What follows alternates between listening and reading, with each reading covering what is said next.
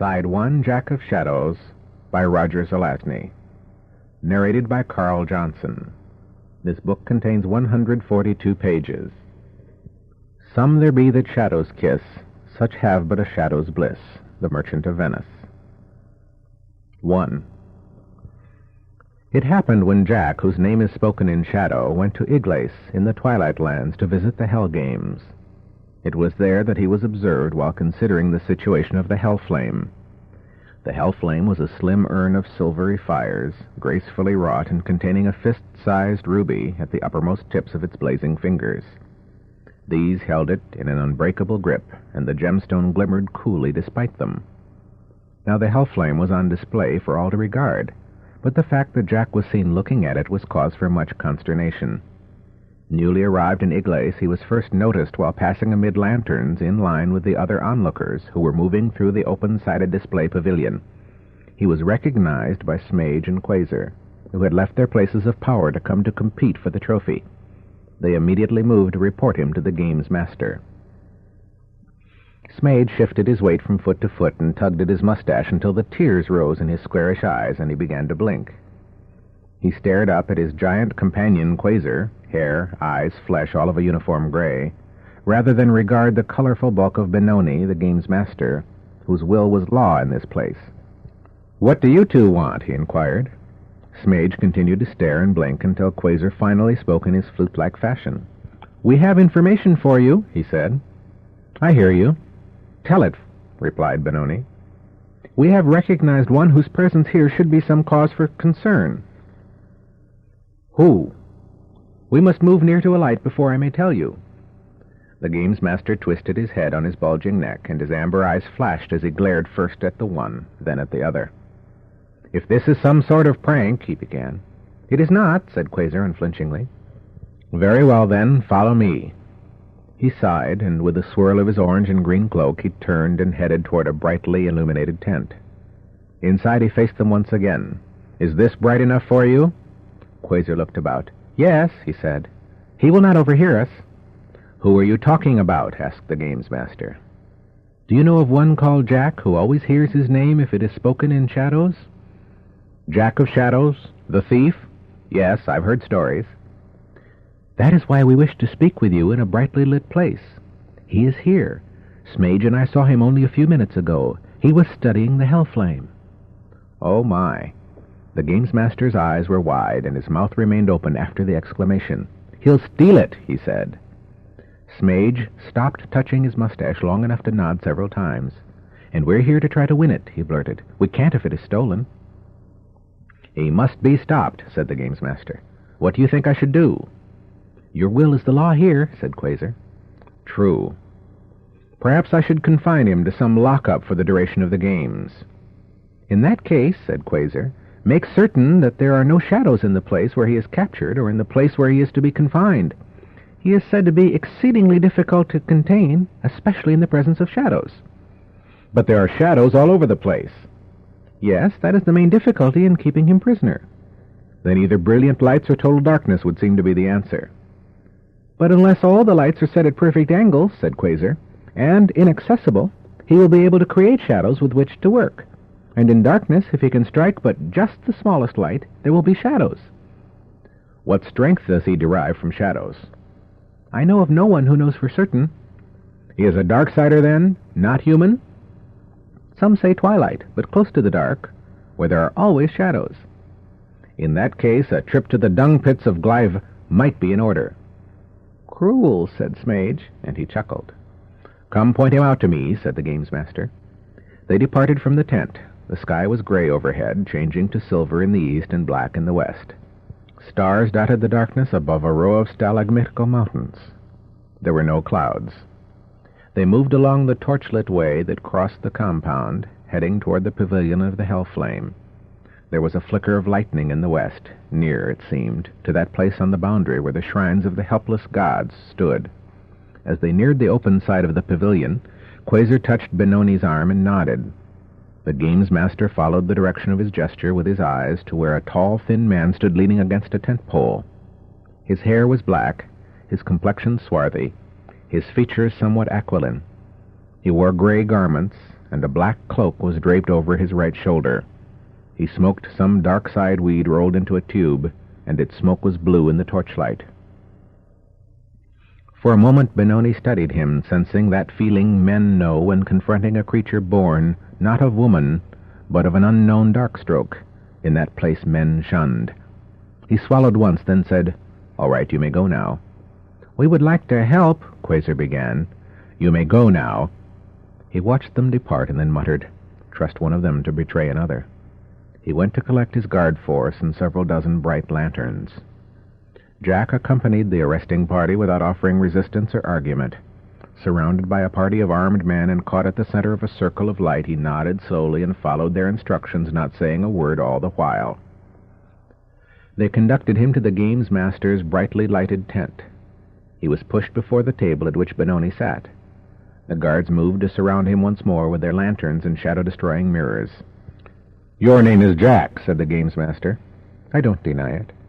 Benoni stared into the man's dark eyes. They did not waver. The man did not blink them at all. "And you are sometimes called Jack of Shadows." There was silence. "Well?" "A man may be called many things," Jack replied.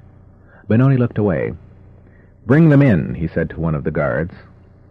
The guard departed, and moments later he returned with Smage and Quasar. Jack flicked a glance in their direction, but remained expressionless. "Do you know this man?" Benoni inquired. "Yes," they said in unison. "But you are wrong in calling him a man," Quasar continued, "for he is a Darksider." "Name him." "He is called Jack of Shadows." The games master smiled. "It is true that a man may be called many things," he said, "but in your case there seems to be considerable agreement. I am Benoni, master of the Hell Games, and you are Jack of Shadows, the thief. I'd wager you are here to steal the Hell Flame." There was silence again. "You need not deny it or affirm it," he continued. "Your presence is ample indication of your intentions." "I might have come to compete in the games," Jack ventured. Benoni laughed. Of course," he said, swabbing away a tear with his sleeve. "Only there's no larceny event, so we lack a category in which you may compete." "You prejudge me, and that is unfair," said Jack. "Even if I am he who you have named, I have done nothing to give offense." "Yet," said Benoni, "the Hellflame is indeed a lovely object, is it not?" Jack's eyes seemed to brighten for an instant as his mouth twitched toward an unwilling smile. "Most would agree on that point," he said quickly. "And you came here to win it, in your own fashion. You are known as a most monstrous thief, Darksider. Does that rule out my being an honest spectator at a public event?" "When the Hellflame is involved, yes. It is priceless, and both Lightsiders and Darksiders lust after it. As Games Master, I cannot countenance your presence anywhere near it." "That is the trouble with bad reputations," said Jack. "No matter what you do, you are always suspect." "Enough. Did you come to steal it?" "Only a fool would say yes." "Then it is impossible to get an honest answer from you." "If by honest answer you mean for me to say what you want me to say, whether or not it is true, then I would say that you are correct." "Bind his hands behind his back," said Benoni. This was done. "How many lives do you have, Darksider?" the games master asked. Jack did not reply. Come now, everyone knows that Darksiders have more than one life. How many have you?" "I don't like the sound of this," said Jack. "It is not as if you would be dead forever." "It is a long way back from the dung pits of Glyve, at the western pole of the world, and one must walk. It sometimes takes years to constitute a new body." "Then you have been there before?" "Yes," said Jack, testing his bonds, "and I'd rather not have to do it again." "Then you admit that you have at least one more life? Good. In that case, I feel no compunction in ordering your immediate execution." "Wait," said Jack, tossing his head and showing his teeth. "This is ridiculous, since I have done nothing. But forget that. Whether or not I came here to steal the Hellflame, I am obviously in no position to do it now. Release me, and I will voluntarily exile myself for the duration of the Hell Games. I will not enter twilight at all, but will remain in darkness." "What assurance have I of this?" "My word." Benoni laughed again. "The word of a Darksider who is a piece of criminal folklore?" he finally said. "No, Jack. I see no way to assure the safety of the trophy but by your death. As it is within my power to order it, I do so. Scribe, let it be written that at this hour I have judged and ordered this thing." A ring-bearded hunchback whose squint made lines on a face as brittle as the parchment he took up, flourished a quill, and began to write. Jack drew himself to his full height and fixed the games master with his half-lidded eyes. "Mortal man," he began, "you fear me because you do not understand me. You are a Daysider with but one life in you, and when that is gone you will have no more. We of darkness are said not to have souls, such as you are alleged to possess. We do, however, live many times by means of a process which you cannot share. I say that you are jealous of this, that you mean to deprive me of a life. Know that dying is just as hard for one of us as it is for one of you." The games master dropped his eyes. "It is not," he began. "Accept my offer," Jack interrupted, "to absent myself from your games. Allow your order to be fulfilled, and it will be you who will be the ultimate loser." The hunchback stopped writing and turned toward Benoni. "Jack," said the games master, "you did come to steal it, didn't you?" "Of course I did." "Why? It would be hard to dispose of. It is so distinctive." "It was for a friend to whom I owe a favor. He desired the bauble. Release me, and I will tell him that I failed, which will be no less than the truth." "I do not seek your wrath upon your return." "What you seek will mean little compared to what you will receive if you make that trip necessary." "Yet a man in my position cannot readily bring himself to trust one who is also known as Jack of Liars." "Then my word means nothing to you?" "I am afraid not." And to the scribe he said, "Continue your writing." "And my threats mean nothing?" "They cause me some concern, but I must weigh your vengeance, several years removed, against the immediate penalties I will suffer if the Hellflame is stolen. Try to understand my position, Jack." "I do indeed," he said, turning toward Smage and Quasar. "You of the jackass years, and you, Gynandromorph. Neither will you be forgotten." Smage looked at Quasar, and Quasar batted his eyelashes and smiled. "You may tell it to our patron, the Lord of Bats," he said. Jack's face changed as his ancient enemy's name was spoken. Because magic is slowed in twilight where science begins, it was perhaps half a minute before a bat entered the tent and passed between them. During this time Quasar had said, "We compete beneath the banner of the bat." Jack's laughter was broken by the creature's passage. When he saw it, he lowered his head, and the muscles at the hinges of his jaw tightened. The silence that followed was interrupted only by the scratching of the quill. Then, "So be it," said Jack. They took Jack to the center of the compound where the man named Blight stood with his huge axe. Jack looked away quickly and licked his lips. Then his eyes were drawn irresistibly back to the blade's bright edge. Before he was asked to kneel at the chopping block, the air about him came alive with leathery missiles that he knew to be a horde of dancing bats. More of them poured in from the west, but they moved too quickly to cast him shadows that mattered. He cursed then, knowing that his enemy had sent his minions to mock him in his passing. When it came to a theft, he generally succeeded. He was irritated at having to lose one of his lives on a sloppy job. After all, he was who he was. He knelt and lowered his head. As he waited, he wondered whether it was true that the head retained consciousness for a second or two after being severed from the body. He attempted to dismiss it, but the thought kept returning. But could it be, he wondered, more than simply a botched job? If the Lord of Bats had laid a trap, it could only mean that one thing. 2. Fine lines of light traced in the blackness, white, silver, blue, yellow, red, mainly straight but sometimes wavering. They crossed the entire field of darkness, and some were brighter than others. Slowing. Slowing. Finally, the lines were no longer infinite roadways or strands of a web. They were long, thin rods, then sticks, hyphens of light. Ultimately, they were winking points. For a long while he regarded the stars uncomprehendingly. It was only after a great time that the word stars seeped into his consciousness from somewhere, and a tiny glimmer began behind his staring eyes. Silence, and no sensations but seeing. And again, after a long while, he felt himself falling as from a great height, gaining in substance until he realized that he was lying on his back staring upward with the full weight of his being once again on him. "I am Shadow Jack," he said within himself, still unable to move. He did not know where he was lying or how he had come to that place of darkness and stars. The sensation seemed familiar. However, the return felt like something previously experienced, though long ago. A warmth about his heart spread outward, and he felt a tingling that quickened all his senses. With this he knew. "Damn" was the first word he spoke, for with the return of his sense of smell came a full awareness of his situation. He was lying in the dung pits of Glive at the west pole of the world in the realm of the sinister Baron of Dreckheim, through whose kingdom all who seek resurrection must pass. He realized, therefore, that he was on a mound of offal in the middle of a lake of filth. An evil smile crossed his face as he considered for the 100th time that while men begin and end in such fashion, Darksiders could claim nothing better. When he could move his right hand, he began to rub his throat and massage his neck. There was no pain, but that last dreadful memory came vividly to mind. How long ago had it been? Several years, most likely, he decided. That was average for him. He shuddered and forced away the momentary thought of the time when his last life would be expended. This shudder was followed by a shivering which did not cease. He cursed the loss of the garments which by now had either mouldered with his former body, or more likely had been worn to tatters on the back of another man.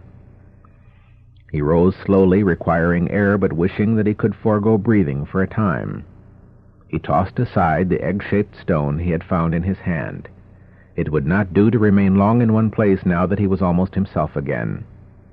The east was in all directions. Gritting his teeth, he chose what he hoped to be the easiest way. He did not know how long it took him to achieve the shore. Though his shadow eyes quickly accustomed him to the starlight, there were no true shadows for him to consult. And what is time? A year is one complete passage of a planet about its sun. Any subdivisions of that year may be determined in accordance with other motions of the planet, or the motions of its inhabitants. For Jack, the 4 annual fluctuations of the twilight represented seasons. Within these time units, dates were always to be determined more specifically by means of the stars, which were always visible, and the application of magical principles to determine the moods of their governing spirits. He knew that the Daysiders possessed mechanical and electrical devices for keeping track of time, because he had stolen several of these, but since they had failed to function darkside, they had been of no use to him, except as trinkets to pass on to tavern girls, as amulets of great contraceptive power. Stripped and stinking, Jack stood upon the shore of that dark and silent place. After catching his breath and recovering his strength, he began his eastward trek. The land slanted slightly upward, and there were puddles and pools of filth all about him as he made his way. Rivers of it ran to the lake, since all filth eventually comes to Glive. Fountains occasionally erupted, jetting high and spattering him as he passed. There were cracks and crevasses from which the odor of sulfur dioxide constantly arose. Hurrying, he held his nose and prayed to his tutelary deities. He doubted that his petition would be heard, however, since he did not feel that the gods would devote much attention to anything emitted from this particular portion of the world. Moving on, he rested little. The ground continued to slope upward, and after a time small crops of rock began to appear. Shivering, he picked his way among them. He had forgotten, purposely of course, many of the worst features of the place. Small, sharp stones tore into his soles, so he knew that he tracked bloody footprints as he went. Faintly, at his back, he could hear the sound of the many-footed things that emerged to look at them. It was said to be bad luck to look back at this point.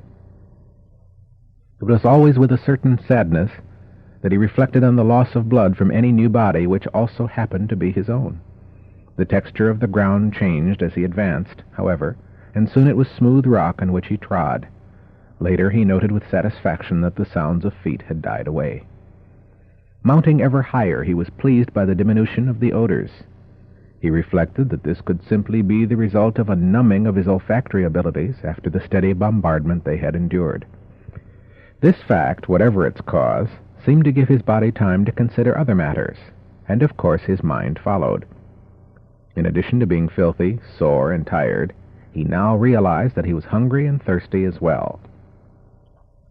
Struggling with his memory as he would with a warehouse door, he entered and sought.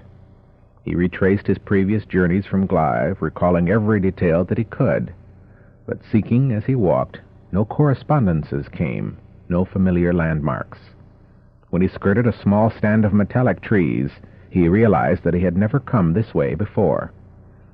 There will be no clean water for miles, he thought, unless fortune nods and I come upon a rain pool. But it rains so seldom in this place. It is a land of filth, not cleanliness. If I tried a small magic for rain, something would note it and seek me. I would be easy prey as I now stand, without shadows. Then I would either live in a vile way or be slain, and be returned to the dung pits. I'll walk till death is nearer, then try for rain. Later his eyes caught sight of an unnatural object in the distance. He approached it warily and saw that it was twice his height and a double arm span in width. It was of stone, and its facing surface was smooth. He read there the carved, large-lettered message which, in the common dark-side tongue, said, "Welcome, slave." Beneath it was the Great Seal of Drekheim. Jack felt a great sense of relief, for it was known to a few, those few who had escaped the Baron's service and with whom Jack had discussed the subject, that such markers were placed in the most lightly patrolled areas of the realm. The hope was that a returnee would then undertake a lengthy detour, entering some area where the chances of capture would be better. Jack moved past it and would have spat, but his mouth was too dry. As he moved forward, his strength continued to leave him, and it took him longer to regain his balance each time he slipped. He knew that he had missed what ordinarily would have been several sleep periods, yet he saw no place that appeared safe enough for sleeping. It grew more and more difficult for him to keep his eyes open. At one point, as he stumbled and fell, he was certain that he had just awakened from sleepwalking a great distance, unaware of the area through which he had passed. The present terrain was more rugged than that which he had last remembered noting. This gave him a glimmer of hope which, in turn, provided sufficient resolve for him to rise once more. Shortly thereafter he saw the place that would have to be his haven, for he could go no farther. It was a place of tumbled, leaning stones near to the foot of a sharp slope of rock, which led on to even higher ground. He scouted the area, crawling as best he could, seeking signs of life. Detecting nothing, he entered. He moved as far within the stony maze as he could go, found a reasonably level spot, collapsed there, and slept. He had no way of telling how much later it was when it occurred, but something within the deep pool that is sleep came to him and told him. Drown her like, he struggled toward the distant surface. He felt the kiss upon his throat and the alb of her long hair that lay on his shoulders. For a moment he rested there, trying to muster his remaining strength. He seized her hair with his left hand as his right arm moved about her body. Forcing her away from him, he rolled to his left, knowing from his waking instant what must be done. With just a fraction of his old speed, his head dropped forward. When he had finished, he wiped his mouth, stood, and stared down at the limp form.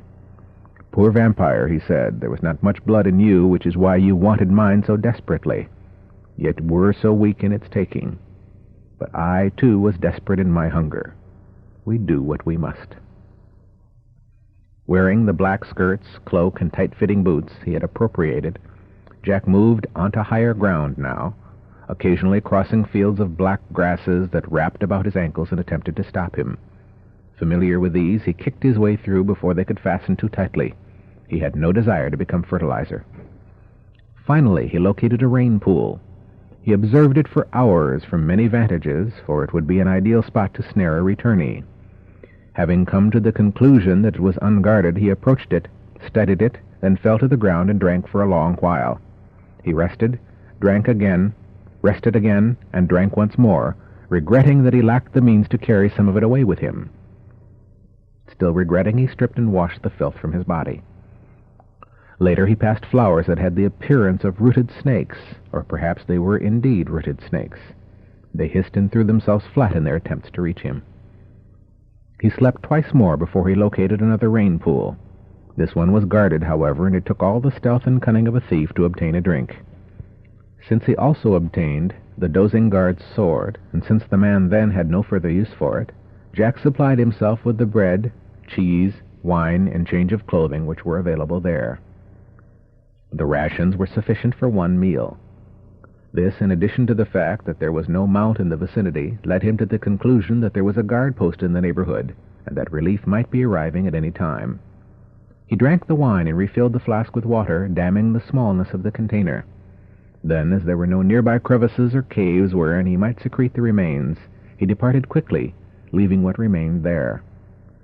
He ate slowly as he moved, his stomach at first protesting this strange invasion of privacy. He finished half the food in this fashion and saved the rest. Occasionally he would see a small animal. He took to carrying several stones in his hands with the hope of bringing one down, but they all proved too fast, or he too slow. He did, however, gain a good piece of flint when renewing his supply of stones for the 7th time. Later he hid himself when he heard the sound of hoofbeats, but no one passed near. He knew that he was deep into Dreckheim now, and he wondered toward which of its boundaries he was headed. He shuddered when he considered that at one point it abutted the westernmost boundary of that nameless realm which held High Dudgeon, place of power and keep of the Lord of Bats. Toward the bright stars from the dark ground he hurled another petition, for whatever it was worth. Climbing, circling, sometimes running, his hatred grew more rapidly than the hunger within him. Smage, Quasar, Benoni, Blight the Executioner, and the Lord of Bats. One by one he would seek them and have his revenge upon them, beginning with the lesser and building his power as he went, until the encounter with the one who even now might be too near for safe dreaming. Nor did he dream well. He dreamed that he was back in the dung pits. This time, however, he was chained, so that like Morning Star, who sits forever at the gates of dawn, he must remain in that place forever. He awakened, drenched with perspiration, despite the slight chill in the air. It seemed as if the noxious odors of that place had come to him briefly, and in their fullest intensity once again. It was not until considerably later that he was able to finish his rations. But the hatred sustained him. It nourished him. It quenched his thirst or caused him to forget it. It gave him the strength to walk another league whenever his body bade him to lie down. He plotted their ends again and again. He saw the racks and the pincers, the flames and the braces. He heard their screams and their pleas. In the lower chambers of his mind he saw the gobbets of flesh and gouts of blood and rivers of tears he would extract from them before he allowed them to die. And he knew that despite the pains of this journey, it was the wound in his pride that stung most. To be taken so easily, handled so casually, dismissed so abruptly, it was like the swatting of an annoying insect. They did not treat him as if he were the power that walked the Shadowland, but rather as if he were a common thief. This is why he thought in terms of torture rather than a simple sword thrust. They had hurt his feelings by killing him in this manner. Had they done it differently, he might have been less aggrieved. The Lord of Bats it was he whose guile, stirred by envy and revenge, had planned such an insult. He would pay. Hating, he drove himself onward. Although the hatred warmed him, it did not serve to prevent an increasing awareness that the temperature was growing colder. This was so despite the fact that he had not attained a significantly greater altitude for a long while. He lay upon his back and studied the dark globe that occluded stars at mid-heaven. It was the focus of the shield forces. That sphere held perpetually away from Dayside's light, and someone should be seeing to its maintenance. Where were the 7 powers of the listing in the Book of Elves, whose turn it would be to run shield duty? Surely, whatever the internecine warfare of the moment, no power would fail to observe a shield truce when the fate of the entire world depended on it. Jack himself had run it countless times, even in league with the Lord of Bats on 2 occasions. He longed to essay the spell which would give him sight of the current page of the Book of Elves, to see whose names were recorded there. It occurred to him that one of them might be his own, but he had not heard his name spoken since his awakening in the dung pits. No, it must be another, he decided. Opening his being, he could feel the terrible cold of the outer darkness as it seeped about the edges of the orb at the shield's apex. It was only an initial leakage, but the longer they waited, the more difficult the sealing would be. It was too important to take chances with. The spell-wrought shield kept the dark side from freezing into all winter, as surely as their force screens prevented the Daysiders from frying in the merciless glare of the sun. Jack closed his being to the inner chill. Later he succeeded in slaying a small, dark-furred creature as it dozed atop a rock. He skinned it and cleaned it with his blade, and as he had not come across any kindling, he ate the meat raw. He cracked its bones with his teeth and sucked the marrow from them. He detested such rude living, although there were those among his acquaintances who preferred it to the more civilized. He was pleased that there were none to witness his repast. As he walked on, there came a tingling within his ears. Jack of Shadows and... That was all. Whoever had spoken had had a shadow fall across his lips at that moment. It had been all too brief, however. Jack turned his head slowly and knew the direction.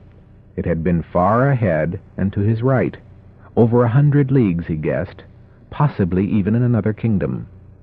He gnashed his teeth. If only he knew his present location, he could at least guess as to the source. As it was, he could have heard anything from a fragment of a tavern tale to a piece of a plot by someone already aware of his return. The possibility of the latter occupied his mind for a long while. He increased his pace and did not rest at the time he had planned. He decided that this hastened his good fortune when he discovered a rain pool. He found it free of surveillance, approached it, and drank his fill. He could not quite make out his reflection in the dark waters, so he strained his eyes until his features became faintly discernible. Dark face, thin, faint lights for eyes, silhouette of a man with stars at his back.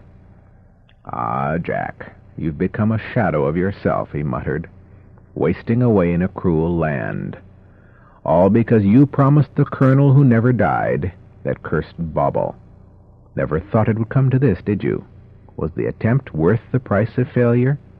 Then he laughed for the first time since his resurrection. "Are you laughing too, shadow of a shadow?" he finally asked his reflection. "Probably," he decided, "but you're being polite about it because you are my reflection, and you know I'll go after the bloody jewel again as soon as I know where it lies. She's worth it." For a moment he forgot his hatred and smiled. The flames that burned at the back of his mind died down and were replaced by the image of the girl. She had a pale face with eyes the green of the edges of old mirrors. Her short upper lip touched the lower moistly in a faint pout. Her chin fit within the circle of his thumb and forefinger, and copper, catenary bangs flowed over matching brows like the wings of a hovering bird.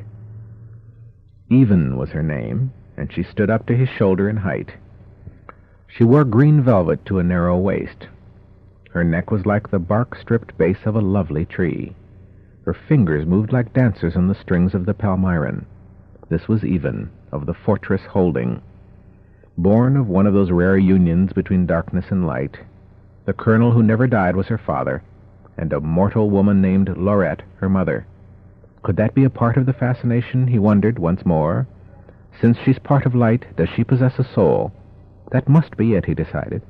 He could not picture her as a dark-side power, moving as he moved, emerging from the dung pits of Glive. No, he banished the thought immediately. The hell flame was the bride price her father had set, and he vowed to go after it again. First, of course, came the vengeance. But Even would understand. She knew of his honor, his pride. She would wait. She had said that she would wait forever, that day he had departed for Igles and the hell games there. Being her father's daughter, time would mean little to her. She would outlive mortal women in youth, beauty, and grace. She would wait. "Yes, shadow of a shadow," he said to his other self within the pool. "She's worth it." Hurrying through the darkness, wishing his feet were wheels, Jack heard the sound of hooves once more. Again he hid himself, and again they passed. Only this time they passed much nearer. He did not hear his name spoken again, but he wondered whether there was any connection between the words he had heard and the riders who had come near. The temperature did not decrease, nor did it rise again. A constant chill was with him always, and whenever he opened his being he could feel the slow, steady leakage in the shield above him. It would be most noticeable in this land, he reasoned, since the dung pits of Glive lay directly beneath the shield's apex, the sphere. Perhaps the effects had not yet been felt farther east. He traveled on, and he slept, and there were no further sounds which could be taken as pursuit. Heartened, he rested more frequently and occasionally deviated from the route he had set by the stars to investigate formations which might hold rain pools or animal life. On two such occasions he located water, but he found nothing that would provide nourishment. On one such excursion he was attracted by a pale red glow coming through a cleft in the rock to his right. Had he been moving more quickly, he would have passed it, unnoticed. So feeble was the light that emerged. As it was, he was picking his way up a slope, over gravel and loose stones. When he saw it, he paused and wondered. Fire? If something was burning, there would be shadows. And if there were shadows... He drew his blade and turned sidewise. Sword arm first, he entered the cleft. He eased himself along the narrow passage, resting his back against the stone between steps. Looking upward, he estimated the top of the rocky mass at 4 times his own height. A river of stars flowed through the greater blackness of the stone. The passage gradually turned to the left, then terminated abruptly, opening onto a wide ledge that stood perhaps 3 feet above the valley's floor. He stood there and considered the place. It was closed on all sides by high and seemingly natural walls of stone. Black shrubbery grew along the bases of these walls, and dark weeds and grasses grew at a greater distance from them. All vegetation ceased, however, at the perimeter of a circle. It lay at the far end of the valley, and its diameter was perhaps 80 feet.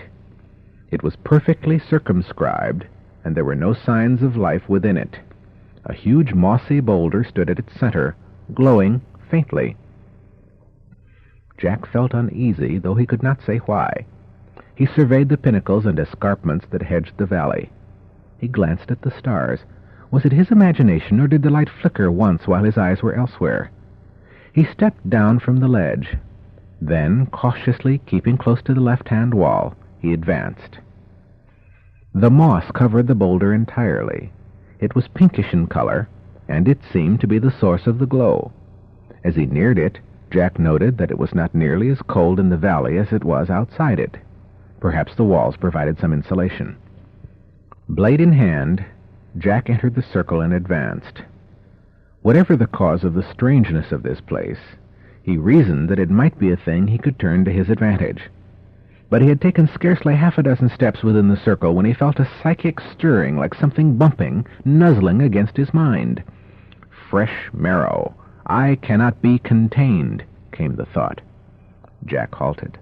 Who are you? Where are you? He asked. I lie before you, little one. Come to me. I see just a moldy rock. Soon you will see more. Come to me. No, thank you, said Jack, feeling a growing, sinister intent behind the aroused consciousness which had addressed him. It is not an invitation, it is a command that I place upon you.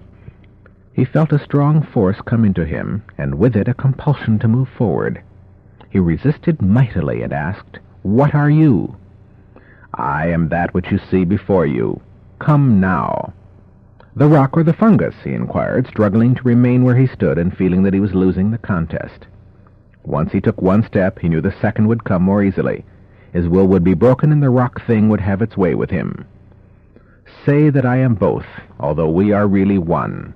You are stubborn, creature. This is good. Now, however, you can no longer resist me. It was true. His right leg was attempting to move of its own accord, and he realized that in a moment it would. So he compromised. Turning his body, he yielded to the pressure, but the step that he took was more to the right than straight ahead. Then his left foot began inching its way in the direction of the rock. Struggling while submitting, he moved to the side as well as ahead. Very well. Though you will not come to me in a straight line, yet will you come to me. The perspiration appeared on Jack's brow as step by step he fought, and step by step he advanced in a counterclockwise spiral toward that which summoned him. He was uncertain as to how long it was that he struggled. He forgot everything, his hatred, his hunger, his thirst, his love. There were only 2 things in the universe, himself and the pink boulder. The tension between them filled the air like a steady note, which goes unheard after a time because of its constancy, which makes it a normal part of things. It was as if the struggle between Jack and the other had been going on forever. Then something else entered the tight little universe of their conflict. 40 or 50 painful steps, he had lost count, brought Jack into a position where he could see the far side of the boulder. It was then that his concentration almost gave way to a quick blazing of emotion, and nearly allowed him to succumb to the tugging of that other will. He staggered as he beheld the heap of skeletons that were lying behind the glowing stone. Yes, I must position them there so that newcomers to this place will not grow fearful and avoid the circle of my influence.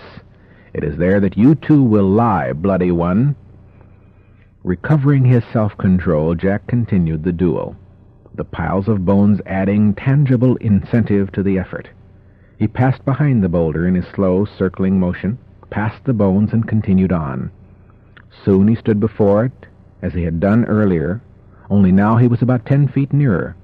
The spiral continued, and he found himself approaching the backside once again. I must say that you are taking longer than any of the others, but then you are the first who thought to circle as you resigned yourself to me.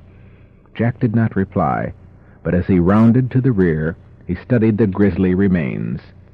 During his passage he noted that swords and daggers, metal buckles, and harness straps lay there intact. Garments and other items of fabric appeared for the most part half-rotted. The spillage from several knapsacks lay upon the ground, but he could not positively identify all the small items by starlight. Still, if indeed he had seen what he thought he saw lying there among the bones, then a meager measure of hope he decided was allowable. Once more round, and you will come to me, little thing. You will touch me then. As he moved, Jack drew nearer and nearer to the mottled pink surface of the thing. It seemed to grow larger with each step, and the pale light it shed became more and more diffuse. No single point that he regarded seemed to possess luminescence of its own. The glow seemed an effect of the total surface. Back to the front and within spitting distance. Moving around to the side now, so close that he could almost reach out and touch it. He transferred his blade to his left hand and struck out with it, gashing the mossy surface. A liquid appeared in the mark he had made. You cannot hurt me that way. You cannot hurt me at all.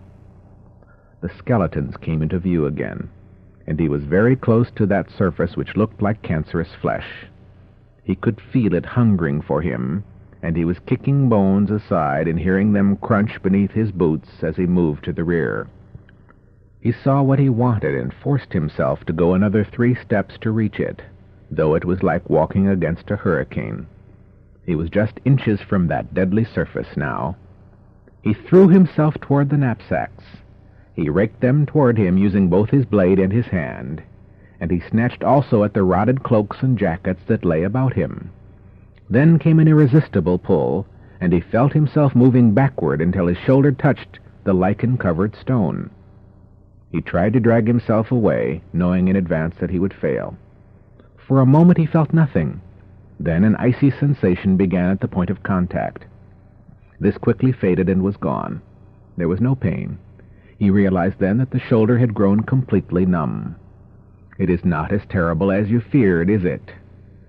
Then, like a man who has been sitting for hours and rises too quickly, a wave of dark dizziness rushed through his head. This passed, but when it did he became aware of a new sensation.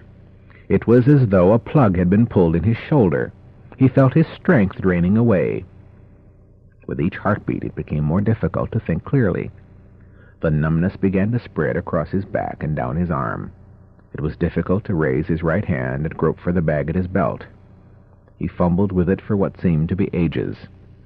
Resisting a strong impulse to close his eyes and lower his head to his chest, he heaped the rags he had gathered into a mound before him. With his left hand aching upon its hilt, he moved his blade beside the pile and struck it with the flint. The sparks danced upon the dry cloth, and he continued to strike them even after the smoldering had begun. When the first flame arose, he used it to light the candle stub some dead man had carried. He held it before him, and there were shadows. He set it upon the ground, and he knew that his shadow lay upon the boulder now. "What are you doing, Dinner?" Jack rested in his gray realm, his head clear once more, the old familiar tingle beginning in his fingertips and toes. "I am the stone who gets blood from men. Answer me, what are you doing?" The candle flickered, the shadows caressed him. He placed his right hand upon his left shoulder, and the tingling entered there, and the numbness departed. Then, wrapping himself in shadows, he rose to his feet. "Doing?" he said. "No, done. You have been my guest. Now I feel it only fair that you reciprocate." He moved away from the boulder and turned to face it. It reached out for him as it had done before, but this time he moved his arms and the shadows played upon its surface. He extended his being into the twisting kaleidoscopic pattern he had created. "Where are you?" "Everywhere," he said. "Nowhere." Then he sheathed his blade and returned to the boulder. As the candle was but a stub, he knew that he must act quickly. He placed the palms of his hands upon the spongy surface. "Here I am," he said. Unlike the other Darkside lords, whose places of power were fixed geographical localities where they reigned supreme, Jack's was a more tenuous one, and liable to speedy cancellation, but it existed wherever light and objects met to make a lesser darkness. With a lesser darkness about him, Jack placed his will upon the boulder. There was, of course, resistance as he reversed their previous roles. The power that had compelled him fought back, became the victim itself. Within himself, Jack stimulated the hunger, the open space, the vacuum. The current, the drain, the pull was reversed. And he fed. "You may not do this to me. You are a thing." But Jack laughed and grew stronger as its resistance ebbed. Soon it was unable even to protest. Before the candle bloomed brightly and died, the mosses had turned brown and the glow had departed. Whatever had once lived there lived no longer. Jack wiped his hands on his cloak many times before he departed the valley. 3. The strength he had gathered sustained him for a long while, and Jack hoped that soon he might quit the stinking realm. The temperature did not diminish further, and there came one light rainfall as he was preparing to sleep. He huddled beside a rock and drew his cloak over his head. It did not protect him completely, but he laughed even as the waters reached his skin. It was the first rainfall he had felt since Clive. Later there were sufficient pools and puddles for him to clean himself as well as to drink and to refill his flask. He continued on rather than sleep so his garments might dry more quickly. It brushed past his face so rapidly that he barely had time to react. It happened as he neared a shattered tower that a piece of the darkness broke away and dropped toward him, moving in a rapid, winding way. He did not have sufficient time to draw his blade. It passed his face and darted away. He managed to hurl all 3 stones, which he carried, before it was out of sight, coming close to hitting it with the second one. Then he bowed his head and cursed for a full half-minute. It had been a bat. Wishing for shadows, he began to run. There were many broken towers upon the plain, and one at the mouth of a pass led between high hills and into the range of mountains they faced. Because Jack did not like passing near structures, ruined or otherwise, which might house enemies, he attempted to skirt it at as great a distance as possible. He had passed it and was drawing near the cleft when he heard his name called out. "Jack, my Shadow Jack," came the cry. "It's you. It really is." He spun to face the direction from which the words had come, his hand on the hilt of his blade. "Nay, nay, my Jackie, you need no swords with old Rosie." He almost missed her, so motionless did she stand, a crone dressed in black, leaning upon a staff, a broken wall at her back. "How is it that you know my name?" he finally asked. "Have you forgotten me, darling Jack? Forgotten me? Say you haven't." He studied the bent form with its nest of white and gray hair. A broken mop, he thought. She reminds me of a broken mop. Yet there was something familiar about her. He could not say what. He let his hand drop from the weapon. He moved toward her. "Rosie?" No, it could not be. He drew very near. Finally he was staring down, looking into her eyes. "Say you remember, Jack." "I remember," he said. And he did. Rosalie, at the sign of the burning pestle on the coach road near the ocean. But that was so long ago, and in twilight. "Yes," she said. "It was so long ago and so far away. But I never forgot you, Jack. Of all the men that tavern girl met, she remembered you the best. What has become of you, Jack?" "Ah, my Rosalie, I was beheaded. Wrongfully, I hasten to add, and I am just now returning from Clive. But what of you? You're not a Darksider. You're mortal. What are you doing in the horrid realm of Dreckheim?" "I am the wise woman of the eastern marches, Jack. I'll admit I was not very wise in my youth, to be taken in by your ready smile and your promises, but I learned better as I grew older. I nursed an old bawd in her failing years, and she taught me something of the art. When I learned the Baron had need of a wise woman to guard this passage to his kingdom, I came and swore allegiance to him. 'Tis said he's a wicked man, but he has always been good to old Rosie. Better than most she's known. It is good that you remembered me." Then she produced a cloth parcel from beneath her cloak, unfastened it, and spread it open upon the ground. "Sit and break bread with me, Jack," she said. "It will be like old times." He removed his sword belt and seated himself across the cloth from her. "It's been a long while since you ate the living stone," she said, and she passed him bread and a piece of dried meat. "So I know that you are hungry. How is it that you know of my encounter with the stone?"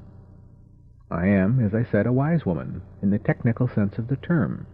I did not know it was your doing, but I knew that the stone had been destroyed. This is the reason I patrol this place for the Baron. I keep aware of all that occurs and of all who pass this way. I report these things to him." "Oh," said Jack. "There must have been something to all your boasting, that you were not a mere Darksider, but a lord, a power, albeit a poor one," she said. "For all my figuring has told me that only one such could have eaten the red rock. You were not just jesting, then, when you boasted to that poor girl about that thing. Other things, perhaps, but not that thing." "What other things?" he asked. "Things such as saying you would come back for her one day and take her to dwell with you in Shadowguard, that castle no man has ever set eyes upon. You told her that, and she waited many years. Then one night an old bawd took ill at the inn. The young girl, who was no longer a young girl, had her future to think about. She made a bargain to learn a better trade." Jack was silent for a time, staring at the ground. He swallowed the bread he had been chewing then.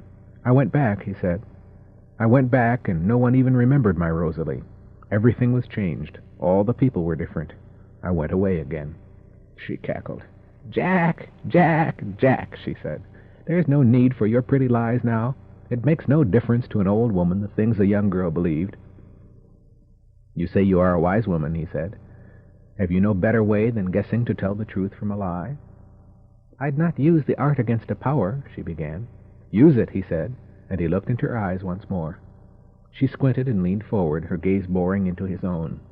Her eyes were suddenly vast caverns opened to engulf him. He bore the falling sensation that came with this. It vanished seconds later when she looked away from him, turning her head to rest upon her right shoulder. "You did go back," she said. "It was as I told you." He picked up his bread and began to chew noisily, so as not to appear to notice the moisture which had appeared upon her cheek. "I forgot," she finally said. "I forgot how little time means to a Darksider.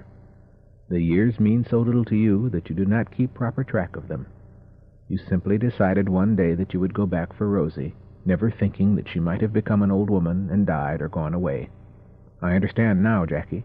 You are used to things that never change. The powers remain the powers. You may kill a man today and have dinner with him 10 years hence, laughing over the duel you fought and trying to recall its cause. Oh, it's a good life you lead." "I do not have a soul. You do." "A soul?" she laughed. "What's a soul? I've never seen one. How do I know it's there? Even so, what good has it done me? I'd trade it in a twinkling to be one like you." "It's beyond my art, though." "I'm sorry," Jack said. They ate in silence for a time. "There is a thing I would like to ask you," she said. "What is that?" "Is there really a Shadow Guard?" she asked him. "A castle of high, shadow-decked halls, invisible to your enemies and friends alike, where you would have taken that girl to spend her days with you?" "Of course," he told her, and he watched her eat. She was missing many teeth, and had a tendency to smack her lips now. But suddenly, behind her net of wrinkles, he saw the face of the young girl she had been. White teeth had flashed when she had smiled, and her hair had been long and glossy as the dark-side sky between stars. And there had been a certain luster in eyes, the blue of dayside skies he had looked upon. He had liked to think it was only there for him. She must not have much longer to live, he thought. As the girl's face vanished, he regarded the sagging flesh beneath her chin. "Of course," he repeated, "and now that I've found you, will you accompany me back? Out of this wretched land and into a place of comforting shadows. Come spend the rest of your days with me, and I will be kind to you." She studied his face. "You would keep your promise after all these years, now that I'm an ugly old lady? Let us go through the pass and journey back toward twilight together." "Why would you do this for me?" "You know why. Quickly, give me your hands," she said. He extended his hands, and she seized them, turning both palms upward. She leaned far forward and scrutinized them. "Ah, it is no use," she said. "I cannot read you, Jack.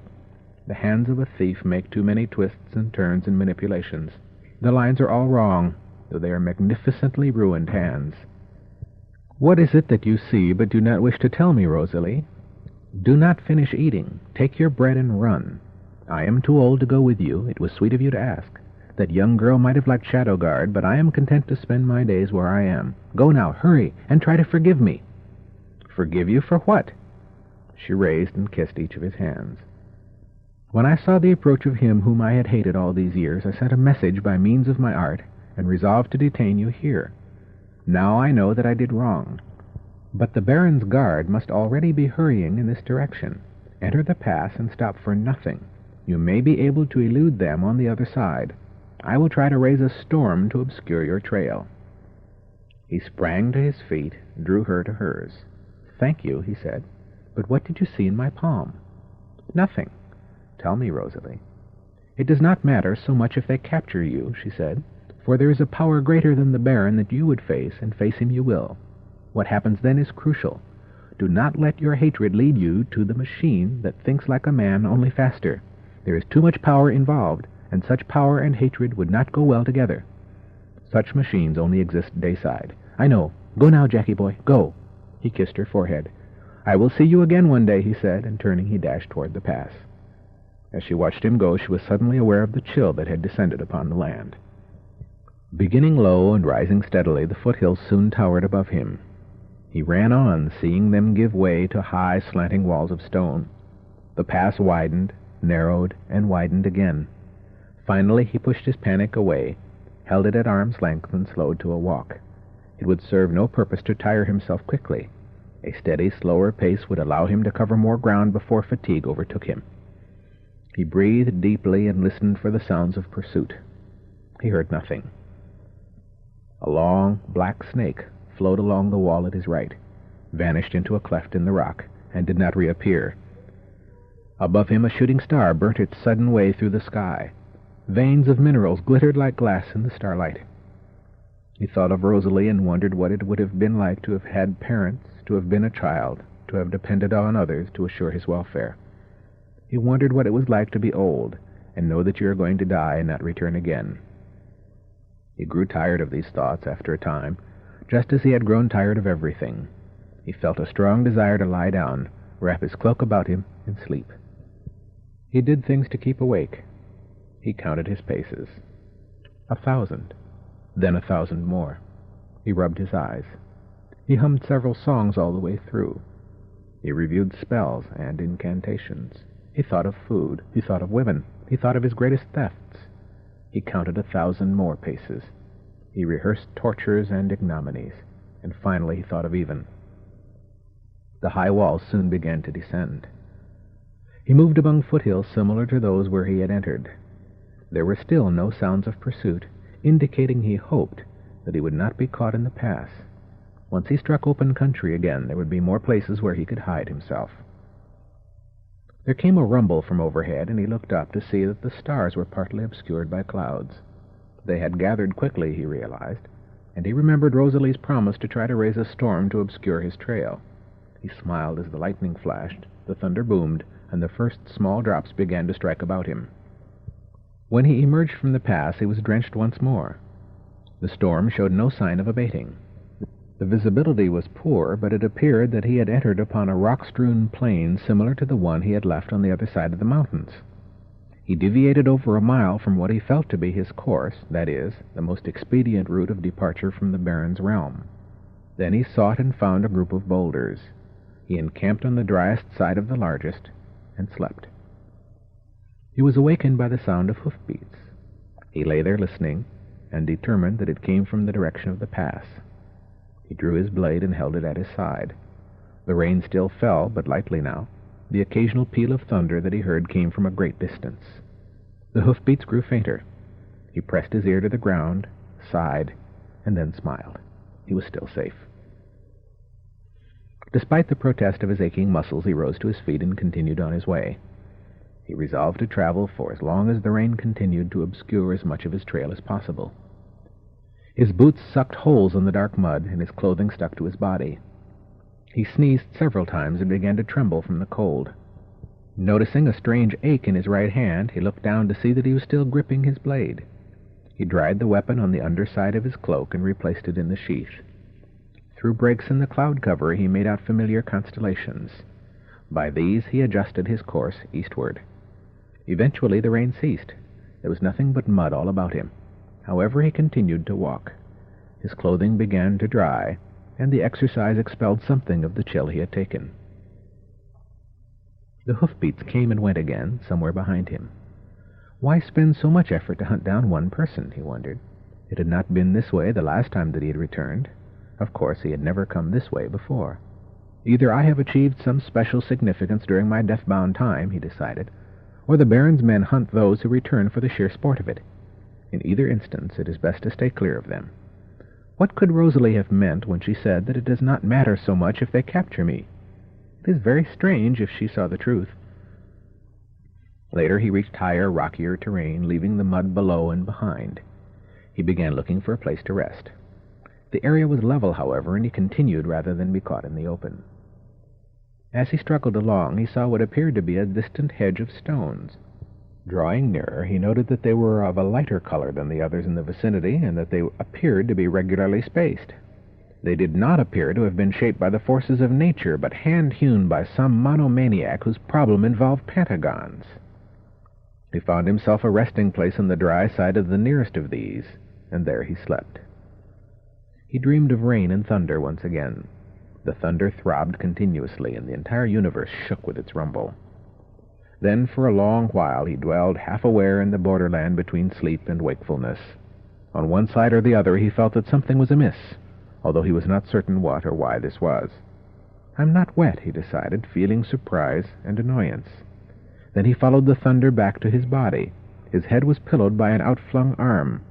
For a moment he lay there fully awake. Then he leaped to his feet, realizing they had found his trail. The riders came into view. He counted 7. His blade came into his hand, and he threw his cloak back over his shoulders. He ran fingers through his hair, rubbed his eyes, and waited. Over his left shoulder, high in the middle of the air, a star appeared to brighten. He decided that it was senseless to flee on foot from mounted men, especially when he knew of no haven which he might seek. They would only run him to the ground if he fled, and by then he would be too tired to give a good battle, and send at least a few of them to the pits. So he waited, only slightly distracted by the growing blaze in the heavens. The cloven hooves of the 7 black riders struck sparks from the stones. Their eyes, high above the ground, were like a handful of glowing embers hurled in his direction. Wisps of smoke emerged from their nostrils, and occasionally they emitted high-pitched whistling sounds. A silent wolf-like creature ran with them, head near the ground, tail streaming. It changed direction at every point where Jack had turned while approaching the stone. "You will be the first," he said, raising the blade. As if it had heard his words, it raised its muzzle, howled, and raced on ahead of the riders. Jack retreated 4 paces and braced his back against the stone as it came toward him. He raised the blade high as if to slash, and seized the hilt with both hands. Its mouth was open, tongue lolled to the side, exhibiting enormous teeth in the midst of a near-human grin. When it sprang, he brought the blade down in a semicircle and held it before him, bracing his elbows against the stone. It did not growl, bark, or howl. It screamed as it impaled itself upon the weapon. The impact forced the air from Jack's lungs and bloodied his elbows where they rested. For a moment his head swam, but the screaming and the rank odor of the creature kept him conscious. After a moment it stopped. It snapped twice at the blade, quivered, and died. He placed his foot upon the carcass and with a great heaving twist withdrew the blade. Then he raised it once more and faced the oncoming riders. They slowed, drew rein, and halted, perhaps a dozen paces from where he stood. The leader, a short, hairless man of tremendous girth, dismounted and moved forward. He shook his head as he stared down at the bleeding creature. "You should not have slain Shunder," he said. His voice was gruff and raspy. "He sought to disarm you, not to harm you." Jack laughed. The man looked up, his eyes flashing yellow with power behind them. "You mock me, thief," he said. Jack nodded. "If you take me alive, I will doubtless suffer at your hands," he said. "I see no reason to conceal my feelings, Baron. I mock you because I hate you. Have you nothing better to do than harass returnees?" Stepping backward, the Baron raised his hand. At this signal, the other riders dismounted. Grinning, he drew his blade and leaned upon it. He said, "You were trespassing in my realm, you know." "It is the only route back from Glive," said Jack. "All who return must cross some of your territory." "That is true," said the Baron, "and those whom I apprehend must pay the toll. A few years in my service." The riders flanked Jack, forming a semicircle like a half-crown of steel as they enclosed him. "Put up your blade, Shadow Man," said the Baron. "If we must disarm you, you will doubtless be injured in the scuffle. I should prefer an unmaimed servant." As the Baron spoke, Jack spat. 2 of the men glanced upward and continued to stare at the sky. Suspecting an attempt to distract him, Jack did not follow their eyes. But then another man turned his head, and seeing this, the Baron himself looked upward. High and at the periphery of his vision, Jack became aware of the great glow that had appeared. He turned his head then, and he saw the great sphere that raced in their direction, growing and brightening as it approached. Quickly he dropped his eyes. Whatever the nature of the thing, it was senseless not to take advantage of the opportunity it had provided. He leaped forward and beheaded the gaping man who stood at the end of the arc to his right. He was able to split the next man's skull, despite a hasty parry which came too slow as the man turned. By then, the Baron and his 4 retainers had turned and were upon him. Jack parried and retreated as rapidly as he could, not venturing a riposte. He attempted to circle the stone to his left while keeping them at bay. They moved too quickly, however, and he found himself parenthesized. Each close-range blow that he parried now caused his palm to sting and sent a tingling sensation up his arm. The blade felt heavier with each stroke. They began to pierce his guard, little nicks and slashes appearing on his shoulder, his biceps, and his thighs. Memories of the dung pits flashed through his mind. From the ferocity of the assault, he judged that they no longer wished to take him prisoner, but to obtain vengeance for their fallen fellows. Realizing that he would soon be hacked to pieces, Jack resolved to take the Baron with him to Glive, if at all possible. He made ready to hurl himself upon him, heedless of the other's blades, as soon as an opening appeared in the Baron's defense. It would have to come soon, he realized, for he felt himself weakening from moment to bloody moment. As if sensing this, the Baron fought carefully, protecting himself at all times, allowing his men to lead the assault. Gasping, Jack decided he could wait no longer. Then everything ended. Their weapons became too hot to hold as blue flames danced along the blades. As they released them and cried out, they were blinded by a flash of white light, which occurred just a brief distance above their heads. Showers of sparks fell about them, and the odors of combustion reached their nostrils. "Baron," came a sugar-filled voice, "you are trespassing as well as attempting to slay my prisoner. What have you to say for yourself?" Fear took root in his bowels and blossomed within his stomach as Jack recognized the voice. 4. Spots dancing before his eyes, Jack sought shadows. The light faded as quickly as it had come, however, and the darkness that followed seemed almost absolute. He attempted to take advantage of this Baron and his men until he touched the rock.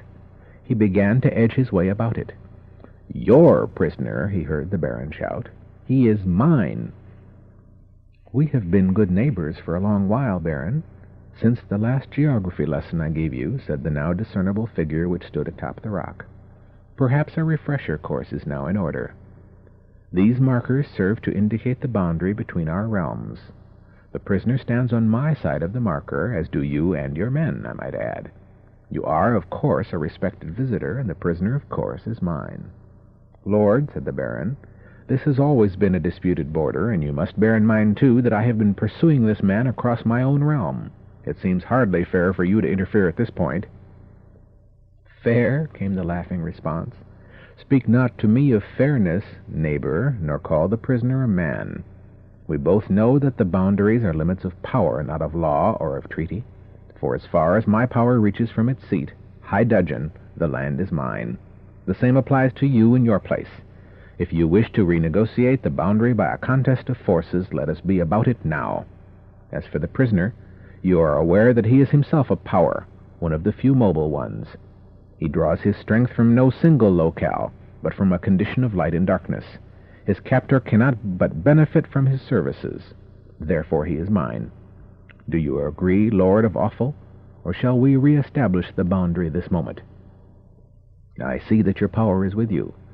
Then we are obviously within my realm. Go home now, Baron." Having circled to the far side of the marker, Jack made his way quietly into the darkness beyond. He had had the opportunity to spring back across the boundary and perhaps precipitate a struggle, but whatever its outcome, he would have been someone's captive. Better to fly in the only direction open. He moved more quickly. Glancing back, he saw what appeared to be a continuation of the argument, for the Baron was stamping about and gesturing wildly. He could hear his angry shouts, though he had come too far to distinguish the words being shouted. He broke into a run, knowing that his absence would not remain unnoticed much longer. He topped a small rise, raced down its eastern slope, cursing the loss of his blade. He tired quickly, but forced himself to move at a dog trot, stopping only to arm himself with 2 easily held stones. Then for a moment his shadow lay long before him, and he stopped and turned in his tracks. A great blaze of light had occurred beyond the hill, and within it, like ashes or brown leaves, hordes of bats were eddying, rising, darting. Before I could take advantage of shadows, the light dimmed and darkness came again. The only sound now was his own heavy breathing. He glanced at the stars for guidance and hurried on, looking as he went for a hiding place from the pursuit that he knew would follow. He kept glancing back, but there was no recurrence of the phenomenon. He wondered as to the outcome of the conflict. The Baron, despite his brutish mien, was commonly known to be an uncommonly able sorcerer. Also, the situation of the border indicated that both stood at the same relative distances from their places of power. It would be pleasant, he decided, if they would annihilate one another, although that was unlikely. Pity. Knowing that by now his absence must have been noted, and realizing that the only thing which could stay pursuit would be a drawn-out struggle, he prayed that it would be a lengthy affair, adding the observation that the ideal outcome would entail death or severe injury for all parties involved. As if to mock his petition, it was only a brief while later that a dark form flitted past him. He hurled both his stones, but they went wide of the mark. Resolving not to travel in a straight line, he turned to his left and headed in that direction. He was walking slowly to conserve his strength, and as perspiration evaporated, he felt the chill once again. Or was it just that? It seemed as if a dark form paced him far to his left. Whenever he turned his head in that direction, it vanished. Staring straight ahead, however, he detected something of a movement from the corner of his eye. It seemed to be drawing nearer. Soon it was at his side. He felt the presence, though he could barely discern it. While it made no hostile movements, he prepared to defend himself at its first touch. "May I inquire as to the state of your health?" came the soft, sweet voice. Suppressing a shudder, Jack said, "I am hungry, thirsty, and tired." "How unfortunate! I will see that these conditions are soon remedied." "Why?" "It is my custom to treat my guests with every courtesy." "I was not aware of my being anyone's guest." "All visitors to my realm are my guests, Jack, even those who abused my hospitality on previous occasions." "That is good to know, especially if it means that you will offer me assistance in reaching your eastern frontier as quickly and safely as possible." "We will discuss the matter after dinner." "Very good. This way, please." Jack followed him as he bore to the right, knowing that it would be futile to do otherwise. As they moved, he occasionally caught a glimpse of that dark, handsome face, half touched by starlight, half hidden by the high, curved collar of the cloak he wore. The eyes within it were like the pools that form about the wicks of black candles, hot, dark, and liquid. Bats kept dropping from out of the sky and vanishing within his cloak. After a long, silent while, he gestured toward a prominence that lay ahead. "There," he said. Jack nodded and studied the decapitated hill. A minor place of power, he decided, and within this one's reach. They approached it as they climbed slowly. When Jack slipped at one point, he felt a hand upon his elbow, steadying him. He noted that the other's boots made no sound, though they passed over some gravel. Finally, "What became of the Baron?" he inquired. "He has gone home a wiser man," said the other, and there was a flash of white within a momentary smile. They reached the hill's level top and moved to its center. The Dark One drew his blade and used it to scratch an elaborate pattern upon the ground. Jack recognized some of the markings. Then he motioned Jack away, moved his left thumb along the edge of the blade, and let his blood fall into the center of the pattern. As he did this, he spoke 7 words. He turned then and gestured for Jack to come and stand beside him once again. He then drew a circle about them and turned to address the pattern once again. As the words were spoken, the pattern took fire at their feet. Jack sought to look away from the blazing lines and curves, but his gaze was trapped within the diagram, and his eyes began to trace it. A feeling of lethargy overcame him as the pattern took hold of his mind to the exclusion of all else. He seemed to be moving within it, a part of it. Someone pushed him, and he fell. He was on his knees in a place of brilliance, and the multitudes mocked him. No, those who mimicked his every movement were other versions of himself. He shook his head to clear it, realized then that he was surrounded by mirrors and brightness. He stood regarding the confused prospect. He was near to the center of a large, many-sided chamber. All of the walls were mirrors, as were the countless facets of the concave ceiling and the gleaming floor beneath him. He was not certain as to the source of the light. Perhaps it had its origin somehow in the mirrors themselves. Partway up the wall to his right, a table was laid. As he approached it, he realized that he was walking up an incline, though he felt no extra strain upon his muscles, nor any disturbance of his sense of equilibrium. Hurrying then, he passed the table and continued on in what he deemed to be a straight line. The table was behind him, then above him. After several hundred paces, it was before him once again. He turned in a right angle from his course and repeated the walk. The results were the same. There were no windows, no doors. There was a table. There was a bed. There were chairs with side tables scattered about the various surfaces of the chamber. It was as if he were confined within an immense luster-hoarding jewel. Reflected and re-reflected versions of himself paced infinity, and there was light everywhere that he looked. There was not a shadow to be had anywhere. He seated himself in the nearest chair, and his reflection stared up at him from between his feet. A prisoner of he who has already slain you once, he thought. No doubt near to his place of power, in a cage built just for me. Bad, bad. There was movement everywhere. The mirrors showed an instant's infinity of motion, then all was still once again. He looked about, seeking the result of this activity. Beef, bread, wine, and water now stood upon the table that hung above him. Rising to his feet, he felt a light touch upon his shoulder. He turned quickly, and the Lord of Bats smiled at him and bowed. "Dinner is served," he said, gesturing toward the table. Jack nodded, moved with him, seated himself, and began to fill his plate. "How do you like your quarters?" "I find them quite amusing," Jack replied. "I note an absence of doors and windows, among other things." "Yes." Jack began to eat. His appetite was like a flame that would not be quenched. "Your journey has left you quite wretched-looking, you know." "I know. I will have a bath sent around later and some fresh garments." "Thank you." "No trouble. I want you to be comfortable during what will no doubt be a lengthy period of recuperation." "How lengthy?" Jack inquired. "Who knows? It could take years." "I see." If I were to attack him with the carving knife, Jack wondered, would I be able to kill him? Or would he be too strong for me now? Or able to summon his power in an instant? And if I were to succeed, could I find a way out of here? "Where are we?" Jack asked. The Lord of Bats smiled. "Why, we are right here," he said, touching his breast. Jack frowned, puzzled. "I do not—" The Lord of Bats unfastened a heavy silver chain he wore about his neck. A gleaming jewel hung suspended from it. He leaned forward and extended his hand. "Study it for a moment, Jack," he said. Jack touched it with his fingertips, weighed it, turned it. "Well, would it be worth stealing?" "Most likely. What sort of a stone is it?" "It is not actually a stone. It is this room. Consider the shape." Jack did, shifting his eyes from the stone to the walls and back several times. "Its shape is quite similar to that of this chamber." "It is identical. It must be, because they are the same thing." "I fail to follow—" "Take it.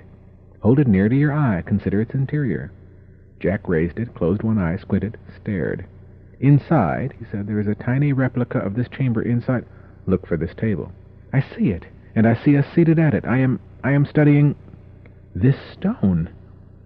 "Excellent," the Lord of Bats applauded. Jack released it, and the other raised it by its chain. "Please observe," he said. He moved his free hand toward it and closed the suspended gem in his fist. There was darkness. It remained but a moment, departed as he loosened his grip. Then he took a candle from beneath his cloak, wedged it into a hole in the table, and struck a light to it. He swung the pendant near to the flame. The chamber became warm, uncomfortably so. After a moment, the heat grew oppressive, and Jack felt beads of perspiration begin upon his forehead. "Enough," he said. "There's no need to roast us." The other extinguished the flame and dipped the pendant into the water decanter. There came an immediate cooling. "Where are we?" Jack repeated. "Why, I wear us about my neck," said the Lord of Bats, replacing the chain. "A good trick. Where are you now?" "Here." "Within the gem?" "Yes." "And you are wearing the gem?" "Obviously, yes. It is a very good trick. It did not take me very long to work it out and to set it up. After all, I am undoubtedly the most capable of all the sorcerers, despite the fact that some of my most precious manuscripts dealing with the art were stolen many years ago." "What an unfortunate loss.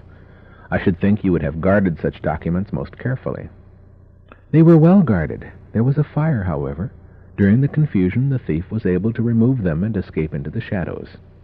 "I see," said Jack, finishing a final piece of bread and sipping his wine. "Was the thief apprehended?" "Oh, yes, he was executed, but I am not finished with him yet." "Oh," said Jack. "What are your plans now?" "I am going to drive him mad," said the Lord of Bats, swirling his wine within his goblet. "Perhaps he is mad already. Is not kleptomania a mental disorder?" The other shook his head. "Not in this instance," he said.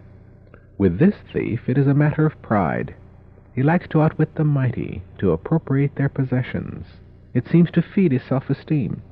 If this desire is a mental disorder, then most of us suffer from it. In his case, though, the desire is often satisfied. He succeeds because he possesses some power, and is shrewd and ruthless in its employment. I shall take great delight in observing his degeneration into a state of total madness." "So as to feed your pride and self-esteem?" "Partly. It will also constitute a bit of homage to the god Justice, and a benefit to society at large." Jack laughed. The other only smiled. "How do you intend to achieve the desired result?" he finally asked. "I shall confine him to an inescapable prison where he will have absolutely nothing to do but exist. Occasionally I will introduce certain items and remove them again, items which will come to occupy his thoughts more and more as time passes, inducing periods of depression and times of fury. I will break that smug self-assurance of his by rooting out the pride from which it grows." "I see indeed," said Jack. "It sounds as if you have been planning this for a long while." "Never doubt it." Jack pushed away the empty platter, leaned back in the chair, and considered the multitude of images that surrounded them. "I dare say that the next thing you will tell me is that your pendant could accidentally be lost during an ocean voyage, buried, burnt, or fed to hogs." "I shan't, as it has already occurred to you." The Lord of Bats rose to his feet, gestured casually toward a point high above their heads. "I see that your bath has been drawn," he said, "and that fresh garments were laid out for you while we dined. I shall depart now and allow you to avail yourself of them." Jack nodded, stood. A thud occurred beneath the table, then, followed by a gibbering sound and a brief shrill wail. Jack felt his ankle seized. Then he was thrown to the floor. "Down!" cried the Lord of Bats, circling the table quickly. "Back, I say!" Scores of bats escaped his cloak and darted toward the thing beneath the table. It shrieked with fright, and so tightened its grip upon Jack's ankle that he thought the bones would be pulverized. He raised himself and began to lean forward. Then even the pain was insufficient to prevent a moment's paralysis from his revulsion at the sight he beheld. The hairless member was white, shiny, and blotched with blue marks. The Lord of Bats kicked it, and the grip was broken, but before it drew away and moved across the other arm, shielding the face, Jack caught a glimpse of that lopsided countenance. It looked like something that had started out to be a man, but had never quite made it. It had been stepped on, twisted, had holes poked into the sickly dough of its head bulge, bones showed through the transparent flesh of its torso, and its short legs were thick as trees, terminating in disc-shaped pads, from which dozens of long toes hung like roots or worms. Its arms were longer than its entire body.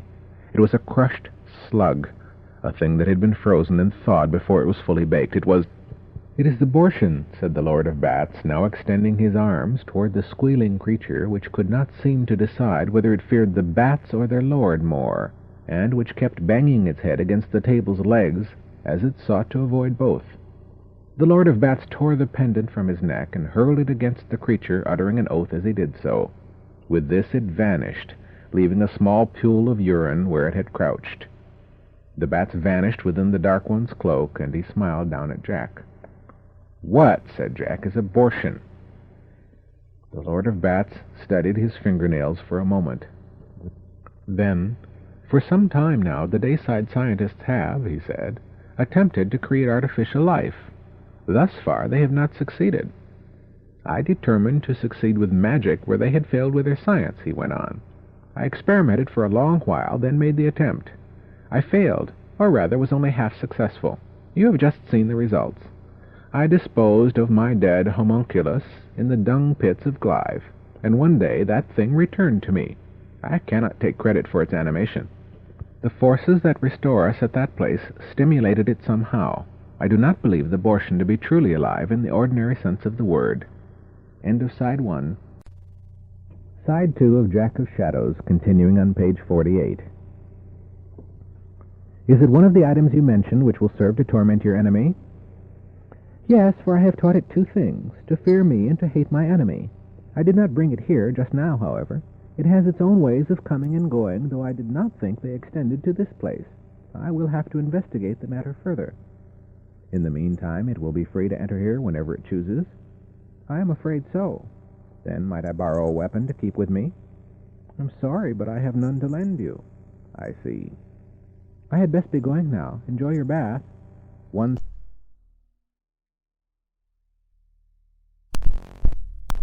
"I see." "I had best be going now. Enjoy your bath." "One thing," said Jack. "What is that?" asked the other, whose fingers were caressing the pendant. "I, too, have an enemy for whom I contemplate an involved piece of vengeance. I will not bore you with details now, save that I believe mine will be superior to yours." "Really? I would be interested to learn what you have in mind." "I will see that you do." Both smiled. "Until later, then." "Until later." The Lord of Bats vanished. Jack bathed, soaking himself for a long while in the lukewarm water. All the fatigue he had accumulated during his journey seemed to seize him then, and it took a mighty effort of will to rise, dry his body, and walk to the bed, where he collapsed. He felt too tired to hate properly or to begin planning his escape. He slept, and while sleeping he dreamed. He dreamed he held the grand key of Colwinia, which was chaos and formation, and with it unlocked the sky and the earth, the sea and the wind, bidding them to fall upon a high dudgeon and its master from all corners of the world. He dreamt that there the flame was born, and the Dark Lord was held in its heart forever, like an ant in amber, but alive, sleepless and feeling. Exulting in this, he heard the sudden chatter of the world machine. He moaned and cried out at this omen, and within the walls infinities of Jacks twisted on sweat-drenched beds. 5. Jack sat in the chair nearest the bed, his legs stretched out before him and crossed at the ankles, fingers interlaced beneath his chin. He wore the red, white, and black diamond-patched clothing of a jester. His wine-colored slippers curled at the toes and ended in loose threads where he had torn off the bells. He had discarded the quinopoulos, and the belled cap had gone into the chamber pot.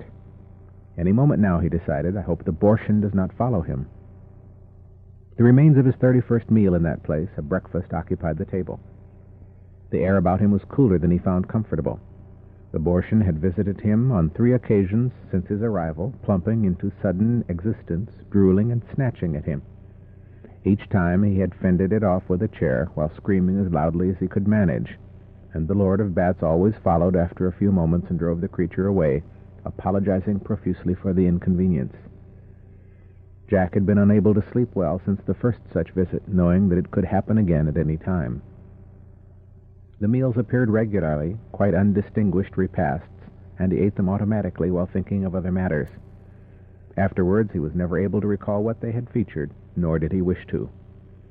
Soon now, he reflected. He had exercised to keep from growing soft. He had gained back some of the weight he had lost. He had fought boredom by planning and rejecting many plots for escape and vengeance. Then Rosalie's words had returned to him, and he determined his course of action. The air seemed to shimmer. There came a tone not unlike the snapping of a fingernail against a goblet, somewhere near at hand. Then the Lord of Bats was beside him, and this time he was not smiling. "Jack," he said immediately, "you disappoint me. What were you attempting to establish?" "I beg your pardon?" "You just completed some sort of weak spell a few moments ago. Did you really think I would be unaware of a working of the art here in High Dudgeon?" "Only if it succeeded," said Jack. "Which it obviously did not. You are still here." "Obviously." "You cannot shatter these walls nor pass through them." "So I've learned." "Do you find time's weight increasing upon you?" "Somewhat." "Then perhaps it is time to introduce some additional element into your environment." "You did not tell me there was another abortion." The other chuckled, and a bat emerged from somewhere, circled his head several times, suspended itself from the chain he wore. "No, that is not what I had in mind," he said. "I wonder how much longer your sense of humor will hold up." Jack shrugged, rubbed idly at a smudge of soot on his right forefinger. "Let me know when you find out," he said. "I promise you will be among the first." Jack nodded. "I would appreciate it if you would refrain from further endeavors along magical lines," said the Lord of Bats. "In this highly charged atmosphere, they could produce severe repercussions." "I'll bear that in mind," said Jack. "Capital. Sorry to have interrupted. I'll let you get back to your normal activities now. Adieu." Jack did not reply, for he was alone. It was some time later that the additional element appeared within his environment. Realizing that he was not alone, Jack looked up suddenly.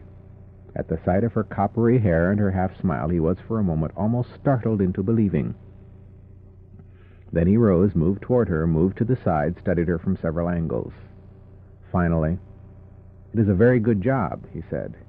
"Give my compliments to your creator. You are an exceedingly fine simulacrum of my lady Even of the Fortress Holding." "I am neither a simulacrum nor am I your lady," she said, with a smile, curtsying. "Whatever. You have brought me brightness," he said. "May I offer you a seat?" "Thank you." Seating her, he drew up another chair and set it to her left. Leaning back in it, he regarded her obliquely. "Now will you riddle me your words?" he said. "If you are not my Even, nor a simulacrum, composed by my enemy to trouble me, then what are you? Or, to be more delicate, who are you?" "I am Even of the Fortress Holding, daughter of Loret and the colonel who never died," she said, still smiling. And it was only then he noticed that from the silver chain she wore depended the strange gemstone that was shaped in semblance of his chamber. "But I am not your lady," she finished. "He did a very good job," said Jack. "Even the voice is perfect." "I can almost feel sorry for the vagabond lord of non-existent Shadow Guard," she said. "Jack of liars. Being familiar with all forms of baseness, it has become difficult for you to recognize the truth." "There is a Shadow Guard," he said. "Then there is no need for you to grow agitated at its mention, is there? He taught you well, creature. To mock my home is to mock me." "That was my intention, but I am not a creature of he whom you call the Lord of Bats. I am his woman. I know him by his secret name. He has shown me the world in a sphere. I have seen all places and things from the halls of High Dudgeon. I know that nowhere is there such a place as Shadow Guard." "No eyes but mine have ever looked upon it," he said, "for it is always hidden by shadows. It is a great, sprawling place of high, torch-lit halls, underground labyrinths, and many towers. On the one hand it faces some light, and on the other the darkness. It is furnished with many mementos of the greatest thefts ever committed. There are things of great beauty there, and things of incalculable worth. The shadows dance in its corridors, and the facets of countless gems gleam brighter than the sun of the one-half world. That is the place you mock. Shadow Guard, next to which your master's keep is but a pigsty.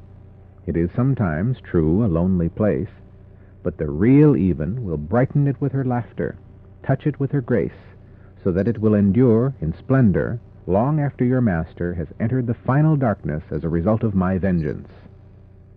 She applauded softly. "You make it easy to recall how your words and your passion once persuaded me, Jack.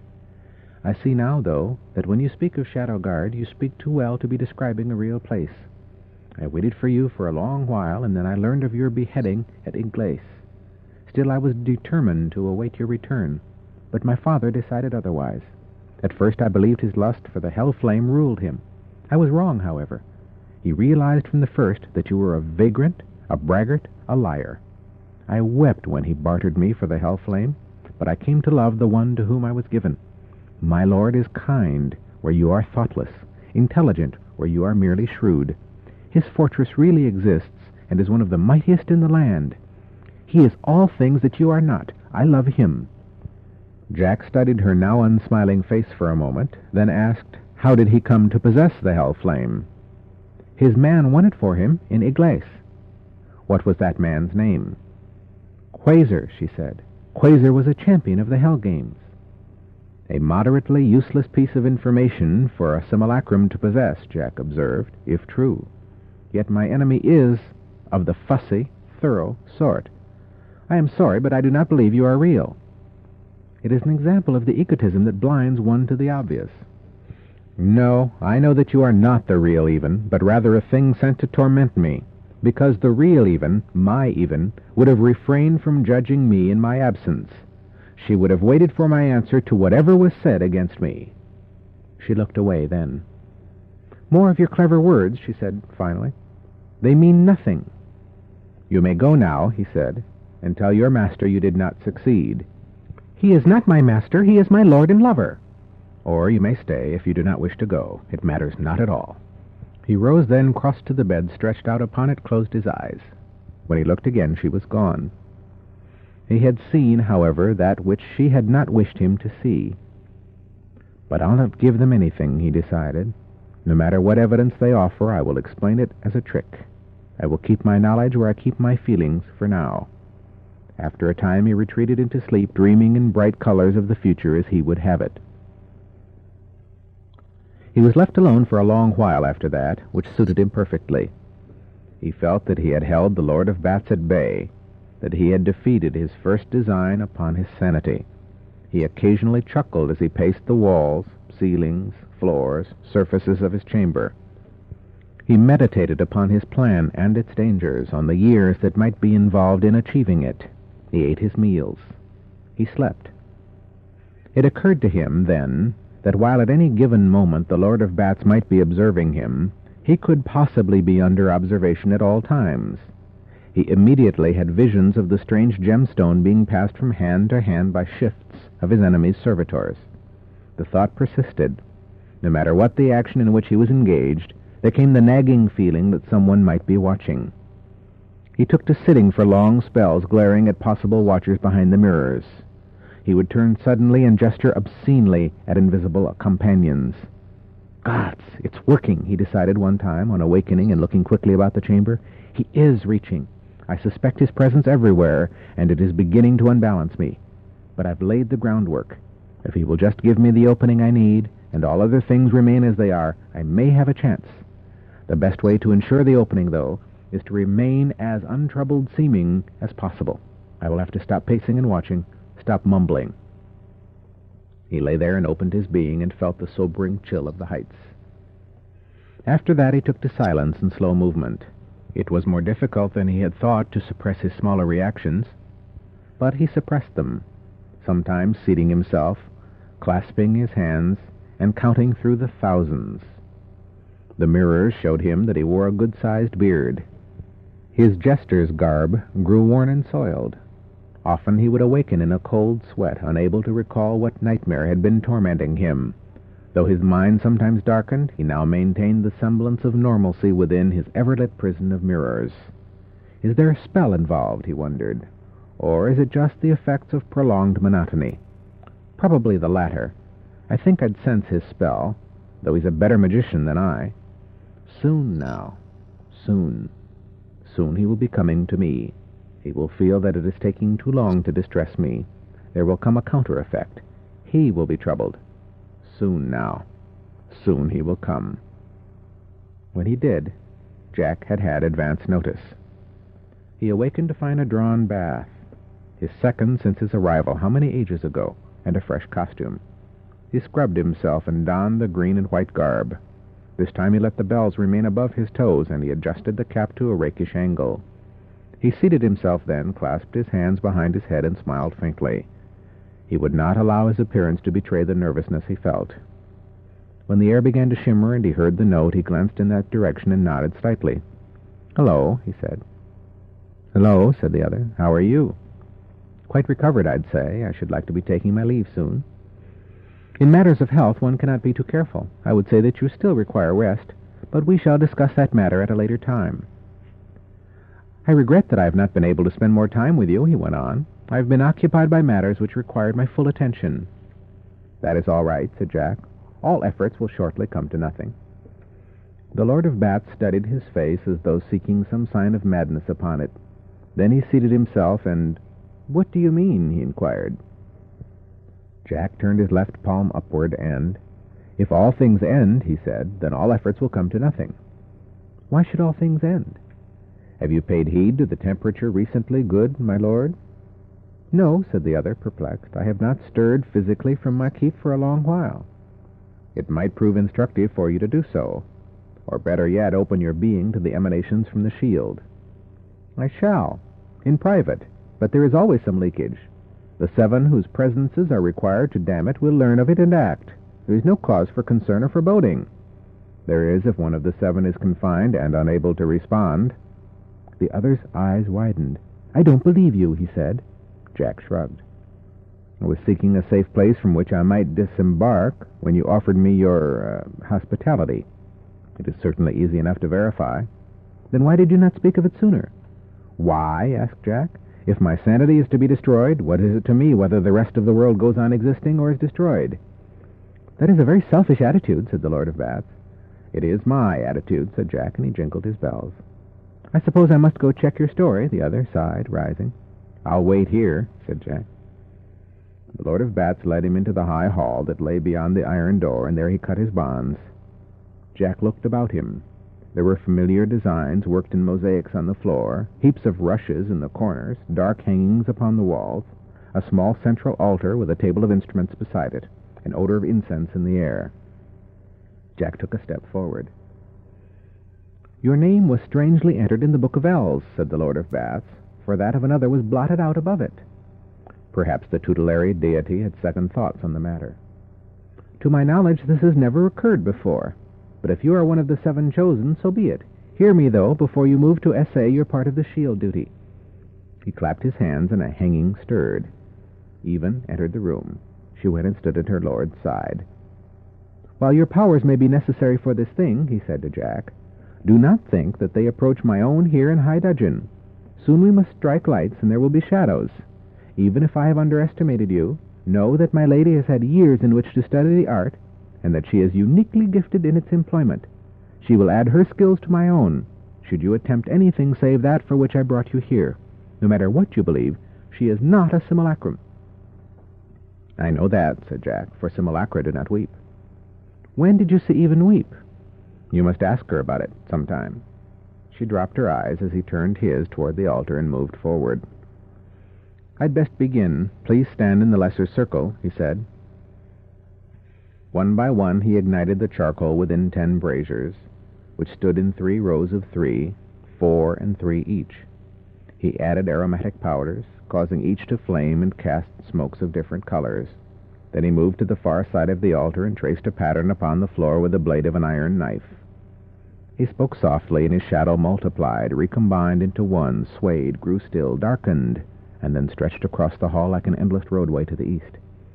It did not move thereafter, despite the flickering light, and grew so dark that it seemed to possess the quality of depth. Jack heard the Lord of Bats whisper, "I like this not," to Even, and he glanced in their direction.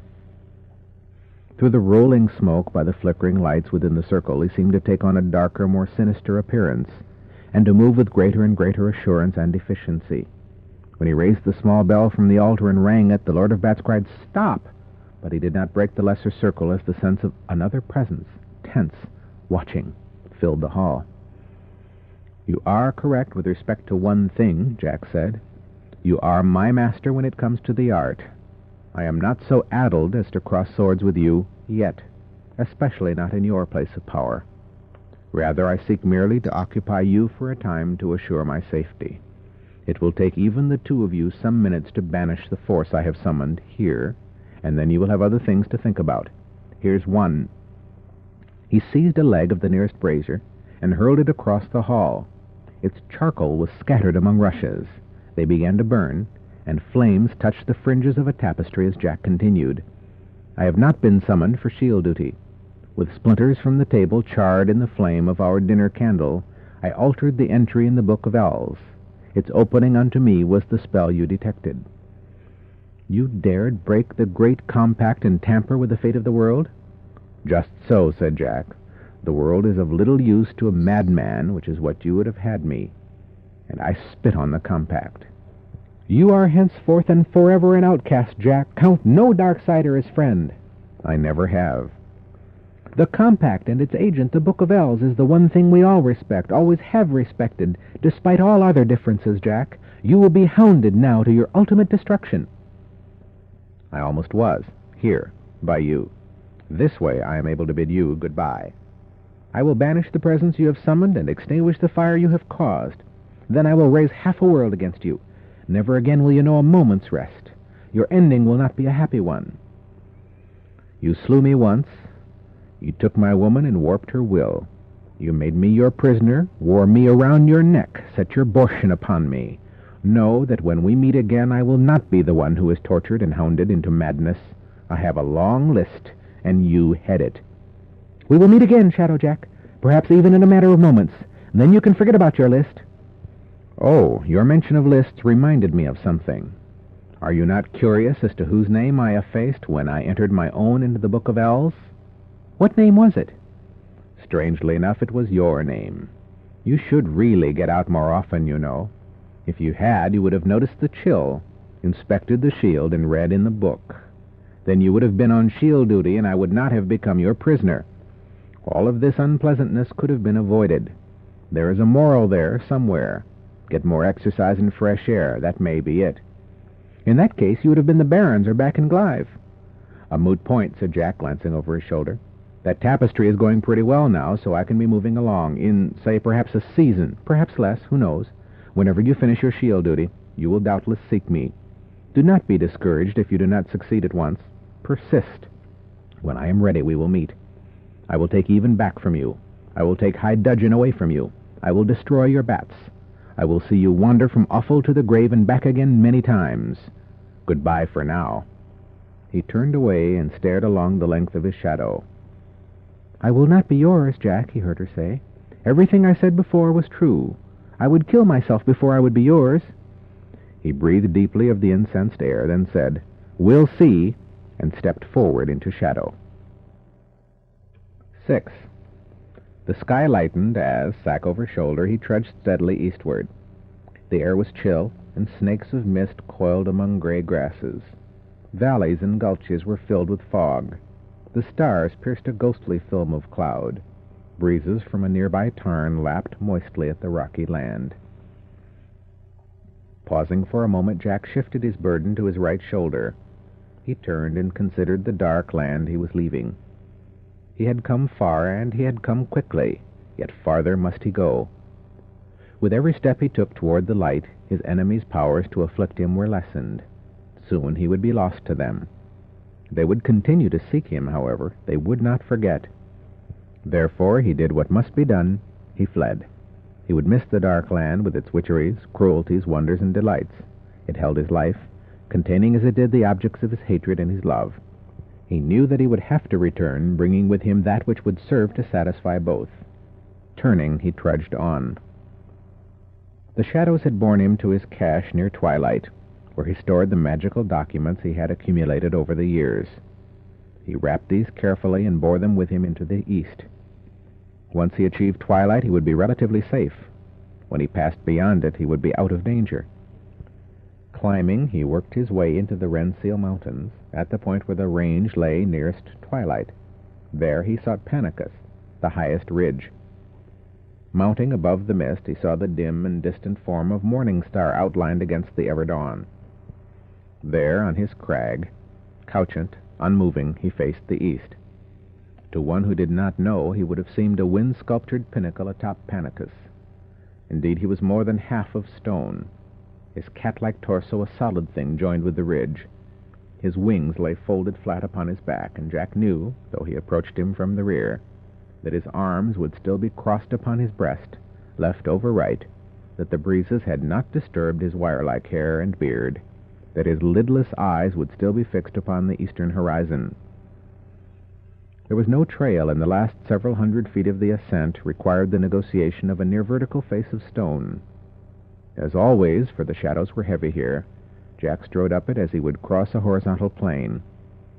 Before he reached the summit, the winds were screaming about him, but they did not drown out the voice of Morning Star, which rose as from the bowels of the mountain beneath him. "Good morning, Jack."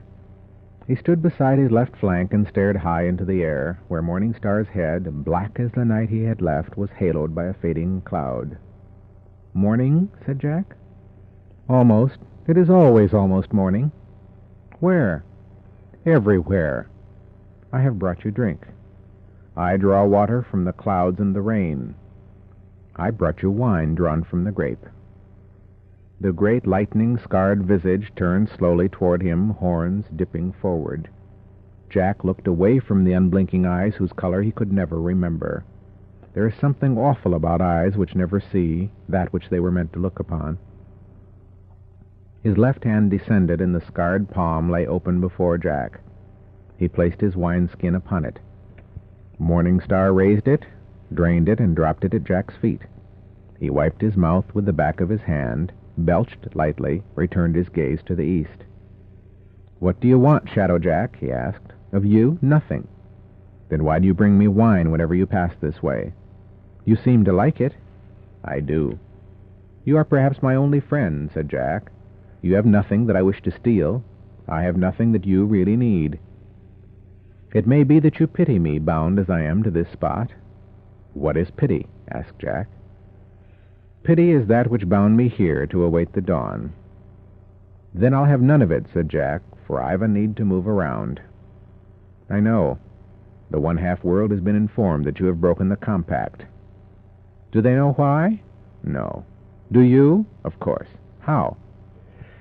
"From the shape of a cloud I know that a man in a distant city will quarrel with his wife 3 seasons hence, and a murderer will be hanged before I finish speaking. From the falling of a stone I know the number of maidens being seduced, and the movements of icebergs on the other side of the world. From the texture of the wind I know where next the lightning will fall. So long have I watched, and so much am I a part of all things, that nothing is hidden from me. You know where I go?" "Yes." "And what I would do there?" "I know that, too." "Then tell me, if you know, will I succeed in that which I desire?" "You will succeed in that which you are about, but by then it may not be what you desire." "I do not understand you, Morning Star." "I know that, too. But that is the way it is with all oracles, Jack.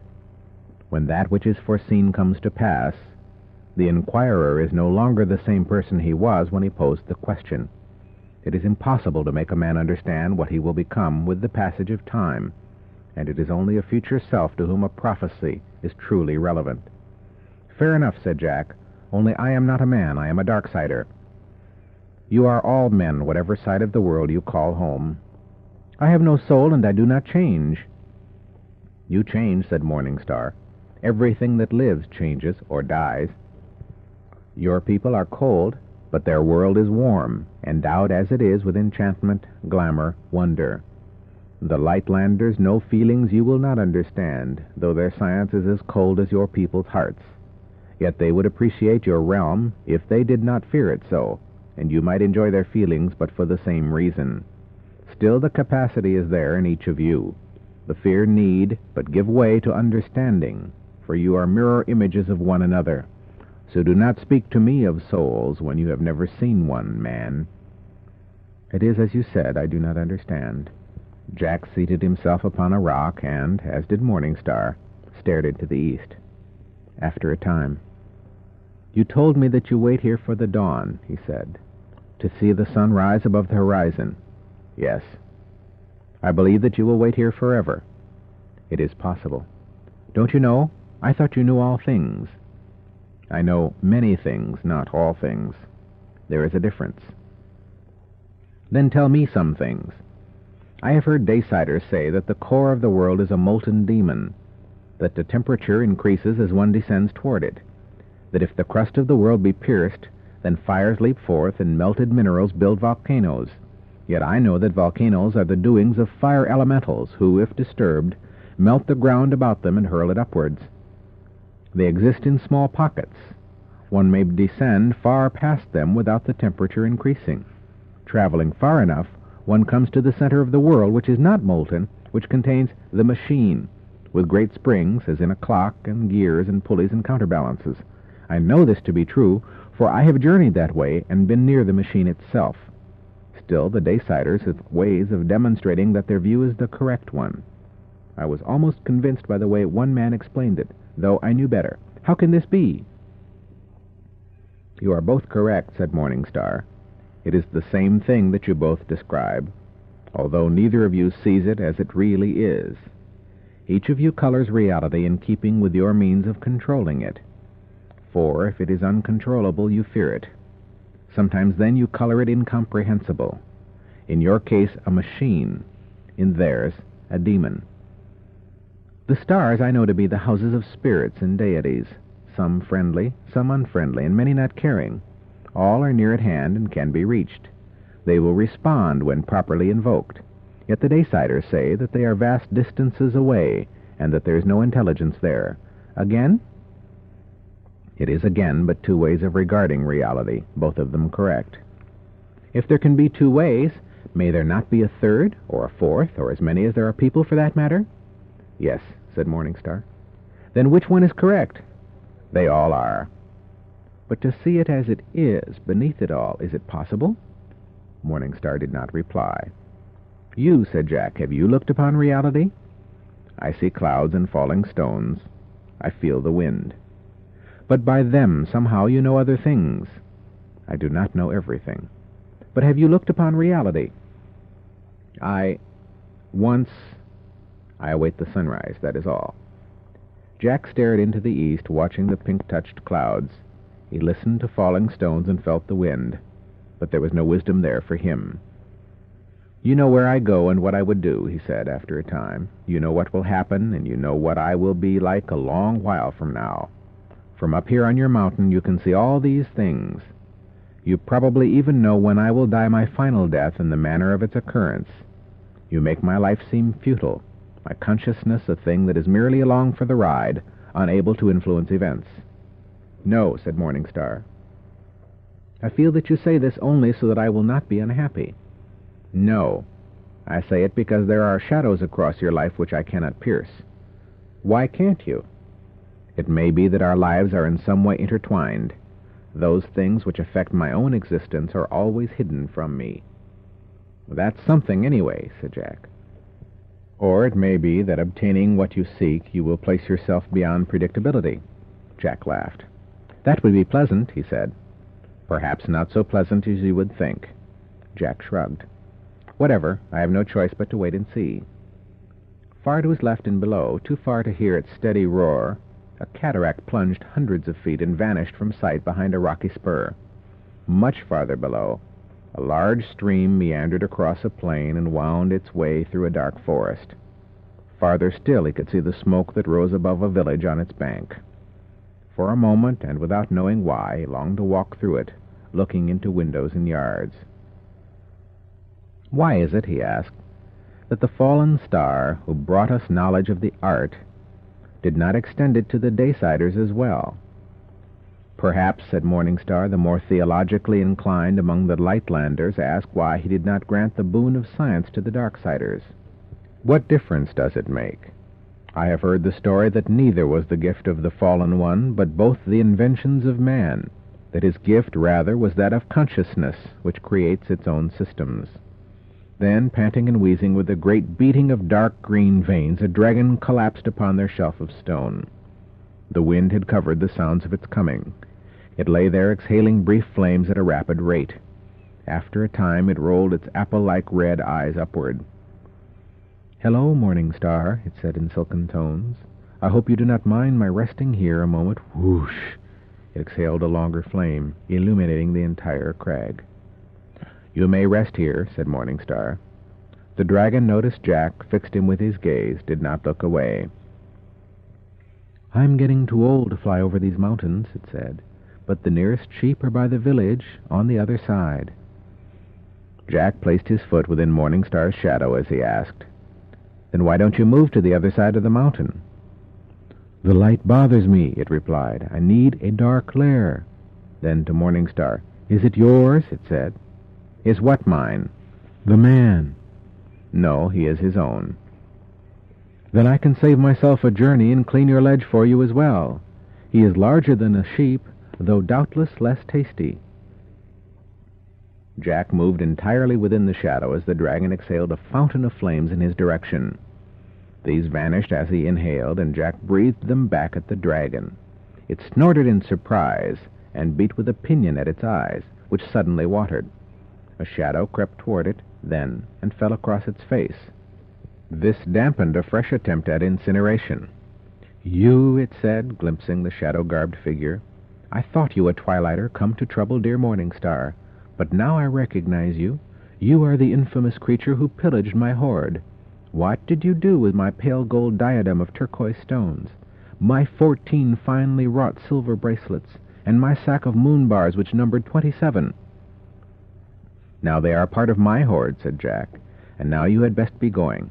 Though you are larger than a piece of mutton and doubtless less tasty, I may break my fast upon you." He breathed another flame, and the dragon drew back. "Desist," said the dragon. "Give me leave to rest here but another moment, and I will depart." "Now," said Jack. "You are cruel, Shadow Man," the dragon sighed. "Very well." It stood, balancing its bulk with its long tail, then waddled and wheezed its way to the edge of the ridge. Glancing back, it said, "You are hateful," and then pushed itself over and was gone from sight. Jack moved to the edge and watched it fall. When it seemed that it would be dashed to death upon the mountain slope, its wings spread and caught the air. It rose then and glided in the direction of the village in the forest near the stream. "I wonder as to the value of consciousness," said Jack, "if it does not change the nature of a beast." "But the dragon was once a man," said Morning Star, "and his greed transformed him into what he is now." "I am familiar with the phenomenon," said Jack, "for I was once, briefly, a pack rat. Yet you overcame your passion and returned to manhood, as may the dragon one day. By virtue of your consciousness, you recognized and overcame certain of those elements which made you subject to predictability. Consciousness tends to transform one. Why did you not destroy the dragon?" "There was no need to," Jack began. Then he laughed. "Its carcass would have smelled up your cliff."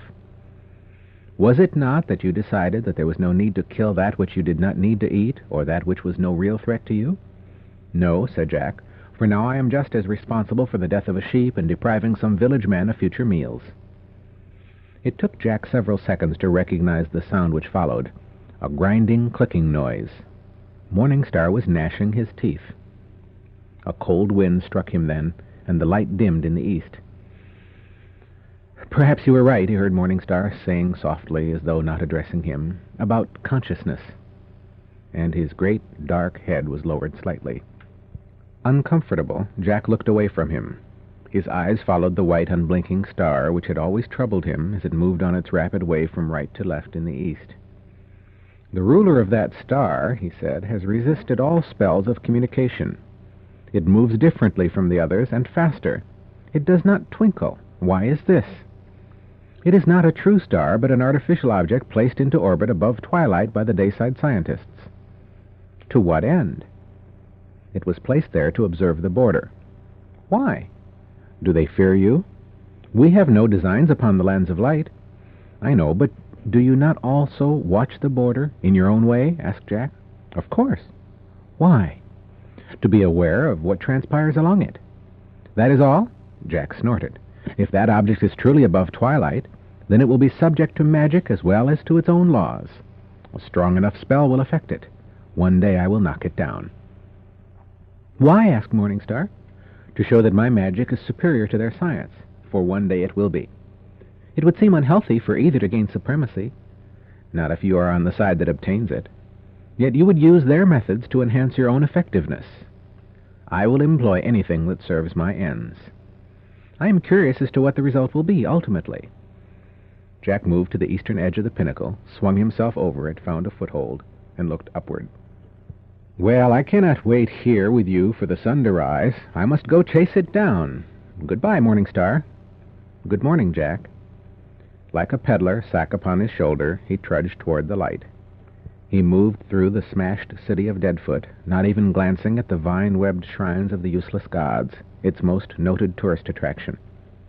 Their altars never bore offerings worth stealing. Wrapping a scarf tightly about his head, he hurried up the famous avenue of the singing statues. Each of these, noted individualists in life, commenced his own song at the sound of a footstep. Finally, after running, for it was a long thoroughfare, he emerged with temporary deafness, shortness of breath, and a headache. Lowering his fist, he halted in the middle of a curse, at a loss for words. He could think of no calamity to call down upon the deserted ruin which had not already been visited upon it. When I rule, things will be different, he decided. Cities will not be planned so chaotically that they come to this. Rule? The thought had come unbidden into his head. Well, why not, he asked himself.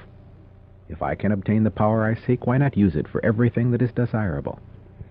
After I have obtained my vengeance, I will have to come to terms with all those who are against me now. It might as well be as a conqueror. I am the only one who needs no fixed place of power. I shall be able to defeat the others on their own grounds once I hold the key that was lost, Colwinia. This thought must have been with me all along. I will reward Rosalie for having suggested the means, and I must add to my list. After I've had my revenge upon the Lord of Bats, Benoni, Smage, Quasar, and Blight, I will deal with the Baron and see that the colonel who never died has cause to change his name. It amused him that, among others, he bore within his sack those very manuscripts which had aroused the Bat-Lord's anger. For a time he had actually considered the notion of offering to barter them for his freedom. The only reason he had not was the realization that the other would either accept and fail to release him, or, what would be worse, would keep the bargain. The necessity of returning stolen goods would be the greatest loss of face he had ever suffered, and this could only be expunged by doing what he was now doing, pursuing the power that would grant him satisfaction. Without the manuscripts, of course, this would be more difficult, and... His head swam. He had been right, he decided, when he had spoken with Morning Star. Consciousness, like the noise of the double 100 statues of Deadfoot, was a thing of discord and contradiction, giving rise to headaches. Far to his right, the Daysider's satellite came into view once more. The world brightened as he moved forward. Smudges in distant fields, he saw the first beginnings of green ahead. The clouds burned more brightly in the east.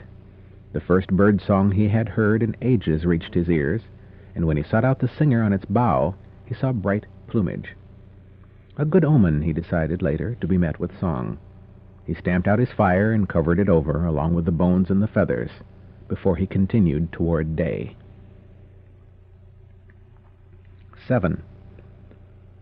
He had felt the beginnings of its slow approach at some point near the middle of the semester. How, he was not certain. In this place he seemed limited to the same sensory channels as his fellows. Still, groping, turning, hiding, correcting its passage, coming on again. It sought him. He knew that. As to its nature he had no inkling. Recently, though, at times such as this, he felt that it was drawing near. He had walked the 8 blocks from the campus to the dugout, passing high buildings with windows like slots in punch cards, moving along thoroughfares where, despite the passage of years, the exhaust from the traffic still came noxious to his nostrils. Turning, he had made his way up streets where beer cans rolled on the sidewalks and garbage spilled from the spaces between buildings. Passive-faced people by windows, on stairs, in doorways, watched him as he walked. A passenger liner shattered the air high above him. From farther yet, the ever-unmoving sun sought to nail him shadowless to the hot pavement. Children at play about an opened fire hydrant had paused at their games to watch him as he went by. Then there had come the false promise of a breeze, the gurgling of the water, the hoarse complaint of a bird beneath some eaves. He had tossed his cigarette into the gutter and seen it swept on past him. All this light and I have no shadow, he thought. Strange how nobody's ever noticed. Where precisely did I leave it? In places where lights were dim there was a change. It seemed to him that a certain quality either came into or departed the world. It was in the nature of an underlying sense of interconnectedness, which was not present in day's full glare. With it came small feelings and some impressions. It was as if, despite his deafness to them, the shadow still attempted to address him. It was in this way that he knew, upon entering the dark bar, that that which had been seeking him was now drawing near. The heat of perpetual day dropped away as he moved to the rear of the dugout. Touched here and there with auburn highlights, he saw her dark hair in the rosy glow of candlelight through glass. Threading his way among tables, he felt relaxed for the first time since he had left his class. He slid into the booth across from her and smiled. "Hi, Claire." She stared, her dark eyes widening. "John, you always do that," she said. "Suddenly you're just there." He continued to smile, studying her slightly heavy features, pinch marks where her glasses had been, a small puffiness beneath her eyes, some stray strands of hair reaching for her brow. "Like a salesman," he said. "Here comes the waiter." "Beer." "Beer." They both sighed, leaned back, and stared at one another. Finally she laughed. "What a year," she announced. "Am I glad this semester's over?" He nodded. "Largest graduating class yet. And the overdue books we'll never see." "Talk to someone in the front office," he said. "Give them a list of names. The graduates will ignore Billings. Someday they'll want transcripts. When they ask, hit them with notices that they won't be sent until they pay their fines." She leaned forward. "That's a good idea." "Of course. They'll cough up if it means a job to them." "You missed your calling when you went into anthropology. You should have been an administrator." "I was where I wanted to be." "Why do you speak in the past tense?" she asked. "I don't know." "What's happened?" "Nothing really." But the feeling was there. It was near. "Your contract," she said. "Was there some sort of trouble?" "No," he said. "No trouble." The drinks arrived. He raised his and sipped it. Beneath the table his leg brushed against hers as he crossed them. She did not move away, but then she never did. From me or anyone else, thought Jack. A good lay, but too eager to get married. She's been impatient with me all semester. Any day now. He dismissed the thoughts. He might have married her had he met her sooner, for he had no qualms about leaving a wife behind when he returned to where he must. But he had just met her this semester, and things were close to completion. "What of the sabbatical you've been mentioning?" she asked. "Any decision on that yet?" "I don't know. It depends on some research I'm doing right now." "How far along is it?" "I'll know after I've used some computer time I have coming." "Soon?" He glanced at his wristwatch and nodded. "That soon?" she said. "If the indications are favorable." He lit a cigarette. "Then it could be this coming semester," he said. "But you said that your contract was—" "In good order," he said, "but I didn't sign it, not yet." "You once told me that you thought Quillian doesn't like you." "He doesn't. He's old-fashioned. He thinks I spend too much time with computers and not enough in libraries." She smiled. "So do I." "At any rate, I'm too popular a lecturer not to be offered a renewal." "Then why didn't you sign it? Are you asking for more money?" "No," he said, "but if I do ask for a sabbatical and he refuses, it will be fun to tell him to shove his contract. Not that I wouldn't sign one and walk out if it would benefit my research, but I would enjoy telling Doc Quillian where to put his offer." She sipped her beer. "Then you must be near to something important." He shrugged. "How did your seminar wind up?" he asked. She laughed. "You certainly stick in Professor Weatherton's craw. He devoted most of the lecture to dismembering your dark side customs and philosophies course." "We disagree on many points, but he's never been dark side." "He intimated that you haven't either. He agrees that it is a feudal society, and that some of its lords may actually believe they possess direct control over everything in their realms. He dismisses the whole notion of their being loosely united in a compact based on a premise that the sky will fall if they do not maintain some sort of shield by means of cooperating in magical endeavors." "Then what keeps everything on that side of the world alive?" "Somebody asked that question, and he said it was a problem for physical scientists, not social theorists. His personal opinion, though, was that it involved some sort of high-altitude bleed-off from our force screens." He snorted. "I'd like to take him on a field trip sometime. His buddy Quillian, too." "I know you've been dark side," she said. "In fact, I think your connection with it is even stronger than you say." "What do you mean?" "If you could see yourself now, you would know. It took me a long while to realize what it was, but when I noticed what gave you a strange appearance in places like this, it seemed obvious. It's your eyes. They are more light-sensitive than any eyes I have ever seen before. As soon as you get out of the light and into a place like this, your pupils become enormous. There's only a faint line of color around them, and I notice that the sunglasses you wear most of the time are far darker than ordinary ones. I do have an eye condition. They are quite weak, and bright lights irritate them." "Yes, that's what I said." He returned her smile. He crushed out his cigarette, and, as though this were a signal, a soft, sickening music slithered from out of a speaker set high on the wall above the bar. He took another drink of beer. "I suppose Weatherton got in a few shots at the resurrection of bodies, too." "Yes." "And if I die here," he wondered, "what will become of me? Will I be denied Clive and return?" "What's wrong?" she asked. "What do you mean?" "Your nostrils flared, your brows contracted." "You study features too much. It's that awful music." "I like looking at you," she said. "But let's finish and go to my place. I'll play you something different. There's a thing I want to show you and ask you about, too." "What is it?" "I'd rather wait." "All right." They finished their drinks, and he paid. They departed, his feelings of apprehension subsiding as they moved into the light he filtered. They climbed the stairs and entered her third-floor apartment. Just over the threshold she halted and made a small noise in the back of her throat. He pushed past her, moving quickly to the left. Then he halted. "What is it?" he asked, searching the room with his eyes. "I'm sure I didn't leave the place like this. Those papers on the floor. I don't think that chair was over there. Or that drawer opened. Or the closet door." He moved back to her side, studied the lock for scratches, found none. He crossed the room then, and she heard a sound that could only be the clicking of a knife blade as he entered the bedroom. After a moment he emerged, vanished into the other room, passed from there into the bathroom. When he reappeared, he asked her, "Was that window by the table opened the way it is now?" "I think so," she said. Yes, I guess it was." He sighed. He examined the windowsill, then said, "A gust of wind probably blew your papers. As for the drawer and the closet, I'd bet you left them open yourself this morning, and you've probably forgotten about moving the chair." "I'm a very orderly person," she said, closing the door to the landing, and when she turned, she said, "But I guess you're right." "Why are you nervous?" She moved about the apartment, picking up papers. "Where did you get that knife?" she asked him. "What knife?" She slammed the closet door and turned and glared at him. "The one you had in your hand a minute ago." He extended his hands, palms forward. "I have no knife. You may search me if you wish. You will not find a weapon."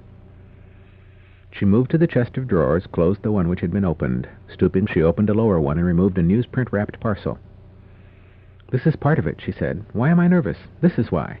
She placed the parcel on the table and undid the strings which held it. He moved to her side and watched as she unwrapped the papers. Inside were 3 very old books. "I thought you'd taken those back already." "I intended to." "That was the agreement." "I want to know where you obtained them and how." He shook his head. "We also agreed that if I were to recover them, you would not ask me those questions." She placed the books side by side, then pointed at the spine of one and the cover of another. "I am certain those were not there before," she said. "They are bloodstains, aren't they?" "I don't know." "I tried to wipe some of the smaller ones off with a damp tissue. What came off certainly looked like dried blood." He shrugged. "When I told you these books had been stolen from their cases in the rare books room, and you offered to recover them, I said, 'Okay,'" she continued. "I agreed that if you could get them back, I'd see that it was an anonymous return. No questions. But I never thought this meant bloodshed. The stains alone would not have made me think that that is what happened. But then I began considering you and realized how little I actually know. That's when I began noticing things like your eyes and the quiet way that you move. I had heard that you were friendly with criminals, but then you had written some articles on criminology and were teaching a course on the subject, so it seemed in order at the time I heard it. Now I see you move through my rooms with a knife in your hand, presumably ready to kill an intruder. No book is worth a human life. Our agreement is off. Tell me what you did to get them." "No," he said. "I must know." "You staged that scene when we walked in here just to see what I'd do, didn't you?" She blushed. "Now I suppose she'll try to blackmail me into marrying her," he thought, "if she thinks she can make this thing big enough." "All right," he said, jamming his hands into his pockets and turning to stare out the window. "I found out who did it and had a talk with him. During the misunderstanding that followed, his nose got broken. He had the poor grace to bleed on the books. I couldn't get it all off." "Oh," he heard her say, and then he turned and studied her face. "That's all," he said. He stepped forward then and kissed her. After a moment she relaxed against him. For a time he massaged her back and shoulders, moved his hands to her buttocks. Distraction complete, he decided, moving up along her rib cage and inward, slowly toward the buttons of her blouse. "I'm sorry," she sighed. "That's all right," he said, unfastening them. "That's all right." Later, while staring at a pillow through the curtain of her hair and analyzing his reactions to earlier events, he felt once again the nearing presence, this time so close that it almost seemed as if he were being watched. He glanced quickly about the room but saw nothing. Listening to the sounds of traffic on the street below, he determined to be about his business soon, say in the space of a cigarette. There came a sonic boom from overhead that rattled the window like a sudden hand. Clouds, slowly gathering, obscured the sun somewhat. Knowing he was early, he parked his vehicle in the faculty lot and removed his heavy briefcase from the rear. The trunk of the car contained 3 heavy traveling bags. He turned and began walking toward the far end of the campus. He felt a need to keep moving, to be ready to run if necessary. He thought of Morning Star at that moment, watching rocks and clouds and birds, feeling winds, rains, lightnings, and he wondered whether that one was instantly aware of every move he was making. He felt this to be so, and he wished that his friend were at hand to counsel him now. Did he know, or had he known for a long while, the outcome of what he was about to attempt? The leaves and grasses had taken on that faint incandescence which sometimes precedes a storm. It was still quite warm, but now the heat was tempered by a light breeze from the north. The campus was almost deserted. He passed a group of students seated about the base of a fountain, comparing notes on an examination they had just taken. He thought he recognized 2 of them from his introduction to cultural anthropology of several semesters back, but they did not look up as he went by. As he passed Drake Hall, he heard his name called out. "John, Dr. Shade." Halting, he saw the short, heavy figure of the young instructor Poindexter emerge from the doorway. The man's first name was also John, but since he had been a newcomer to their card group, they had come to refer to him by his last name rather than confuse conversation. Jack made himself smile as the man approached and nodded a greeting. "Hi, Poindexter. I thought you'd be off recuperating by now." "I still have some damn lab exams to grade," he said, breathing heavily. "I decided I wanted a cup of something hot, and the minute I closed the door to my office, I knew what I'd done. The keys are on my desk, and the door locks when it closes. There's nobody else in the building, and the front office is shut down, too. I was standing there waiting for a guard to come by. I thought they might have access to a master key. Have you seen any guards?" He shook his head. "No, I just arrived a few moments ago, but I know the guards don't have access to masters. Your office is on the far side of the building, isn't it?" "Yes. I forget how high off the ground that would put it, but what about getting in through a window?" "Too high without a ladder, and they're both locked anyhow. Let's go inside." Poindexter ran the back of his hand across his ruddy forehead and nodded. Entering and moving to the rear of the building, he removed a ring of keys from his pocket and fitted one into the lock of the door Poindexter indicated. It turned, there was a click, and he pushed the door open. "Lucky," he said. "Where'd you get a master?" "It's not a master, it's the key to my office. That's why you're lucky." Poindexter's face opened into a yellowish smile. "Thanks," he said. "Thanks a lot. Are you in a hurry?" "No, I'm early for what I was about." "Then let me get us something from the machine. I still want to take a break." "All right." He moved into the office, placed his briefcase behind the door, while the other's footsteps receded and were gone. He stared out the window at the gathering storm. Somewhere a bell began to ring. After a time, Poindexter returned, and he accepted the steaming cup he proffered. "How's your mother?" "She's doing well. Should be out quite soon." "Tell her I said hello." "I will. Thanks. Nice of you to visit her." They sipped at their cups then. "It is lucky you came along," Poindexter said. "Maybe ours are the only 2 offices on campus with the same lock. Hell, I would have settled for the Ghost if he'd gotten me in." "Ghost?" "You know, the latest stunt." "I'm afraid I haven't heard of it." "A white thing allegedly seen flitting around in trees and on the tops of buildings." "When did this start?" "Just recently, of course. Last semester it was mutagenic rocks in the geology building. The one before that, I think, it was aphrodisiacs in the water coolers. Same as always, the semester closes like the end of the world, I guess, full of portents and rumors. What's the matter?" "Nothing. Have a cigarette." "Thanks." He heard a tiny bleat of thunder, and the ever-present odor from the laboratories aroused unpleasant memories. "That's why I never liked this building," he realized. "It's the smells." "Will you be with us this coming semester?" Poindexter asked. "I think not." "Oh, you got your leave approved. Congratulations." "Not exactly." A look of concern flashed at him through thick glasses. "You're not quitting, are you?" "It depends on several things." "If I may be selfish about it, I hope you decide to stay." "Thanks." "You'll keep in touch, though, if you do go?" "Of course." A weapon, he decided. "I need something better than what I've got, but I can't ask him. It's good that I stopped in here, though." He drew on his cigarette, glanced out the window. The sky had continued to darken. There appeared to be some moisture on the pane. He gulped and dropped his cup into the wastebasket. Mashing out a cigarette, he stood. "I'd better run if I'm going to make it to Walker before it starts to come down." Poindexter stood and shook his hand. "Well, if I don't see you again for a while, good luck," he said. "Thanks." "The keys." "What?" "The keys. Why don't you take them off the desk and put them in your pocket now, just in case?" Poindexter blushed and did it. Then he chuckled. "Yes, I wouldn't want to do that again, would I?" "I hope not." He retrieved his briefcase while Poindexter lit the candles above his desk. There was a flash in the sky, followed by a low rumble. "So long. Goodbye." He departed and hurried to the Walker Building, pausing only to break into a laboratory and steal a bottle of sulfuric acid, taping the stopper in place. 8. He tore out the first pages of the printout and spread them on the table he had appropriated. The unit continued its clicking, drowning out the sounds of the rain. He returned to the machine, tore out the next page. He placed it beside the others and regarded them. There came a sound like scratching from the direction of the window, and he jerked his head upright, nostrils dilated. Nothing. There was nothing there. He lit a cigarette and dropped the match on the floor. He paced. He checked his wristwatch. A candle flickered above its sconce, and the wax slid down its side.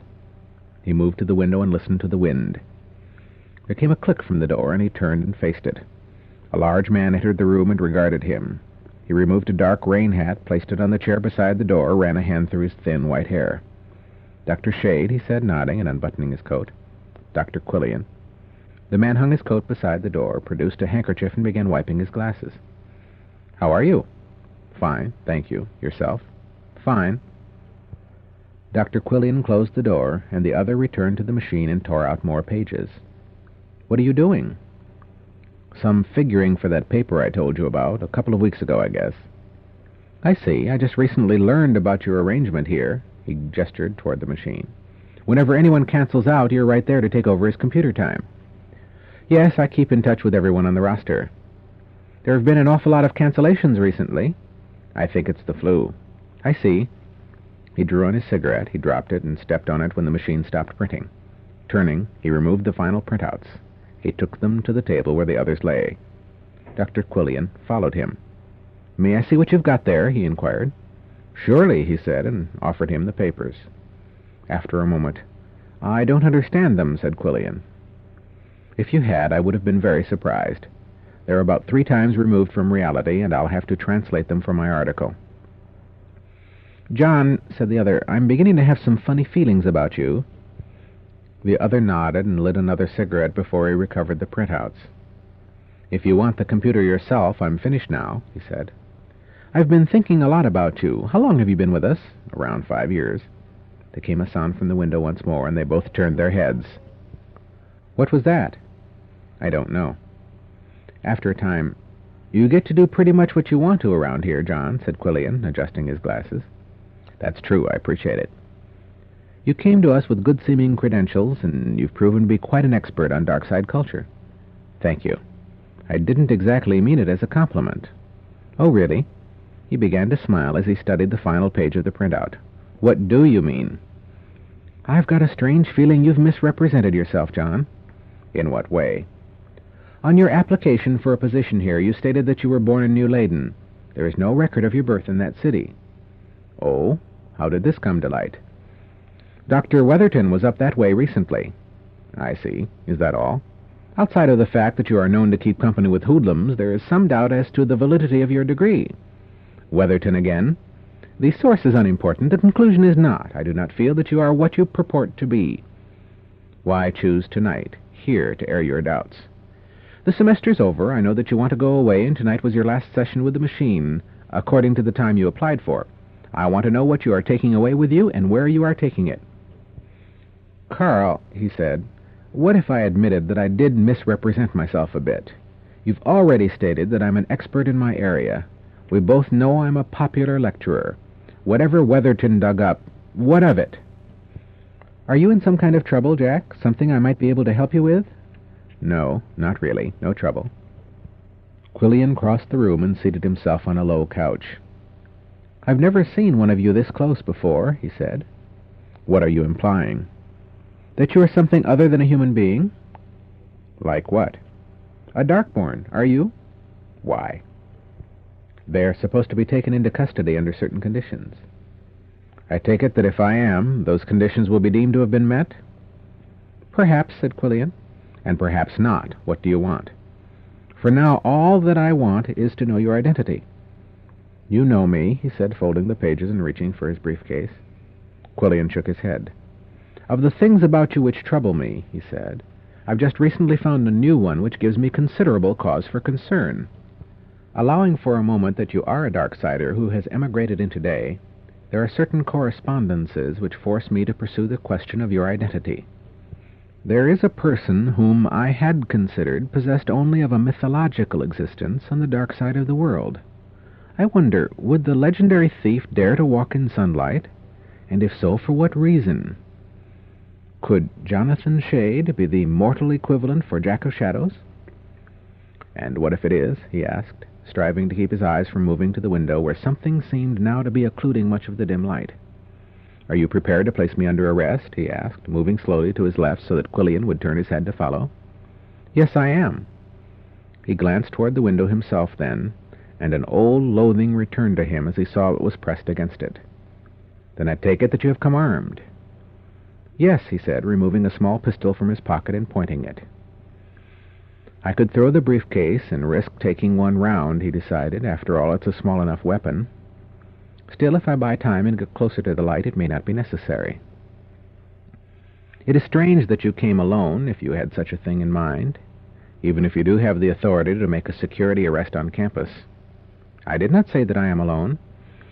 "Not really strange, though, now that I think of it." He took a step nearer the flickering light. "I say that you are alone. You would like to handle this yourself. It may simply be that you wish to kill me without witnesses, or it may be that you desire full credit for my apprehension. I'd guess the former, though, because you seem to dislike me very much. Why, I'm not certain." "I fear that you overestimate your ability to create a disliking as well as my own for violence. No, the authorities have been notified, and an arresting party is on its way here. My intention is only to require your presence until they arrive." "It would seem that you waited until about the last possible moment." With his free hand, Quillian gestured toward the briefcase. "I've a suspicion that once your latest project has been deciphered, it will be found to have little to do with the social sciences." "You are a very suspicious person. There are laws against arresting people without evidence, you know." "Yes, that's why I waited. I'm betting that's evidence that you are holding, and I am certain that more will turn up. I have noted, too, that when it comes to matters of security, the laws are considerably relaxed." "You do have a point there," he replied, turning so that the light caught him full in the face. "I am Jack of Shadows," he cried out, "Lord of Shadowguard. I am Shadow Jack, the thief who walks in silence and in shadows. I was beheaded in Igles and rose again from the dung pits of Glive. I drank the blood of a vampire and ate a stone. I am the breaker of the compact. I am he who forged a name in the Red Book of Elves. I am the prisoner in the jewel. I duped the Lord of High Dudgeon once, and I will return for vengeance upon him. I am the enemy of my enemies. Come take me, filth, if you love the Lord of Bats or despise me, for I have named myself Jack of Shadows." Quillian's face showed puzzlement at this outburst, and though he opened his mouth and tried to speak, his words were drowned out by the other's cries. Then the window shattered, the candle died, and the Bortian sprang into the room. Turning, Quillian saw the gashed, rain-drenched thing across the room. He let out an incoherent cry and stood as if paralyzed. Jack dropped his briefcase, found the vial of acid, and unstoppered it. He hurled its contents at the creature's head, and without pausing to observe the results, he snatched up his briefcase and dodged past Quillian. He was to the door before the creature let out its first shriek of pain. He passed into the hallway, locking the door behind him, having paused only sufficiently to steal Quillian's raincoat from where it was hanging. He was halfway down the building's front steps when he heard the first shot. There were others, but he was crossing the campus when they came, clutching the raincoat about his shoulders and cursing the puddles, and so he did not hear them. Besides, there was thunder. Soon he feared there would be sirens, too. Thinking stormy thoughts, he ran on. The weather assisted him in some ways, hindered him in others. What traffic there was had been slowed down considerably, and when he reached a stretch of open road, its long, dry surface had become sufficiently slippery to preclude his moving at the speeds he desired. The darkness of the storm was causing motorists to depart from the streets at the first opportunity, as well as keeping those already home where they were, safe in the glow of many candles. There were no pedestrians in sight, all of which made it easy for him to abandon his vehicle and appropriate another before he had gone very far. Getting out of town was not difficult, but outrunning the storm was another matter. They both seemed headed in the same direction. One of the routes he had mapped out and memorized long ago as both expeditious and devious in returning him to darkness. On any other occasion he would have welcomed a diminution in that constant glare which had first burned, then tanned his unwilling hide. Now it slowed him, and he would not risk an accident at this point. It bathed the vehicle, and its winds caused it to sway, while its bolts of lightning showed him the skyline he was leaving. Police lanterns set on the road caused him to slow apprehensively, seeking exit from the highway. He sighed and grinned faintly as he was waved on by the scene of a 3-car accident where a man and woman were being borne on stretchers toward a gaping ambulance. He played with the radio but obtained only static. He lit a cigarette and opened the window part way. An occasional droplet struck against his cheek, but the air was cool and sucked the smoke away. He breathed deeply and attempted to relax, having just realized how tense he had been. It was not until considerably later that the storm slowed to a steady drizzle and the sky began to lighten somewhat. He was driving through open country at that point and feeling a mixed sense of relief and apprehension which had grown between curses since his departure. "What have I accomplished?" he asked himself, thinking back over the years he had spent dayside. It had taken considerable time for him to familiarize himself with the areas involved, obtain the necessary credentials, and learn the teaching routine. Then came the matter of finding employment at a university possessing the necessary data processing facilities. In his spare time he had had to learn to use the equipment, then conceive projects which would allow him to do so without question. Then he had had to review everything he possessed in the way of primary data with respect to his real questions, organize the information, and cast it into the proper form. The entire process had taken years, and there had been failures, many of them. This time he had been so near that he could taste it, smell it. This time he had known that he was close to the answers he had been seeking. Now he was running away with a briefcase full of papers he had not had an opportunity to review. It was possible that he had failed again and was returning without the weapon he had sought, returning to the place of his enemies. If this were the case, he had only postponed his doom. Still, he could not remain, for here, too, he had acquired enemies. He wondered briefly whether there was some cryptic lesson involved, some available but overlooked insight that would show him more about himself than about his enemies. If so, it eluded him. Just a little longer. If he had only had a bit more time, he could have checked, then reformulated and reprogrammed if necessary. Now there was no more time. There could be no going back to hone it if it was a blunted sword he bore. And there were other matters, personal ones he had wished to draw to better conclusions. Claire, for instance. Later the rain let up, though the cloud cover remained total and threatening. He risked speeding then and tried the radio once more. Bursts of static still occurred, but there was more music than there was interference, so he let it play. When the news came on, he was winding his way down a steep hill, and while he thought that he heard his name spoken, the volume had diminished too much for him to be certain.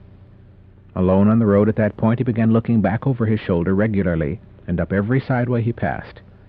It infuriated him that the mortal still had a fair chance of apprehending him before he achieved a situation of power.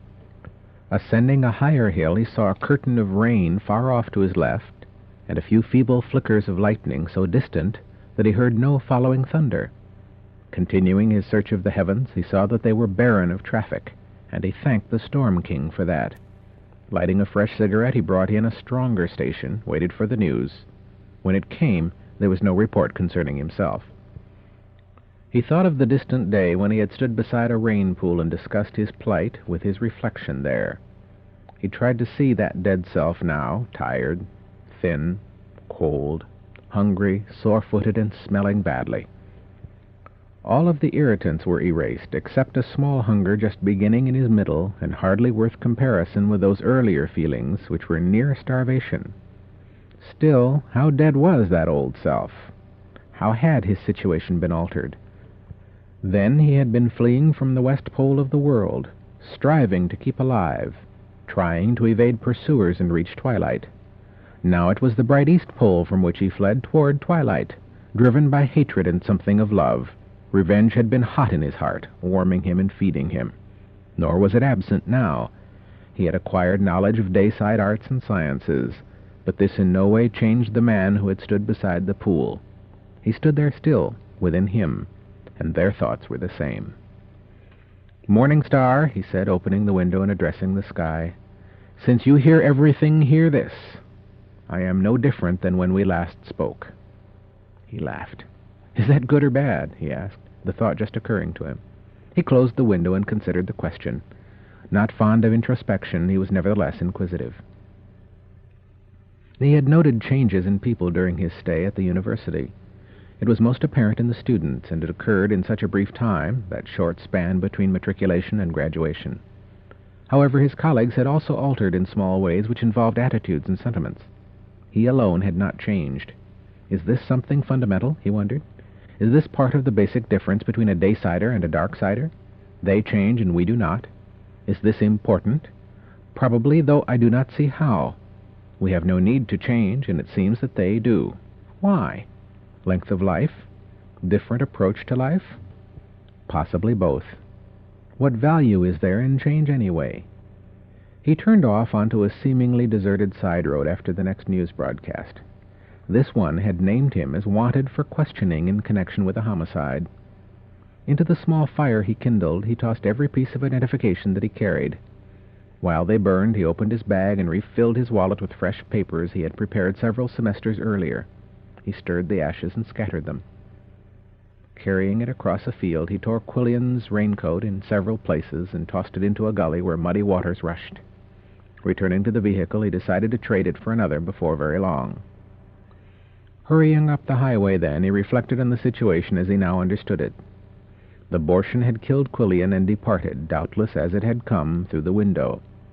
The reason for Quillian's presence there was known to the authorities, and Poindexter would verify his own presence on campus and his stated destination. Claire and many others could testify as to their disliking one another. The conclusion was obvious.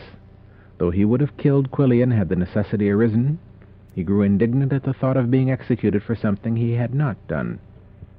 The situation reminded him of what had occurred at Iglees, and he rubbed his neck half-consciously. The unfairness of it all smarted. He wondered whether the Bortian in its frenzy of pain had thought it was slaying him, or was merely acting to defend itself, knowing that he had escaped. How badly injured was it? He knew nothing of the creature's recuperative abilities. Was it even now seeking his trail, which it had followed for so long? Had the Lord of Bats sent it to find him, or was it following its own feelings, conditioned as it was to hate him? Shuddering, he increased his speed.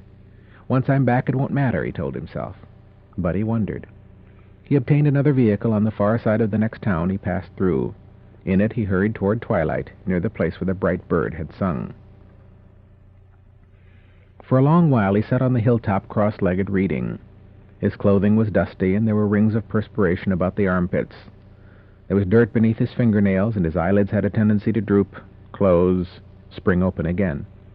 He sighed repeatedly and made notes on the papers he held. Faint stars shone above the mountains to the west. He had abandoned his final vehicle many leagues to the east of his hilltop, continuing then on foot. It had been stalling and knocking for some time before it stopped and would not start again. Knowing then that he had passed the place where the rival powers held truce, he stumbled on toward the darkness, taking only his briefcase. High places always suited him best. He had slept but once on his journey, and while it had been a deep, sound, dreamless sleep, he had begrudged his body every moment of it, and vowed not to do it again until he had passed beyond the jurisdiction of men. Now that he had done so, there was but one thing more before he would allow himself to rest. Scowling, he turned the pages, located what he sought, made a marginal notation, returned to the place of the original markings. It seemed to be right. It seemed almost to fit. A cool breeze crossed the hilltop, bringing with it wild scents that he had all but forgotten in the cities of men. Now it was the stark light of the everyday, not the smells and noises of the city, not the files and ranks of faces in his classrooms, not the boring meetings, not the monotonous sounds of machinery, not the obscene brightness of colors that seemed a receding dream. These pages were its only token. He breathed the evening, and the back translation he had made from the printout leaped toward his eyes and quickened within his mind like a poem suddenly understood. Yes! His eyes sought the heavens and found the white unblinking star that coursed them. He rose to his feet with his fatigue forgotten. With his right foot he traced a brief pattern in the dirt.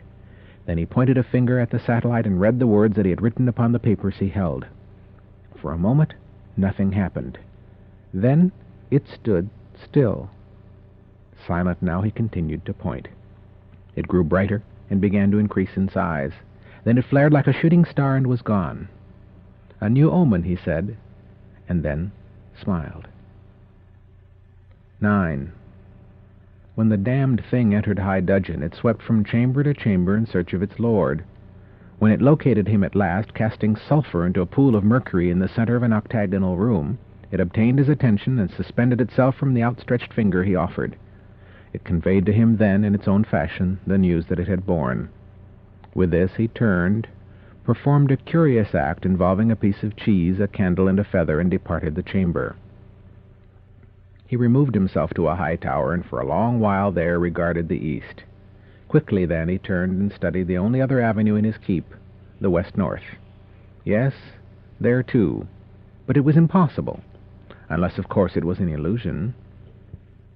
He mounted a stair that wound widdershins about the wall, opened a trapdoor, and climbed outside.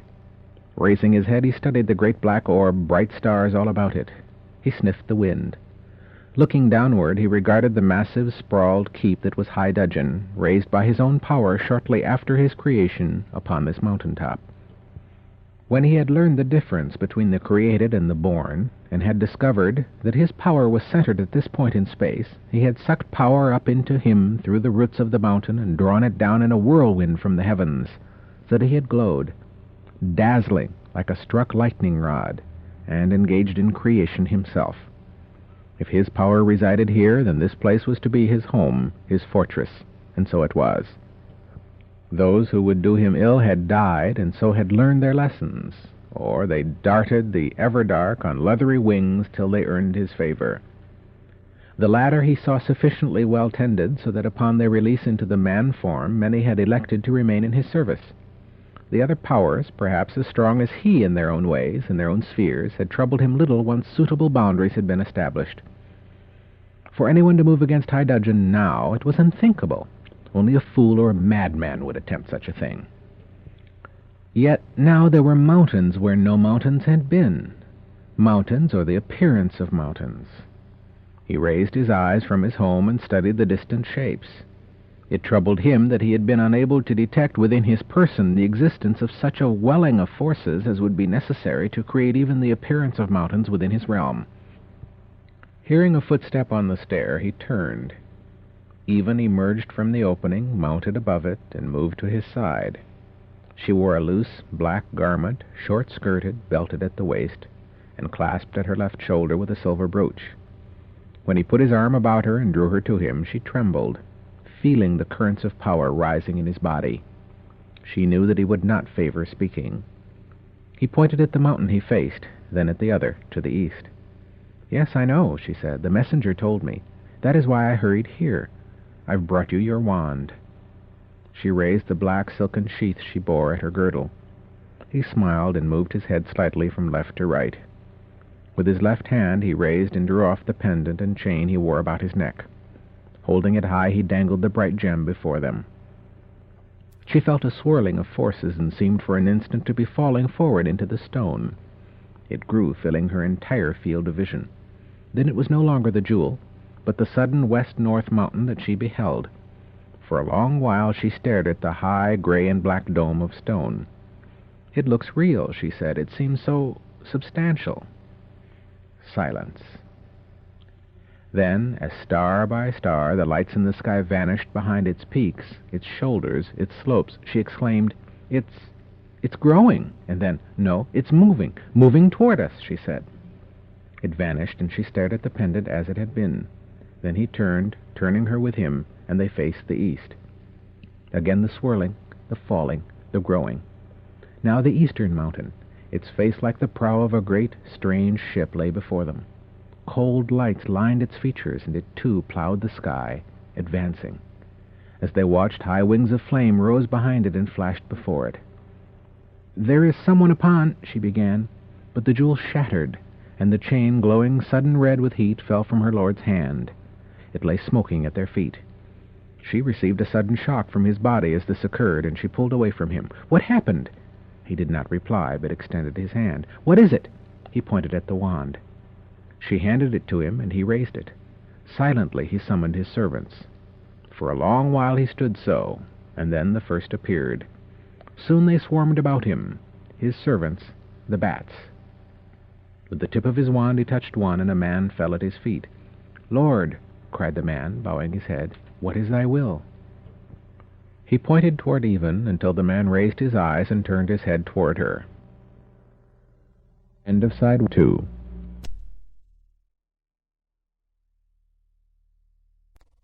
Side 3. "Report to Lieutenant Quasar," she said, "who will arm you and assign your duties." She looked at her lord, and he nodded. With his wand, then, he began touching the others, and they became what they once had been. An umbrella of bats had spread above the tower, and a seemingly endless column of larger creatures filed past Even, down the stairway and into the keep below. When all had passed, Even turned toward the east. "So much time has gone by," she said. "Look how much closer the thing has come." She felt a hand upon her shoulder, and, turning, she raised her face.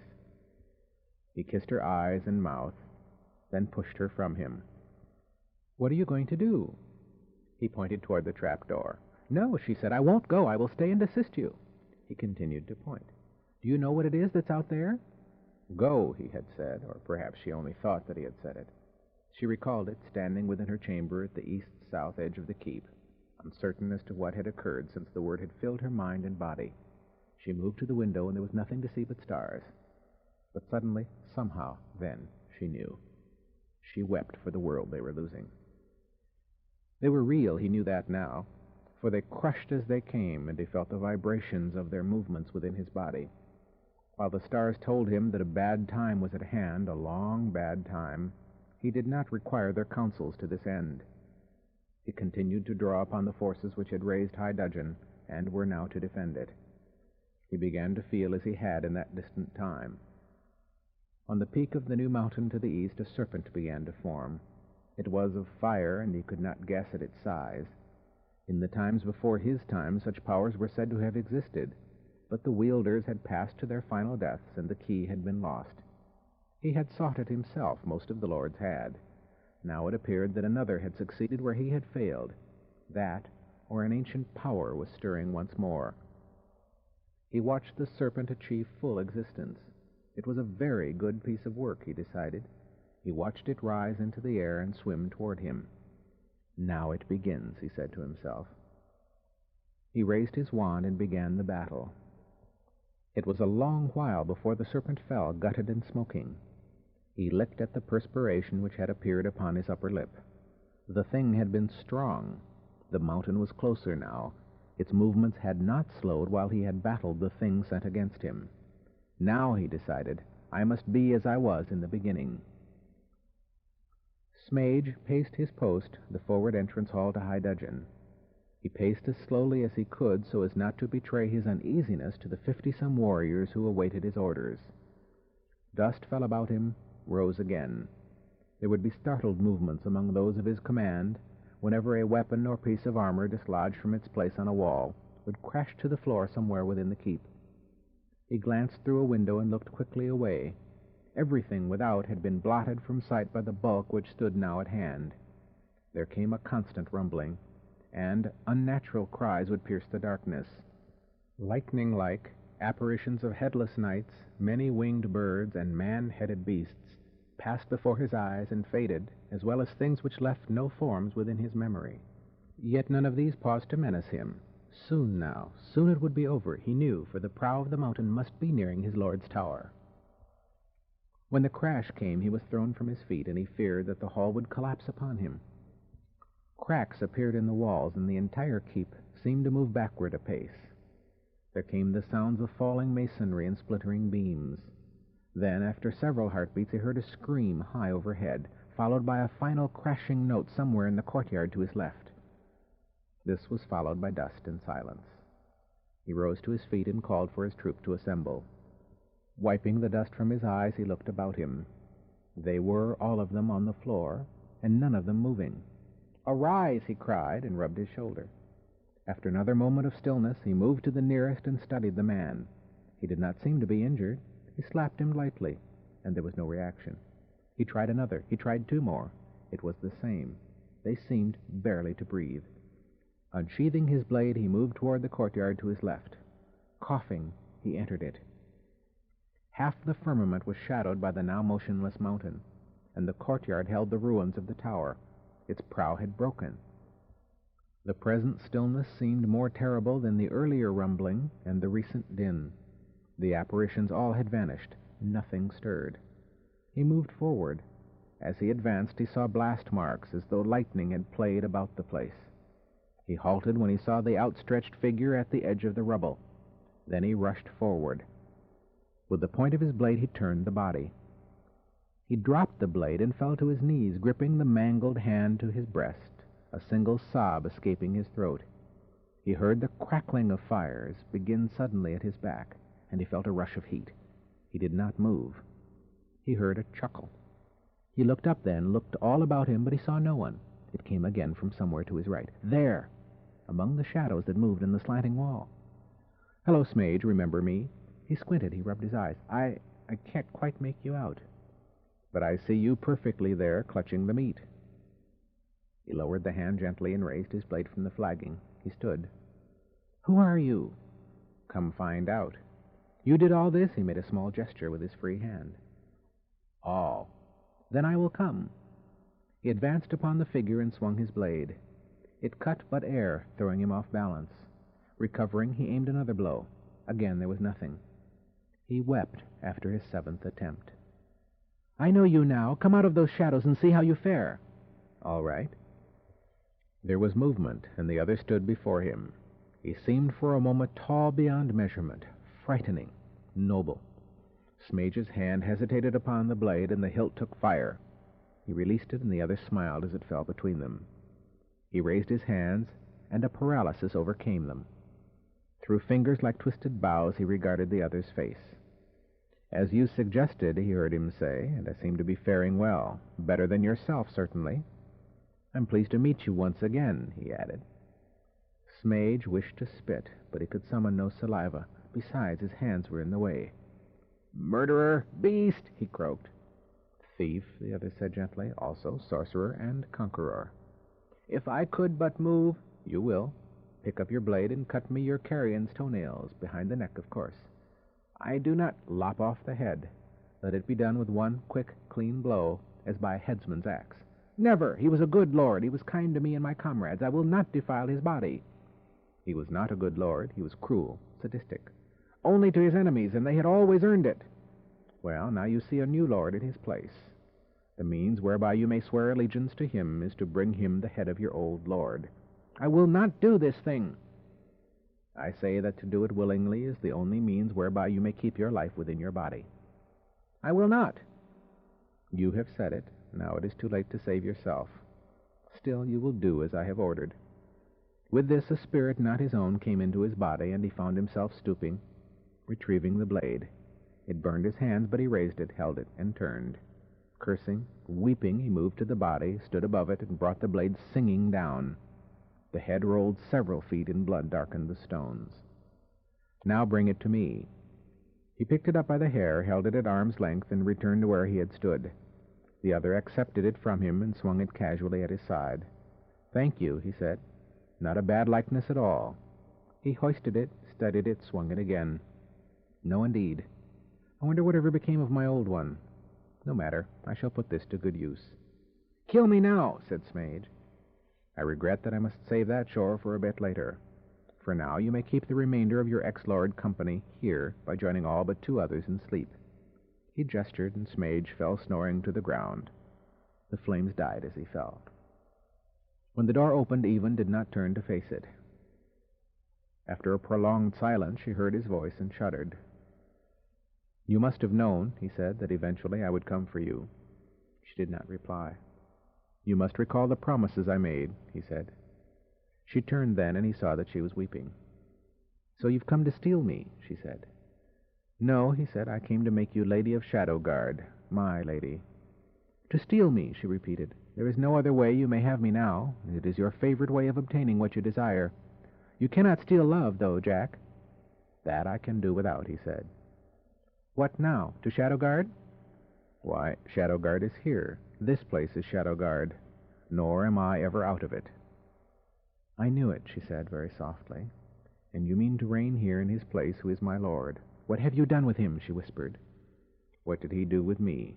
What did I promise him?" he said. "And the others?" "All are sleeping, save for one who may provide you some amusement. Let us step to the window." Stiffly she moved. He swept the hanging aside and pointed. Inclining her head, she followed his gesture. Below, on a level place, which she knew had never before existed, Quasar moved. The gray bisexual giant moved through the elaborate paces of the hell dance. He fell several times, rose to his feet, continued.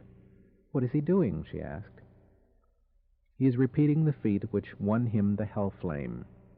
He will continue to reenact his triumph until his heart or some great vessel bursts within him and he dies." "How awful! Stop him!" "No, it is no more awful than what he had done to me. You accused me of not keeping my promises. Well, I promised him my vengeance, and you can see that I did not fail to deliver it." "What power is it that you have?" she asked. "You could never do things like that when I knew you." "I hold the key that was lost," he said. "Colwinia." "How did you come by it?" "It does not matter. What does matter is that I can make the mountains walk and the ground burst open. I can call down bolts of lightning and summon spirits to aid me. I can destroy a lord in his place of power. I have become the mightiest thing in the Dark Hemisphere." "Yes," she said, "you have named yourself. You have become a thing." He turned to watch Quasar fall again, then let the hanging drop. She turned away. "If you will grant mercy to all who remain here," she finally said, "I will do whatever you say." With his free hand he reached out as if to touch her. He paused when he heard the scream from beyond the window. Smiling, he let his hand fall. The taste is too sweet, he decided. "Mercy, I have learned, is a thing that is withheld from one whenever he most needs it," he said. "Yet when he is in a position to grant it himself, those who withheld it previously cry out for it." "I am certain," she said, "that no one in this place has asked mercy for himself." She turned back to him and searched his face. "No," she said, "no mercy there.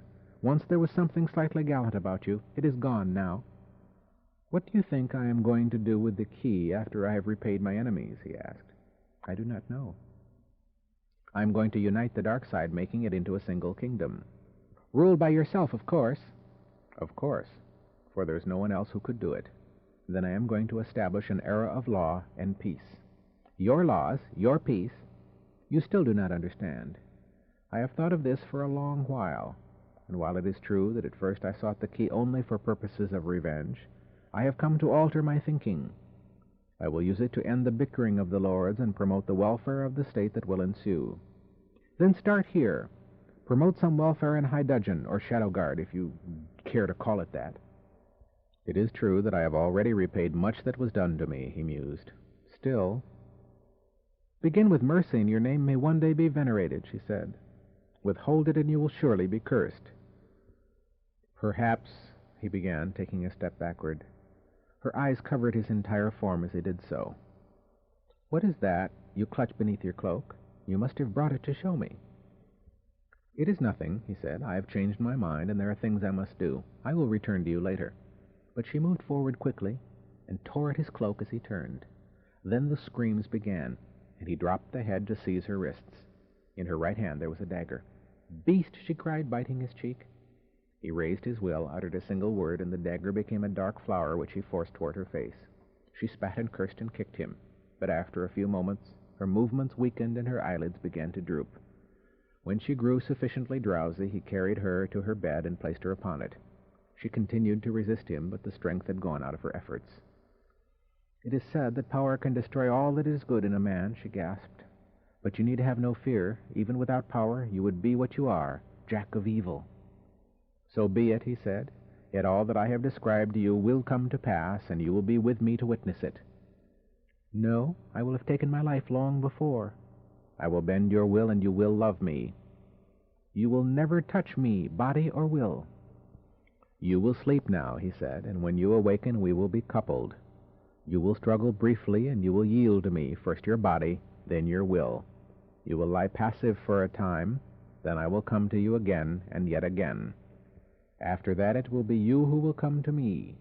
Now you will sleep while I sacrifice Smage upon his lord's altar and cleanse this place of all things which displease me. Dream well, a new life awaits you." And he departed, and these things were done as he had said. 10. After solving all boundary problems involving Dreckheim by conquering that kingdom, adding it to his own, and sending the Baron to the dung pits, Jack turned his attention to the fortress Holding, home of the colonel who never died. It was not long before the place betrayed its name, and Jack entered there. He sat in the library with the colonel, and they sipped a light wine and reminisced for a long while. Finally, Jack touched on the delicate subject of Ivan's union with the suitor who obtained the Hellflame. The colonel, whose sallow cheeks bore matching crescent scars and whose hair funneled up from the bridge of his nose like a red tornado, nodded above his goblet. He dropped his pale eyes. "Well, that was the understanding," he said softly. "It was not my understanding," said Jack. "I took it as a task you had set me to, not an offer open to all comers." "You must admit that you did fail. So when another suitor appeared with the bride price I'd set—" "You could have waited for my return. I would have stolen it and brought it to you." "Return takes a goodly while. I did not want my daughter to become an old maid." Jack shook his head. "I confess that I am quite pleased with the way things have turned out," the colonel continued. "You are a powerful lord now, and you have my daughter. I would imagine she is happy. I have the Hellflame, and this pleases me. We all have what we wanted." "No," said Jack. "I might suggest that you never desired me for a son-in-law, and that you obtained an understanding with the late Lord of High Dudgeon as to how the situation might best be settled." Jack raised his hand. "I say only that I might suggest this. Of course, I do not. I do not really know what did or did not pass between you, other than Ivan and the Hellflame, nor do I care. I know only what occurred. Considering this, and considering also the fact that you are now a relative, I shall allow you to take your own life, rather than lose it at the hands of another." The colonel sighed and smiled, raising his eyes once more. "Thank you," he said. "That is very good of you. I was concerned that you might not give me this." They sipped their wine. "I shall have to change my appellation," said the colonel. "Not yet," said Jack. "True, but have you any suggestions?" "No. I shall meditate upon the question during your absence, however." "Thank you," said the colonel. "You know, I've never done anything like this before. Would you care to recommend any specific method?" Jack was silent for a moment. "Poison is very good," he said, "but the effects vary so from individual to individual that it can sometimes prove painful. I'd say that your purposes would best be served by sitting in a warm bath and cutting your wrists under water. This hardly hurts at all. It is pretty much like going to sleep." "I believe I'll do it that way, then." "In that case," said Jack, "let me give you a few pointers." He reached forward, took the other's wrist, and turned it, exposing the underside. He drew his dagger. "Now then," he began, slipping back into a tutorial mode of speech he had all but forgotten, "do not make the same mistakes as most amateurs at this business." Using the blade as a pointer, he said, "Do not cut crosswise so. Subsequent clotting might be sufficient to cause a reawakening and the necessity to repeat the process. This could even occur several times. This would doubtless produce some trauma as well as an aesthetic dissatisfaction. You must cut lengthwise along the blue line here," he said, tracing. "Should the artery prove too slippery, you must lift it out with the point of your instrument and twist the blade quickly. Do not just pull upward. This is unpleasant. Remember that. The twist is the important part, if you fail to get it with the lengthwise slash. Any questions?" I think not. Then repeat it back to me. Lend me your dagger. Here. Jack listened, nodding, and made only minor corrections. Very good. I believe you've got it, he said, accepting the return of his blade and resheathing it. Would you care for another glass of wine? Yes, you keep a fine cellar. Thank you. High above the dark world, beneath the dark orb mounted upon the lazy dragon to whom he had fed, Benoni and Blight, Jack laughed into the winds, and the fickle sylphs laughed with him, for he was their master now. As time wore on, Jack continued to resolve boundary disputes to his satisfaction, and these grew fewer in number. He began, idly at first, and then with growing enthusiasm, to employ the skills he had acquired dayside in the compilation of a massive volume called An Assessment of Darkside Culture. As his will now extended over much of the night, he began summoning to his court those citizens whose memories or special skills provided historical, technical, or artistic information for his work. He was more than half resolved to see it published dayside when completed. Now that he had established smuggling routes and acquired agents in major dayside cities, he knew that this could be accomplished.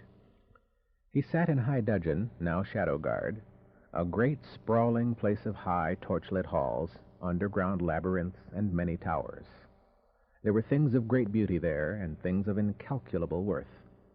Shadows danced in its corridors, and the facets of countless gems gleamed brighter than the sun of the one-half world. He sat in his library in Shadow Guard with its former lord's skull, an ashtray on his desk, and he labored with his project. He lit a cigarette, one of the reasons he had established a clandestine commerce, having found the dayside custom a pleasant thing as well as a difficult habit to break. He was watching its smoke mingle with that of a candle and climb toward the ceiling when Stab, a man-bat-man reconversion who had become his personal servant, entered and halted at the prescribed distance. "Lord," he said. "Yes." "There's an old crone at the gates who has asked to speak with you." "I haven't sent for any old crones. Tell her to go away." "She said that you had invited her." He glanced at the small black man, whose lengthy limbs and antenna-like plumes of white hair above an abnormally long face gave him a multi-tactic, insect-like appearance. He respected him, for he had once been an accomplished thief who had attempted to rob the former lord of this place. "Invitation? I recall no such thing. What was your impression of her?" "She had the stink of the West upon her, sir." "Strange." "And she requested that I tell you it's Rosie." "Rosalie," said Jack, lowering his feet from his desk and sitting upright. "Bring her to me, Stab." "Yes, sir," said Stab, backing away, as always, from any sudden display of emotion on his lord's part. Jack flicked an ash into the skull and regarded it. "I wonder if you're coming around yet," he mused. "I have a feeling you may be." He scribbled a note reminding himself to inflict several companies of men with severe head colds and set them to patrolling the dung pits. He had emptied the skull and was straightening the papers on his desk when Stab escorted her into the room. Rising, he glanced at Stab, who departed quickly. "Rosalie," he said, moving toward her, "it is so good." She did not return his smile, but accepted the seat he offered, nodding. "Gods, she does look like a broken mop," he decided again, remembering. "Still, it's Rosalie." "So you have finally come to Shadow Guard," he said. "For that bread you gave me long ago, you shall always be well fed. For the advice you gave me, you will always be honored. You shall have servants to bathe you and dress you and wait upon you. If you wish to pursue the art, I will instruct you in higher magics. Whatever you wish, you need but ask for it. We shall have a feast for you as soon as it can be prepared. Welcome to Shadow Guard." "I did not really come to stay, Jack, just to look at you again, in your new gray garments and fine black cloak. And what shiny boots. You never used to keep them that way." He smiled. "I don't do as much walking as I once did." "Or skulking about, either. No need for that now," she said. "So you've got yourself a kingdom, Jack, the largest I know of. Are you happy with it?"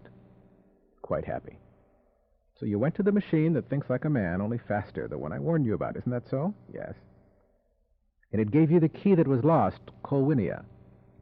He turned away, groped for a cigarette, lit it, and inhaled. He looked at her then and nodded. "But it is a thing I do not discuss," he said. Of course," she said, nodding. "With it, though, you obtained power to match ambitions you once did not even know you possessed." "I would say that you are correct." "Tell me of the woman." "What woman?"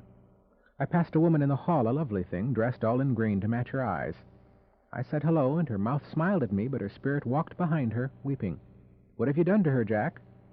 I did what was necessary. You stole something from her, I know not what, as you have stolen from everyone you have known. Is there anyone you count as friend, Jack? Anyone from whom you have taken nothing, but given something? Yes, he replied. He sits atop Mount Panicus, half of stone, and half I know not what. Many times have I visited him and tried with all my powers to free him, yet even the key has proven insufficient. Morning Star, she said. Yes, it is fitting that your one friend should be the accursed of the gods. Rosie, why do you chastise me? I am offering to make up in any way that I can for what you have suffered on my account or any other. That woman I saw, would you restore her to whatever she was before you stole from her, if that was what I most desired of you? Perhaps, said Jack, but I doubt you would ask it. Were I to do so, I feel that she would be hopelessly mad. Why? Because of things she has seen and felt. Were you responsible for these things? Yes, but she had them coming. No human soul deserves the suffering I saw walking behind her. Souls! Talk to me not of souls, or of suffering either. Are you boasting that you have a soul and I do not? Or do you think I know nothing of suffering myself? You are correct, though, in your observation concerning her. She is part human. But you have a soul, Jack. I brought it with me. I am afraid I do not understand. You left yours behind in the dung pits of Glive, as all Darksiders do. I fetched yours out, though, in case you wanted it one day.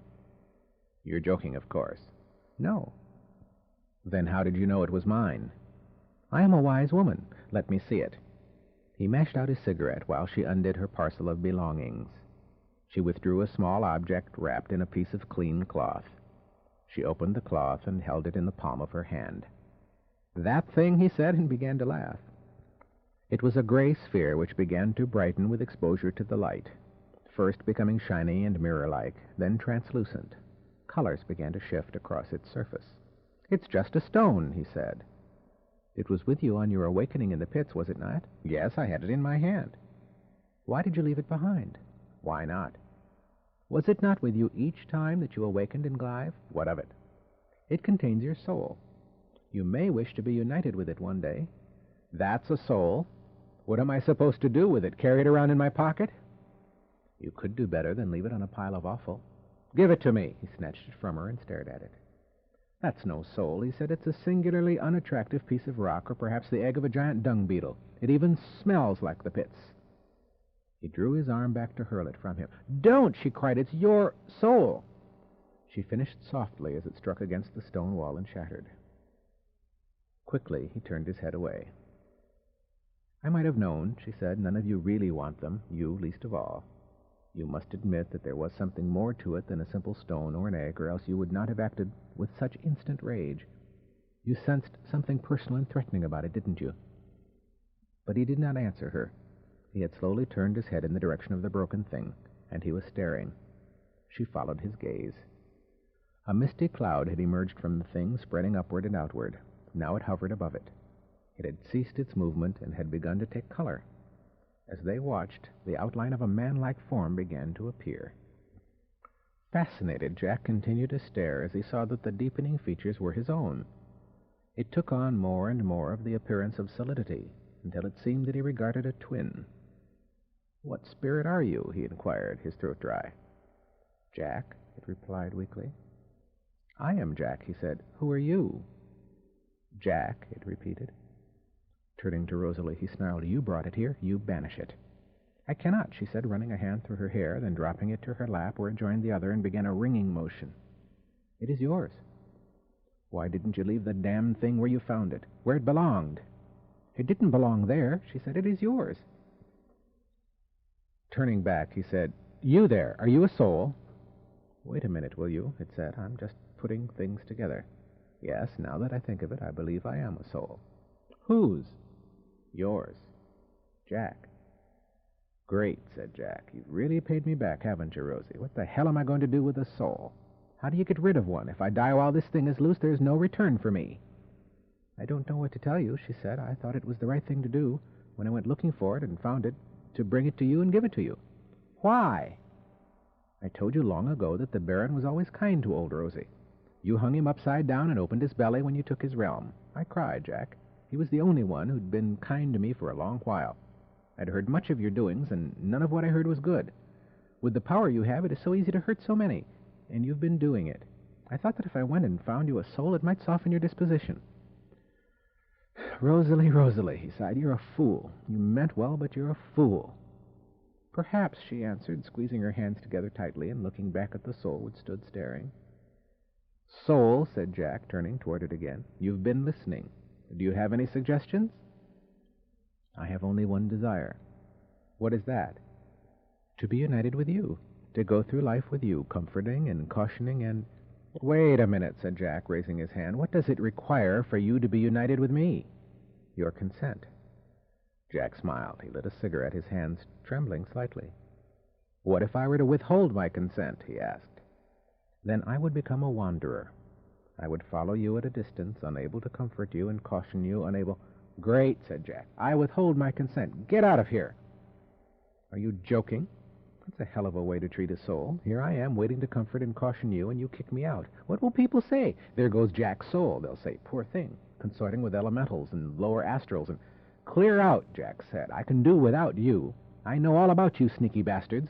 You make people change. Well, I don't want to change. I'm happy the way I am. You're a mistake. Go back to the dung pits. Go wherever you want. Do whatever you want. Just go away. Leave me alone. You really mean it. That's right. I'll even get you a pretty new crystal if you would prefer curling up inside of one of those. It's too late for that. Well, that is the best I can offer. If you do not wish to be united with me, please do not throw me out like a vagabond. Let me stay here with you. Perhaps I can comfort and caution and counsel this way, and then you might see my value and change your mind. Get out! What if I refuse to go? What if I simply force my attentions upon you? Then, said Jack, I would expose you to the most destructive powers of the key. Sections I've never essayed before. You would destroy your own soul? You're damned right. Go away. It turned then toward the wall and vanished. So much for souls, said Jack. Now we'll find you a chamber, and some servants will see a feast prepared. No, she said, I wanted to see you. Very well, I've seen you. I wanted to bring you a thing, and I've delivered it. That is all. She began to write. Wait, said Jack, where will you go? My time as the wise woman of the eastern marches having passed, I am returning to the sign of the burning pestle on the coach road by the sea. Mayhap I will find some young tavern wench to nurse me when I grow feeble. I'll teach her of the art in return for this. Stay a while at least, he said. Rest, eat. No, I do not like this place. If you are determined to go, allow me to send you by an easier means than walking. No, thank you. May I give you money? I would be robbed of it. I will send an escort. I wish to travel alone. Very well, Rosalie. He watched her depart and then moved to the hearth, where he kindled a small fire. Jack worked on his assessment, becoming an increasingly prominent figure in it, and he consolidated his rule of the night. During this time he saw countless statues of himself raised in the land. He heard his name on the lips of ballad singers and poets, not in the old rhymes and songs of his roguery, but in tellings of his wisdom and his might. On 4 occasions did he allow the Lord of Bats, Smage, Quasar, the Baron, and Blight to return part way from Glyve, before he sent them back again, each time in a different fashion. He had decided to exhaust their allotted lives, and so be rid of them forever. Even danced and laughed at the feast Jack gave in honor of her father's return. Wrists still a-tingle, he raised in toast a wine from the cellar that had once been his. To the Lord and Lady of Shadowguard, he said, may their happiness and their reign endure as long as there is night to cover us. Then the colonel, who had never been slain by another, quaffed it, and there was merriment. High on Panicus, a part of Panicus, Morning Star regarded the east. A soul wandered the night, cursing. A fat dragon wheezed as he bore a sheep toward his distant den. A beast in a twilit swamp dreamed of blood. 11. Then came the time of the true breaking of the compact. It grew cold, and he consulted the book. He found the names of those whose turn had come. He waited and watched, but nothing occurred. Finally he summoned those dark lords before him. Friends, he said, it is your turn for shield duty. Why have you not done it? Sir, said the Lord Eldridge, we agreed to refuse it. Why? You broke it yourself, he said. If we cannot have the world the way that it was, we would like it to remain the way that it is. That is to say, on the pathway to destruction. Slay us if you wish, but we will not lift a hand. If you are such a mighty magician, repair the shield yourself. Slay us and watch the dying. You heard his request, Jack said to a servant. See that they are slain. But, sir, do as I say. Yes. I will attend to the shield myself. So they were taken and slain, and Jack went forth. On the top of a nearby mountain he considered the problem. He felt the cold. He opened his being. He found the flaws in the shield. Then he began sketching the diagrams. With the point of his blade he scratched them on a rock. They smoldered as he did so, and then began to glow. He recited words from the key. Hello. He whirled, raising the blade. It's just me. He lowered it, and gusts of icy wind went by. What do you want, soul? I was curious as to what you were doing. I sometimes follow you around, you know. I know. I don't like it. He returned his attention to the diagram. Will you tell me? All right, he said, if it will keep you from whining around. I'm a lost soul. We do whine. Then do it all you want. I don't care. But the thing you are doing... I am about to repair the shield. I think I have the spells worked out. I do not believe that you can. What do you mean? I do not think it can be done by a single individual. Well, let's find out. May I help? No. He returned to the pattern, elaborated upon it with his sword blade, and continued his incantations. The winds went by, and the fires flowed. Now I have to go, he said. Stay out of my way, soul. All right, I just want to be united with you. Maybe sometime when life gets boring, but not now. You mean that there is hope? Perhaps. Not at the present time, however. Then Jack stood upright and regarded what he had done. Didn't work, did it? Shut up!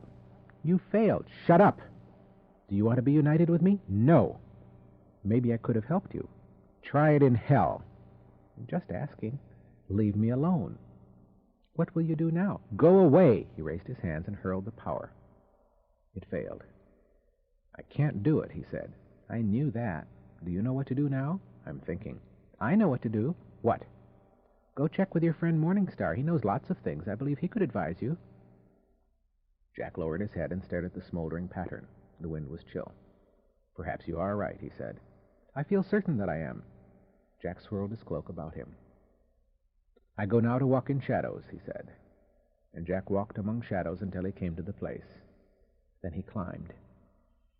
When he reached the summit, he moved toward Morningstar and said, I am here. I know. You also know what I desire?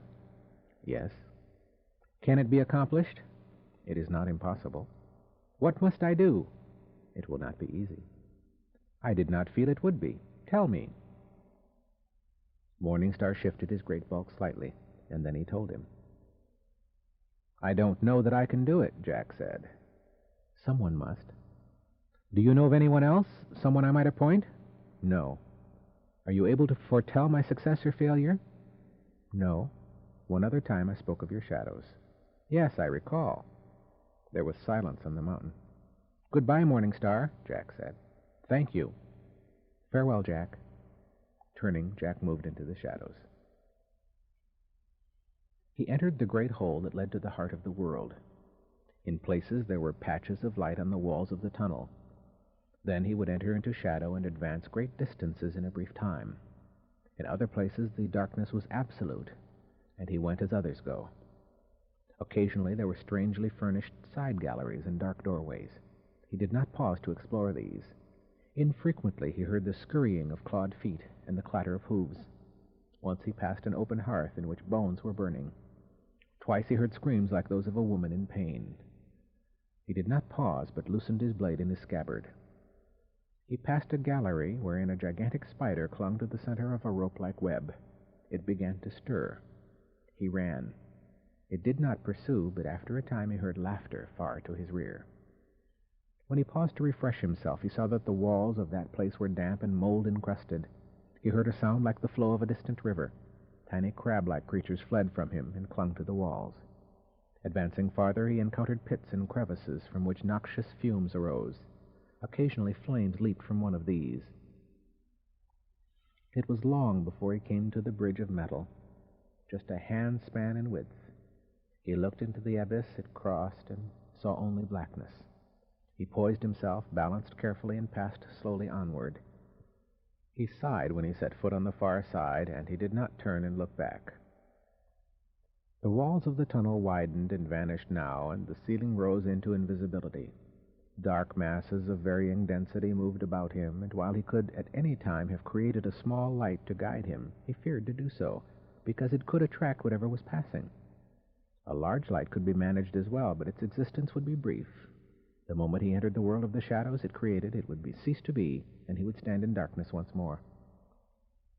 For a time he feared he had entered a gigantic cavern and had gone astray there, but a ribbon of white appeared before him, and he held it with his eyes and continued to advance. When, after a long while, he came upon it, he saw that it was a large black pond, with lights like fish scales glimmering upon it, cast from the faintly glowing fungus that covered the walls and roof of the cavern. As he circled the pool, heading for a patch of great darkness beyond its opposite shore, there came a thrashing within the water. His blade was in his hand as he turned. Having now been discovered, he spoke the words which caused an illumination to appear above the pool. A large ripple arrowed in his direction as though a great bulk moved beneath it.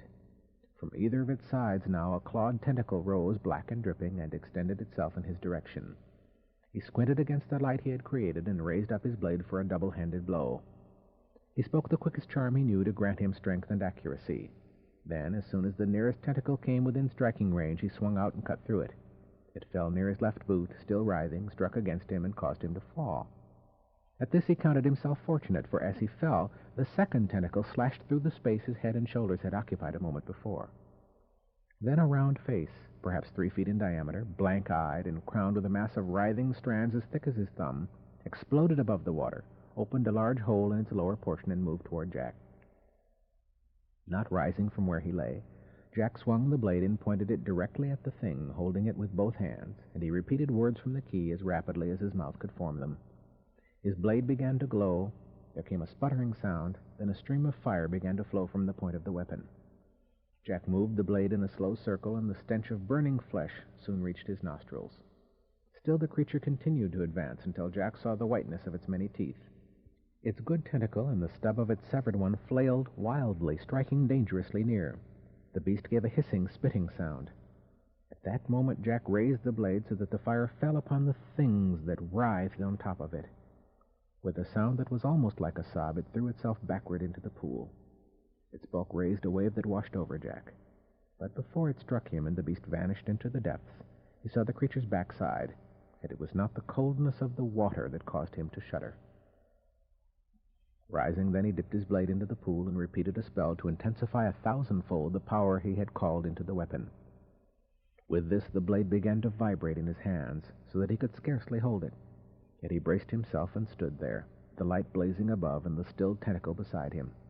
The more he feared the power he had summoned, the longer it seemed that he stood there, and perspiration covered him like a sudden extra-warm garment. Then, with a hissing that was near to a shriek, half the creature's bulk rose with a rush of waters above the pool's center. As it vanished below once more, Jack did not move, but maintained his stance until the pool began to boil. The creature did not rise again.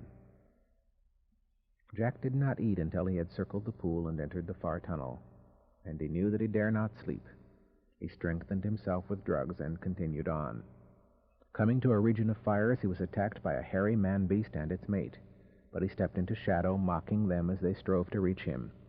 Not wishing to waste time with torment and death, however, he renounced this pleasure and caused the shadows to transport him to their farthest limit. The region of fires was vast, and a moment later, when Jack stood at its far edge, he knew he was nearing his goal. There he prepared himself for the next place of danger he must pass. After a long walk, he began to detect the odors reminding him of the dung pits of Glyve and something even more foul. He knew that soon he would be able to see again, though there would be no light and consequently no shadows into which he might escape. He rehearsed the necessary things. The odors increased in intensity until he fought with his stomach to retain what it held. Then a gradual vision came into his eyes, unlike normal sight. He saw a dank land of rocks and caverns, and all over it a certain mournful brooding lay. It was a still place where mists twined slowly through the air, and among the rocks where faint vapors hung over large puddles of still water, where the odors and mists and vapors clotted together a brief distance overhead to rain an occasional silent moment, redistributing the filth across the land. Beyond these things there was nothing to be seen, and a bone-touching chill was everywhere. He moved as quickly as he dared. Before he had gone a great distance, he detected the slightest of movements to his left. He saw that in one of the normally still puddles a tiny dark creature covered with warty protuberances had hopped forth and now sat staring at him, unblinking. Drawing its blade, he touched it lightly with its tip and took a rapid step backwards, expecting what might occur. The air exploded as the creature was transformed.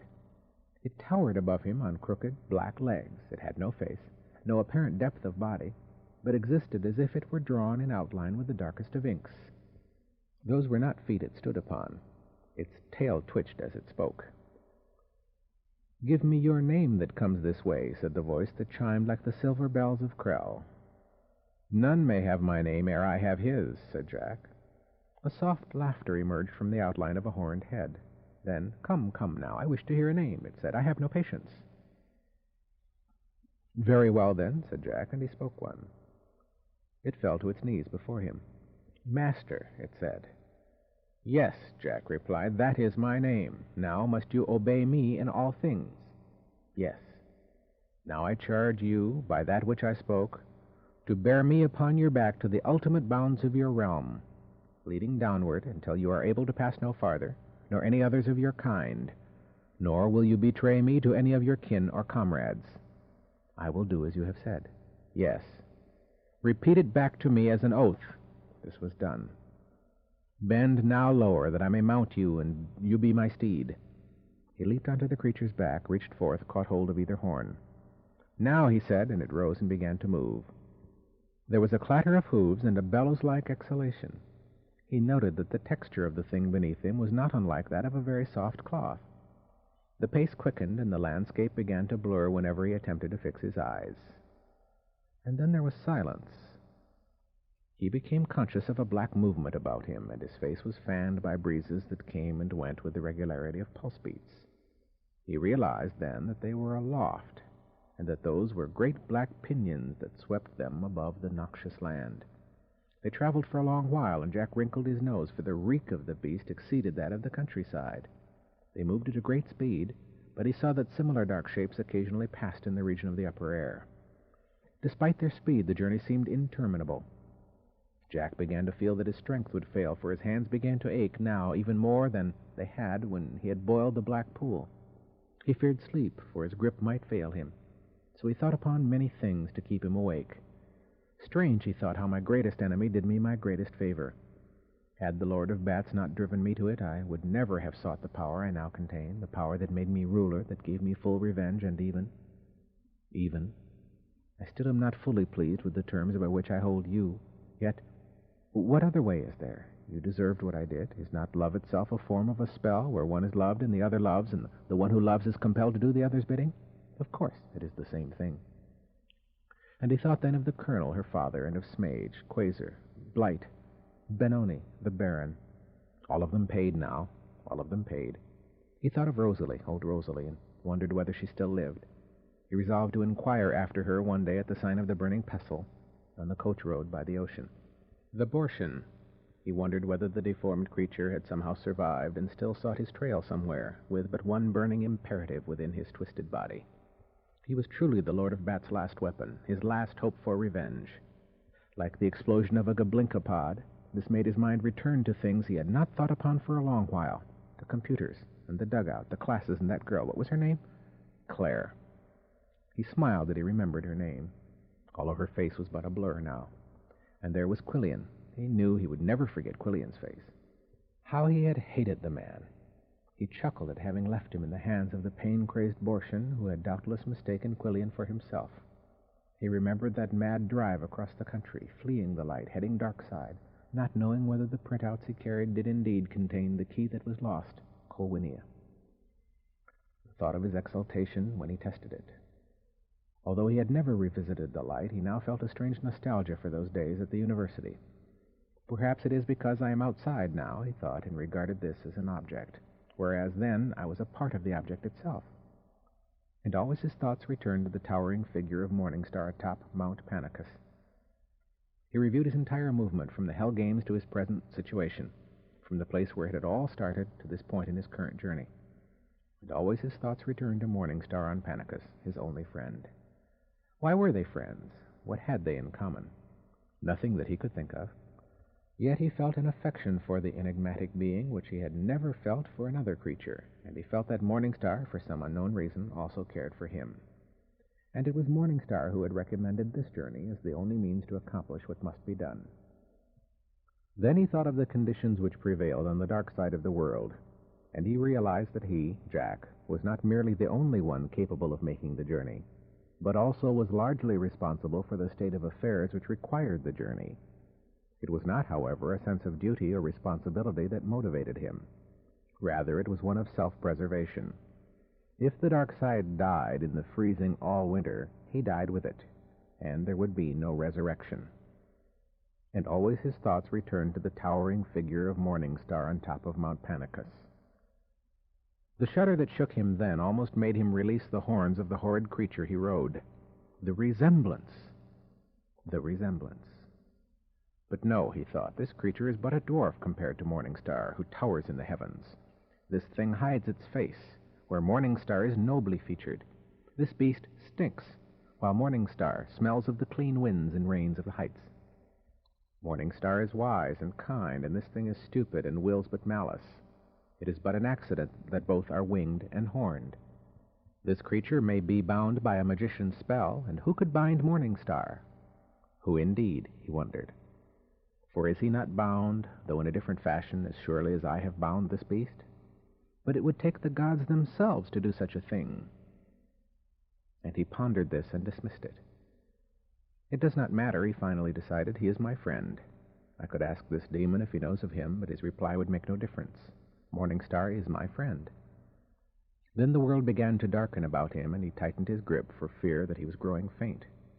But as they swooped lower and the darkness deepened, he knew that they were nearing the edge of the realm. Finally, the creature he rode alit. His sweet voice sang out, "This far may I bear you, master, and no farther. That black stone before you marks the end of the realm of darkness visible. I may not pass it." Jack passed beyond the black stone, and the blackness there was absolute. Turning, he said, "Very well, then, I release you from my service, charging only that should we ever meet again, you will not attempt to harm me, and shall serve my will as you have on this occasion. I bid you depart now. Go, you are sent forth." Then he moved away from that realm, knowing he was near to his goal. He knew this because of the faint trembling of the ground beneath his feet. There was a barely perceptible vibration in the air, as of the hum of distant machinery. He moved forward, meditating on his task. In a short while, magic would be ineffectual, the key itself useless. But the black area through which he now proceeded should be empty of menace. It was simply the blackness that lay before the place. He caused a small light to occur intermittently, that his feet might be guided. He needed no guidance for direction, he had only to follow the sound and feel it strengthening. And as it strengthened, his ability to produce the guide light weakened, and finally failed. So he moved more carefully, not missing the tiny light too much, because a pinpoint of light was now visible in the distance. 12. As the light grew in size, the humming and the vibrations increased in intensity.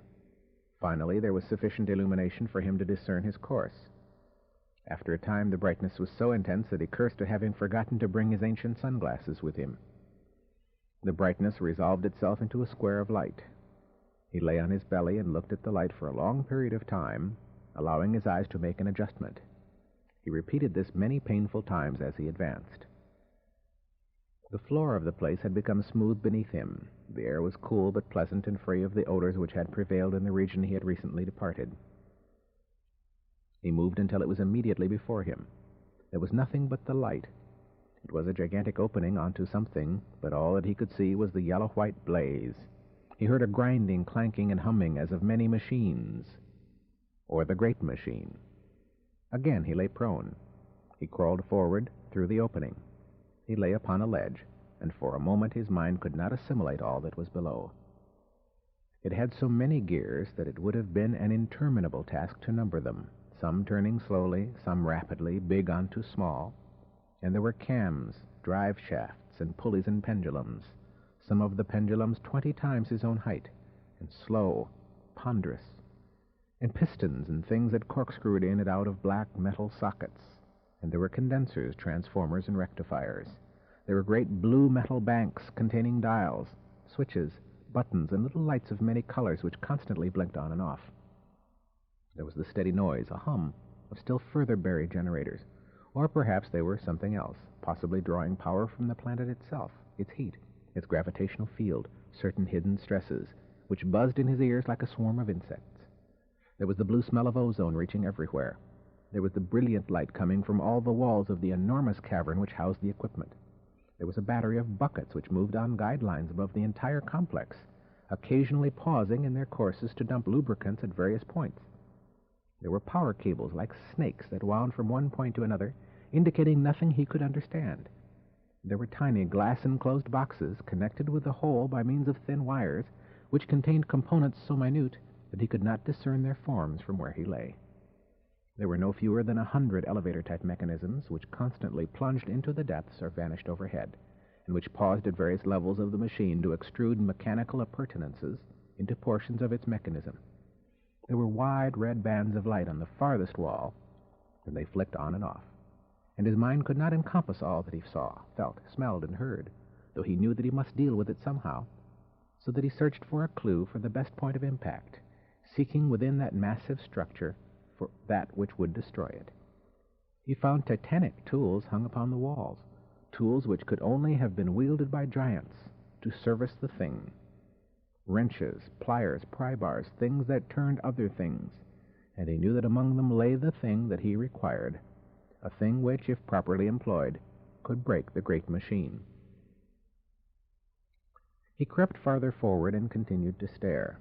It was magnificent. There had never been anything like it before, and there never would be again. He looked for a way down and saw a metal ladder, far off to his right. He went toward it. The ledge narrowed, but he managed to reach the topmost rung, and from there he swung himself into position. He began the long climb down. Before he had reached the bottom, he heard footsteps. They were barely discernible over the sounds of the machinery, but he distinguished them and backed into a shadow. Although the shadow did not possess its normal effects, it hid him. He waited there, near to the ladder, next to a generator of sorts, and thought of his next move. A small white-haired man limped by. Jack studied him. The man paused, found an oil can, dripped lubricant upon various of the gears. Jack watched as the man moved about the machine, finding various slots and openings, squirting oil into them. "Hello," he said as the man passed. "What? Who are you?" "I am one who has come to see you." "Why?" "I came to ask you some questions." "Well, that is pleasant enough, and I am willing to answer you. What do you wish to know?" "I was curious about the makeup of this machine."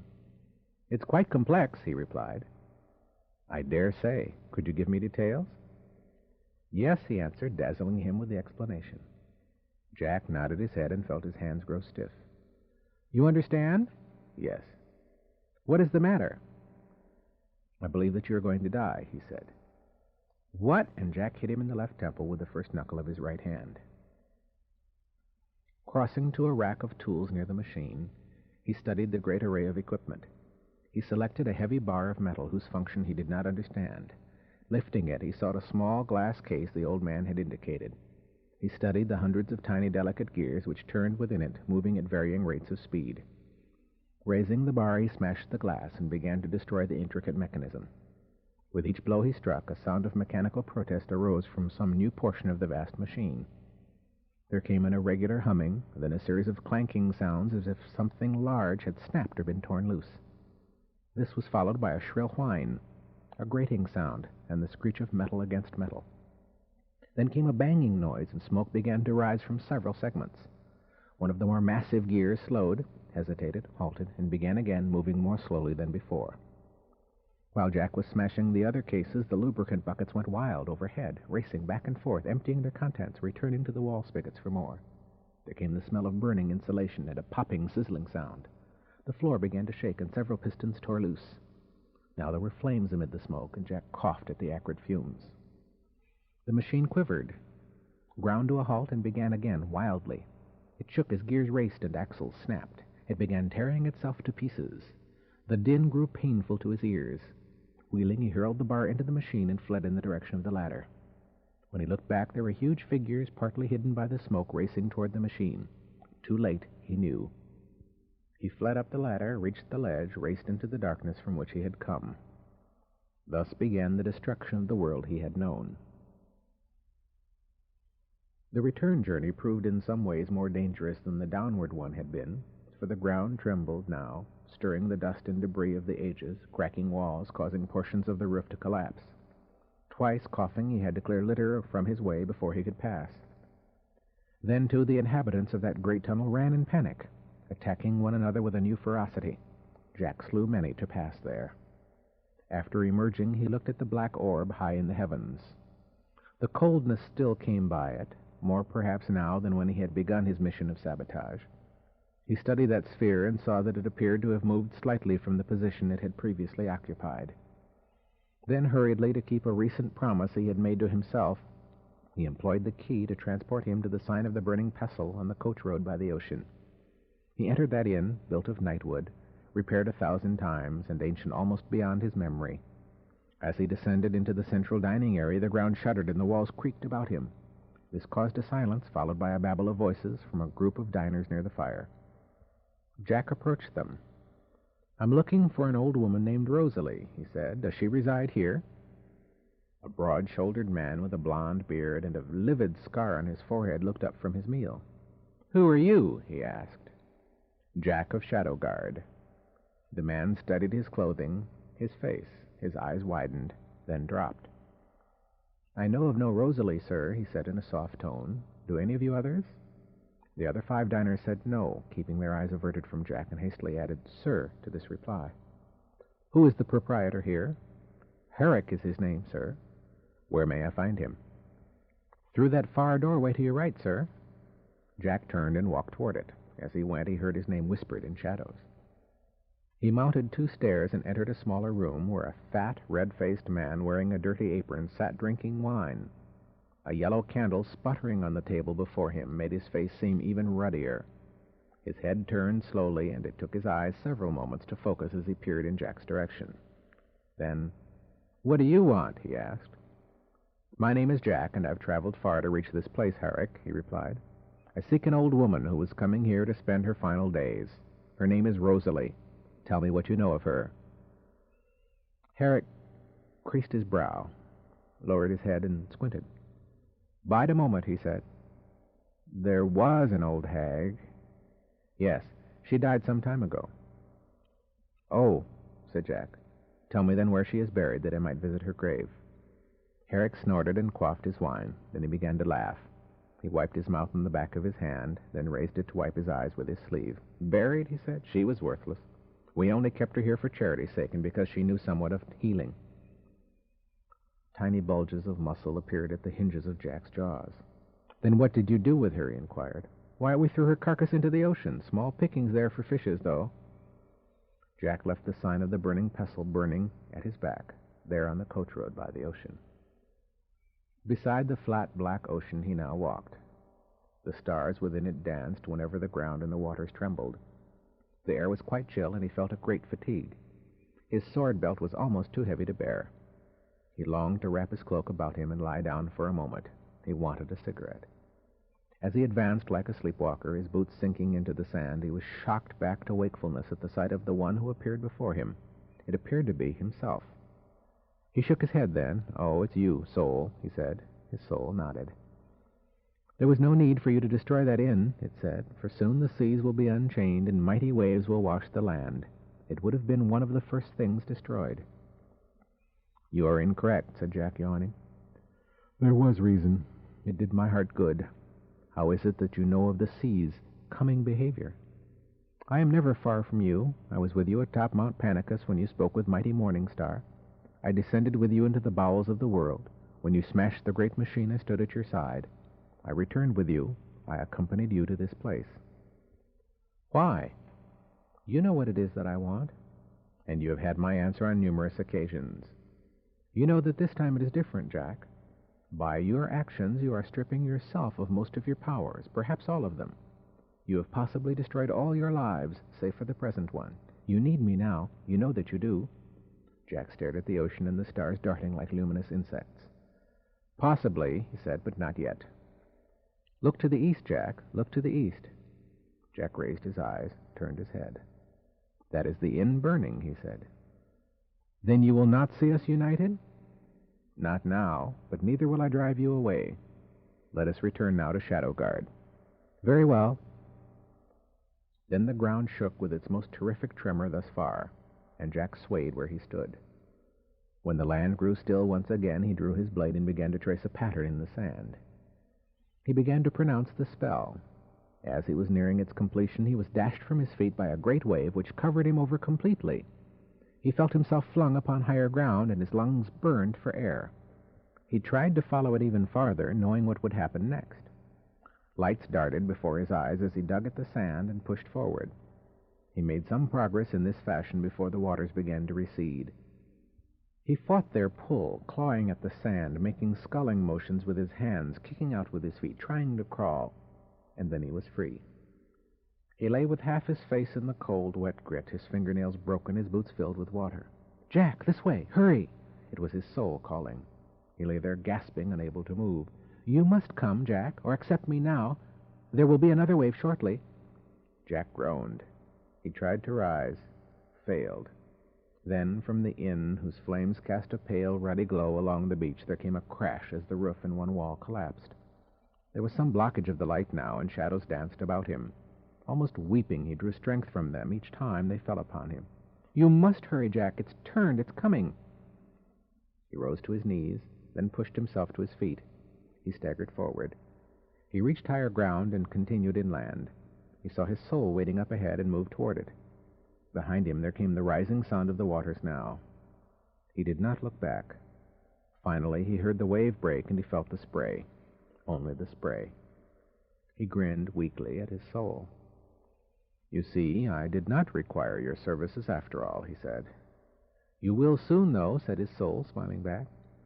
Jack felt at his belt for his dagger, but the ocean had taken it from him along with his cloak. His sword, which had been in his hand when the wave struck, had gone the same way. So the sea has robbed the thief, he chuckled. It makes things more difficult. He dropped to his knees, and wincing because of the broken nail, retraced the pattern he had drawn on the beach using his forefinger. Then, without rising, he spoke the spell. He knelt in his great hall in Shadow Guard, and torches and enormous tapers flickered all about. For a long while he did not move and let the shadows bathe him. Then he stood and leaned against the wall. What now? His soul asked him. Will you cleanse yourself and sleep a long while? Jack moved his head. No, he replied. I would not risk missing the time of my greatest triumph, or failure, as the case may be. I will bide here a moment, then fetch strong drugs to keep me alert, to give me strength. He then moved to the cabinet where he kept his drugs, unlocked it by uttering the spell of the door, and prepared himself for draught. As he did so, he noticed that his hands shook. Before drinking the orange liquid, he had to spit several times to clear his mouth of sand. Then he closed the cabinet and proceeded to the nearest bench. You have not slept in a long while, and you took similar drugs on your way to the great machine. I believe I am even more aware of this than you, said Jack. The strain on you will be considerable. Jack did not reply. After a time, there came a tremor. Still he said nothing. It's taking longer to affect you this time, isn't it? Shut up, said Jack. Then he rose to his feet and raised his voice. Stab, damn it! Where are you? I've come home. After a brief while, the Dark One entered, almost scurrying. Lord, you've returned. We did not know. Now you do. Bring me a bath, fresh clothing, a new blade, and food. Lots of it. I'm starving. Shake your ass. Yes, sir. And Stab was gone. Do you feel insecure that you need a blade about you in your own redoubt, Jack? He turned and smiled. These are special times, Soul. If you've stayed as near to me as you say you have, you know I did not ordinarily go in such fashion within these walls. Why do you seek to irritate me? It's a soul's privilege, you might even say duty, to occasionally do so. Then find a better time to exercise your privilege. But now is the perfect time, Jack, the most appropriate which has occurred so far. Do you fear that if you lose your powers, your subjects may rise up against you? Shut up! You know, of course, that they call you Jack of Evil. Jack smiled once again. No, he said, it will not work. I will not allow you to anger me, to trick me into something foolish. Yes, I am aware of the title they have given me, although few have ever said it to my face, and none of these a second time. Do you realize, however, that were any one of my subjects to occupy my position, he would soon come to bear a similar title? Yes, I do realize this. It is because they lack souls. I will not argue with you, said Jack, though I would like to know why it is no one ever comments on your presence. I am only visible to you, and then only when I wish to be. Excellent, said Jack. Why don't you become invisible to me now, too, and leave me to my bath and my meal? Sorry, I am not quite ready. Jack shrugged and turned his back. After a time, his tub was brought in and filled with water. Some of it was spilled by a whirled shudder so violent that it sent a jagged crack like black lightning across one wall. 2 candles toppled and were broken. A ceiling stone fell in a nearby chamber, harming no one. Before he had fully undressed, a fresh blade was brought to him. He paused to test it, then nodded. Before he had entered the tub, fresh garments were laid beside him on a bench. Before he had finished bathing, a table was set nearby.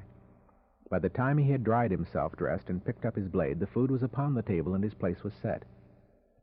He ate slowly, savoring each mouthful. He ate an enormous quantity. Then he rose and retired to his study, where he located cigarettes. From there he moved to the foot of his favorite tower and mounted its stair. Atop this tower, smoking, he studied the black sphere.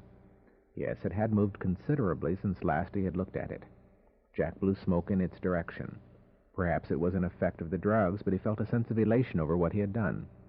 Come what comes, he was the mover, father of the new circumstances. Are you sorry now, Jack? Asked his soul. No, said Jack, it had to be done. But are you sorry it had to be done? No, said Jack. Why did you burn the inn at the sign of the Burning Pestle on the coach road by the ocean? To avenge Rosalie for the treatment she received at that place. What were your feelings as you walked along the beach afterward? I don't know. Were you just angry and tired, or was it more than that? I was sad. I was sorry. Do you get that way very often? No. Do you wish to know why you have felt more such things recently? If you know, tell me. It is because I am about. You have a soul which has been freed. I am always near you. You have begun to feel my influence. Is it such a bad thing? Ask me another time, said Jack. I came to watch things, not to talk. And his words reached the ears of one who sought him. As a distant mountain shrugged off its peak, spewed fire into the air, belched, and was still once again. 13. Jack listened to the sound of snapping rocks and watched the black spot fall. He heard the groans within the world. He saw the lines of fire across the land. There now came to his nostrils the acrid odors of the inner world. Ashes like the bats of his predecessor swarmed, rose, fell in the chilly air. The stars executed movements never before recorded in the heavens. 7 torch-topped mountains stood in the distance, and he recalled the day he had made one move. Flocks of meteors constantly strung the sky, reminding him of the appearance of the heavens on the day of his last resurrection. Clouds of vapor and trails of smoke occasionally obscured the constellations. The ground did not cease its trembling, and far below him Shadowguard was shaken upon its foundation. He did not fear the falling of the tower, for such was his fondness of the place that he had laid mighty spells upon it and knew that it would stand so long as his power held. His soul stood silent at his side. He lit another cigarette and watched a landslide on a nearby mountain. Slowly the clouds gathered. They collected in the distance where a storm began. Like many-legged, fiery-legged insects, they strode from mountain to mountain. They lit up the northern sky, were assailed by the meteorites, were spat at by the attacked land. After a time, Jack could hear the growling attendant upon the conflict. After a greater time, he noted that the battle was moving in his direction. When it was almost upon him, Jack smiled and drew his blade. Now, soul, he said, will see how my powers hold. With this, he scratched a pattern on the stone and spoke. The river of light and thunder parted, flowing about Shadowguard, passing it on either side, leaving it untouched. Very good. Thank you. They now stood enveloped. The ground burned and shook beneath them. The storm raged about them. The sky was barred by shooting stars above. Now, how will you be able to tell? I'll be able to tell. In fact, a lot can be told already, can it not? Jack said. His soul did not reply. Hearing a footfall, he turned toward the stair. "It will be even," he said. "Storms frighten her, and she always comes to me when they occur." Even emerged from the stairwell, saw Jack, rush to his side. She did not speak. He wrapped his cloak and his arm about her. She stood there shivering. "Do you not feel any remorse over what you have done to her?" "Some," said Jack. "Then why do you not undo it?" "No." "Is it that, remembering, she would hate you?" Jack did not reply. "She cannot hear me. If I phrase questions, you could reply briefly, and she would think you are but muttering. Is it more than hate?" "Yes." Both were silent for a time. "Is it that you fear she will go mad if restored?" "Yes." "This means you possess more emotions and sentiments than once you did, more than I had even suspected." Jack did not reply. The noise and the flashing lights were still all about them, and Eve finally turned her head, faced him, and said, "It is terrible up here. Shall we go below, my dear?" "No, you may if you wish, but I must remain." "Then I will stay with you." Slowly, very slowly, the storm began to pass, died down, was gone. Jack saw that the mountains still burned, saw, too, that the ruptured land heaved forth fires of its own. Turning, he noted a whiteness in the air that he finally realized was not smoke but snow. This was far to the west, however. He had a sudden feeling that it was not going to work, that the devastation would be too complete. But there was nothing to do now but watch. "Even?" "Yes, Lord." "I have a thing to say." "What is it, my love?" Nothing." And his soul drew nearer, standing directly behind him now, and the strange feeling rose until he could bear it no longer. Turning back to her, he said, "I am sorry." "For what, my dear?" "I cannot explain it now, but there may come a time when you recall that I said it." Puzzled, she said, "I hope that such a time never comes, Jack. I have always been happy with you." He turned away, and his eyes went to the east. He stopped breathing for a moment, and he felt his heartbeat everywhere in his body. Through the dust, the noise, the chill, it followed the trail. The flaring lights, the trembling land, the stalking storm meant nothing to it, for it had never known fear. It glided down hills like a ghost and slithered among rocks like a reptile. It leaped chasms, dodged falling stones, was singed once by lightning. It was a blob of protoplasm on a stick. It was a scarred hulk, and there was no real reason why it should be living and moving about. But perhaps it did not truly live, at least not as other creatures, even dark-side creatures, lived. It had no name, only an appellation. Its mentality, presumably, was not great. It was a bundle of instincts and reflexes, some of them innate. It was lacking in emotions save for one. It was incredibly strong, and capable of enduring extreme privation, great amounts of pain, and excessive bodily damage. It spoke no language, and all creatures it encountered fled from it. When the ground shook and the rocks rattled about it, it began its descent of the mountain which once had moved, currents of blazing cloud dropping fires along its way. The landslide did not stop it any more than the tempest could. It picked its way among the strewn boulders at the mountain's base, and for a moment regarded the final ascent. There led the trail, there must it follow. High set, walled, and well guarded. But in addition to its strength, it possessed a certain cunning. And its one emotion. "Win or lose, it's working," Jack said, and although Even did not reply, his soul did. "You lose. Whether it is the world's gain or loss is another matter, but you lose, Jack." And as he gazed into the lightening east, Jack felt that this was true, for the sky had grown pale of something other than volcanic fires and storms. Within him he felt his power begin to break. Turning to the west, he saw again how far the black orb had fallen, and the dawn exploded in his mind.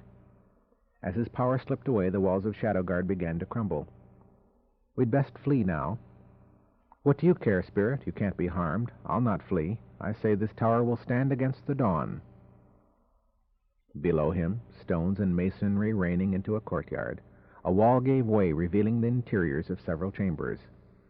Jack heard the cries of his servitors, and several rushed across the courtyard. There came another shaking of the ground, and the tower itself swayed slightly. Jack faced the pink-skied east once more. "The key that was lost, Colwinia, is lost again," he said, "this time forever." For he had tried a simple spell, and it had failed. He heard a roaring as of waters unlocked, and a far portion of the citadel burst and was scattered. "If you will not flee, then what of the girl who stands by your side?" Jack turned toward Eve, having almost forgotten her presence. He saw that a curious look had come onto her face. At first he was unable to fathom her expression, and when she spoke he noted that the timbre of her voice had changed. "What is happening, Jack?" As she spoke, he felt her body stiffen and sway slightly away from him. He immediately relaxed his arm to accommodate her movement. In an instant it filled his mind. With the slipping away of his magical powers, the spell he had laid upon her so long ago was coming undone. As the dawn spread over the troubled world, her mind cleared proportionately. He began to speak, hoping to occupy her full attention, to keep her from suddenly considering her changing condition. "It is my doing," he stated. "The 7 listed in the Red Book of Elves would not cooperate in maintaining the shield against the outer cold, so I slew them. I was mistaken, however, in considering them expendable. Though I had thought I could manage it, I proved incapable of performing the feat on my own. There was but one alternative. I destroyed the great machine which maintained the world as it was. Now, we Darksiders, drawing our legends from that near incomprehensible thing called science, say it is a machine that drives the world. The Daysiders, equally superstitious, see the world's core as filled with fire elementals and molten minerals. Who is to say who is correct and who incorrect? Philosophers on both sides have often speculated that the world of the senses is an illusion. It does not really matter to me. Whatever the reality from which we appear to be permanently isolated, I journeyed to the world's center and effected a catastrophe there. You see its results all about you. Because of my actions, the world is beginning to rotate. There will no longer be a dark side and a light side. Rather, there will be both darkness and light in succession in all portions of the world. The darkness, I feel, will always hold in some form the things we have held, and science will doubtless prevail in the light. That is," he added mentally, "if the world is not destroyed." He wondered at that moment what it was like in the lands of light, back at the university, to have evening come on, then darkness, to see the stars. Would Poindexter think it an elaborate semester's end prank? "This way," he went on, "there will be no need to shield against the cold or the heat. The warmth of the star about which we move will be distributed rather than concentrated. Jack of Evil!" she cried, backing quickly away from him. From the corner of his eye, he saw that a blazing orange arc had appeared above the horizon. As its rays fell upon them, the tower trembled, quaked, began to rock violently. He heard the sound of falling stones within the tower itself, felt through his boots the vibrations of their dislodgment, and even crouched, and her eyes were wide and wild behind the masses of her now freed hair, which the wind whipped past them.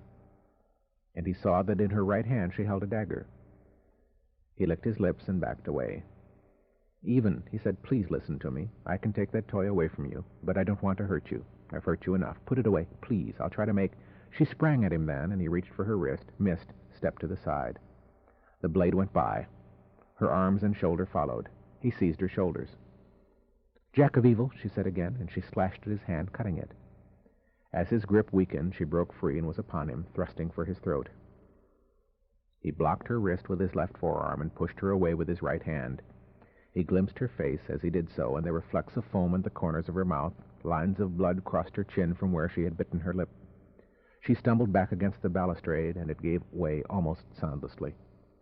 He lunged toward her, but arrived only in time to see her billowing skirts as she fell toward the courtyard below. Her scream was brief. He drew back when the tower's shifting threatened to topple him also. The sun was now half risen. "Jack, you've got to leave. This place is falling apart." "It doesn't matter," he said. But he turned and headed toward the stairwell. It searched the corridors after having entered the citadel through a gaping hole in its northern wall. It left the bodies where they fell whenever it had to slay. At one point a section of roofing fell upon it. It dug its way out and continued on. It crouched behind rubble as brigades of water-bearers rushed by to quench flames. It concealed itself in niches and behind hangings, furniture, doors. It glided like a ghost and slithered like a reptile. It picked its way through the debris until it located the trail once more. High, high it led, and winding. There would it go. The sky split by the light, the broken balustrade so clear in his mind, the flower of her skirts blooming behind his eyes, her spittle and blood the ink of his indictment. The thunder of the tortured land a form of silence by virtue of its monotony. The shattered stones sharpened by dawn's shadowy clarity. The winds a dirge. The movements of the decaying tower an almost soothing thing now. Jack came to the head of the stairwell and saw it ascending. He drew his blade and waited, as there was no other way down. Strange, he thought, how the instinct to survive prevails, no matter what. He held the point of his blade steady as the Bortian sprang up the final steps and attacked. It pierced the creature's left shoulder, but did not halt it. The blade was torn from his grasp as the Bortian struck him, knocked him over backward, leaped for him.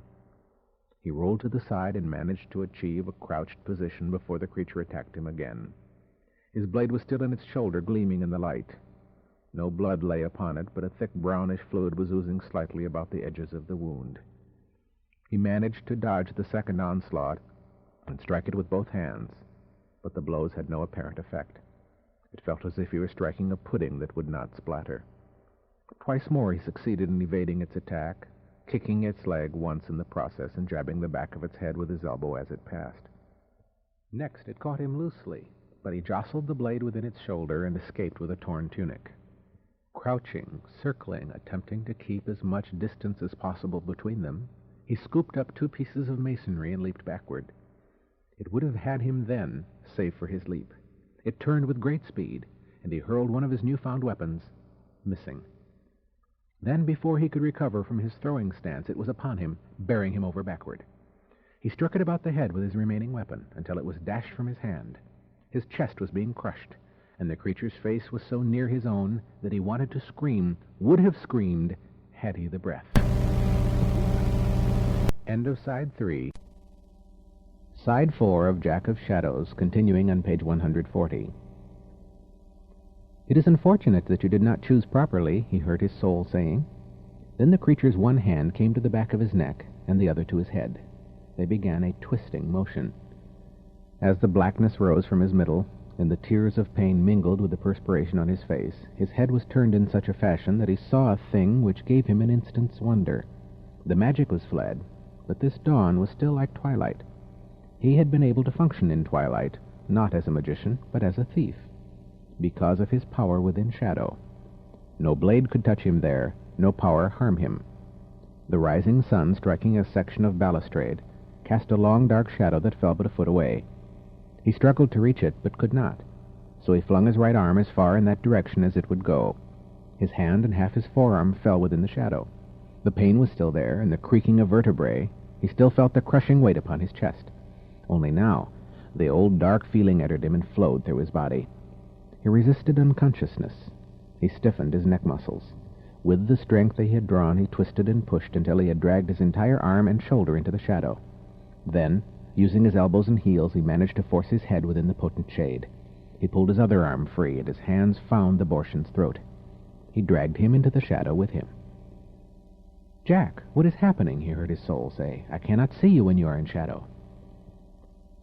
After a long while, Jack emerged from the shadow. He leaned heavily upon the nearest balustrade and stood there panting. He was smeared with blood and a gummy brownish substance. "Jack?" His hand shook as he reached within what remained of his tunic. "Damn," he half-whispered hoarsely. "My last cigarettes are crushed."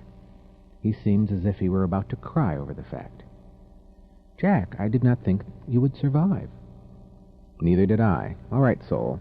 You've bothered me long enough. I've been through much. There is nothing left for me.